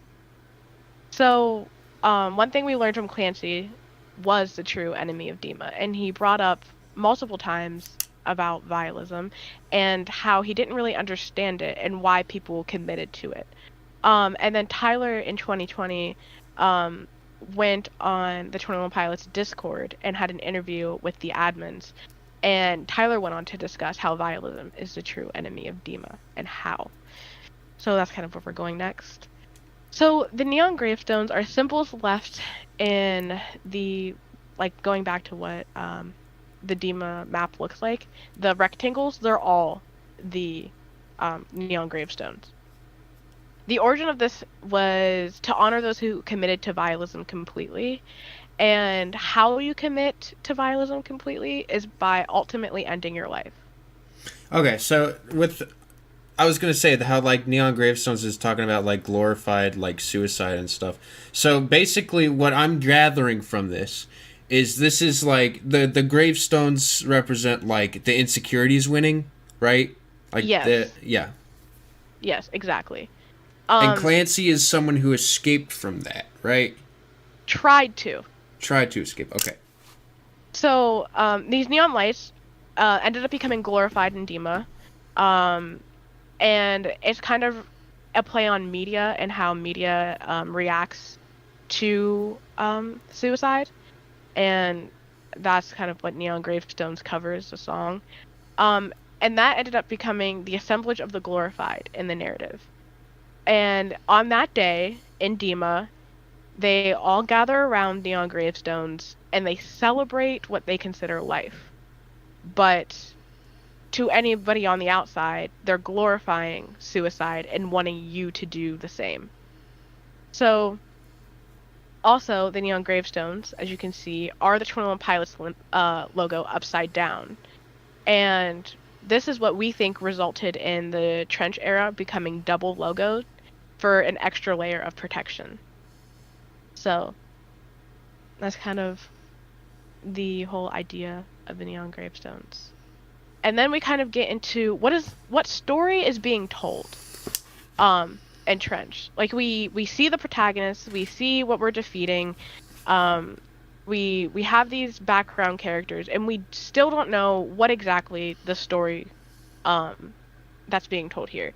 So Trench is a narrative based on, like, a narrative album based on the characteristics and bases of DMA.org. So to really understand Trench as an album, you have to understand DMA.org. Trench entails an escape from a place called Dima to another location called Trench. Trench is supposed to mirror fighting mental illness and the cycles that come with that as a whole. The name and the face wasn't enough to solve these problems, thus came a world and a motive. Tyler describes Trench as a wasteland between two places, where he is and where he wants to be.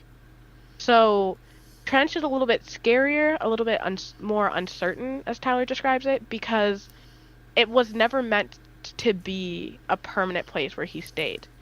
It's an in-between. And where we would go next would be what closed out the narrative. But as we get into Scaled and Icy, we'll learn that we have another bridge before we can go to where we want to be. Okay. Yeah, I get it. It's like I mean, between where he is and where he wants to be. Shit. Okay. Well, maybe I am like. Huh. That's a lot to think about. I'm trying to like put it in a box. It's not that easy. Yeah. So, yeah, because like he got really frustrated, obviously, with like, you know, because like blurry face is a real thing that impacts him. Like the idea of blurry face, like he's constantly kind of, you know, he struggles with, you know, mental illness, and he, you know, just like stuff like that. And you know, he just has a lot of trouble, from, you know, what he's told us, kind of dealing with different things and figuring out who he wants to be, and like, you know, all this kind of stuff. And so he created Blurry Face to try and help that, and then obviously it wasn't enough for him, and he had more questions, because obviously this whole, you know, thing, like, insecurities don't go away. He said plenty of times, like, Blurry Face will never die. You know, you just kind of have to keep nabbing at him and hope that he doesn't come back for a while. And so, like, the whole idea, like, you know, his insecurities will probably never fully go away, like, 500%.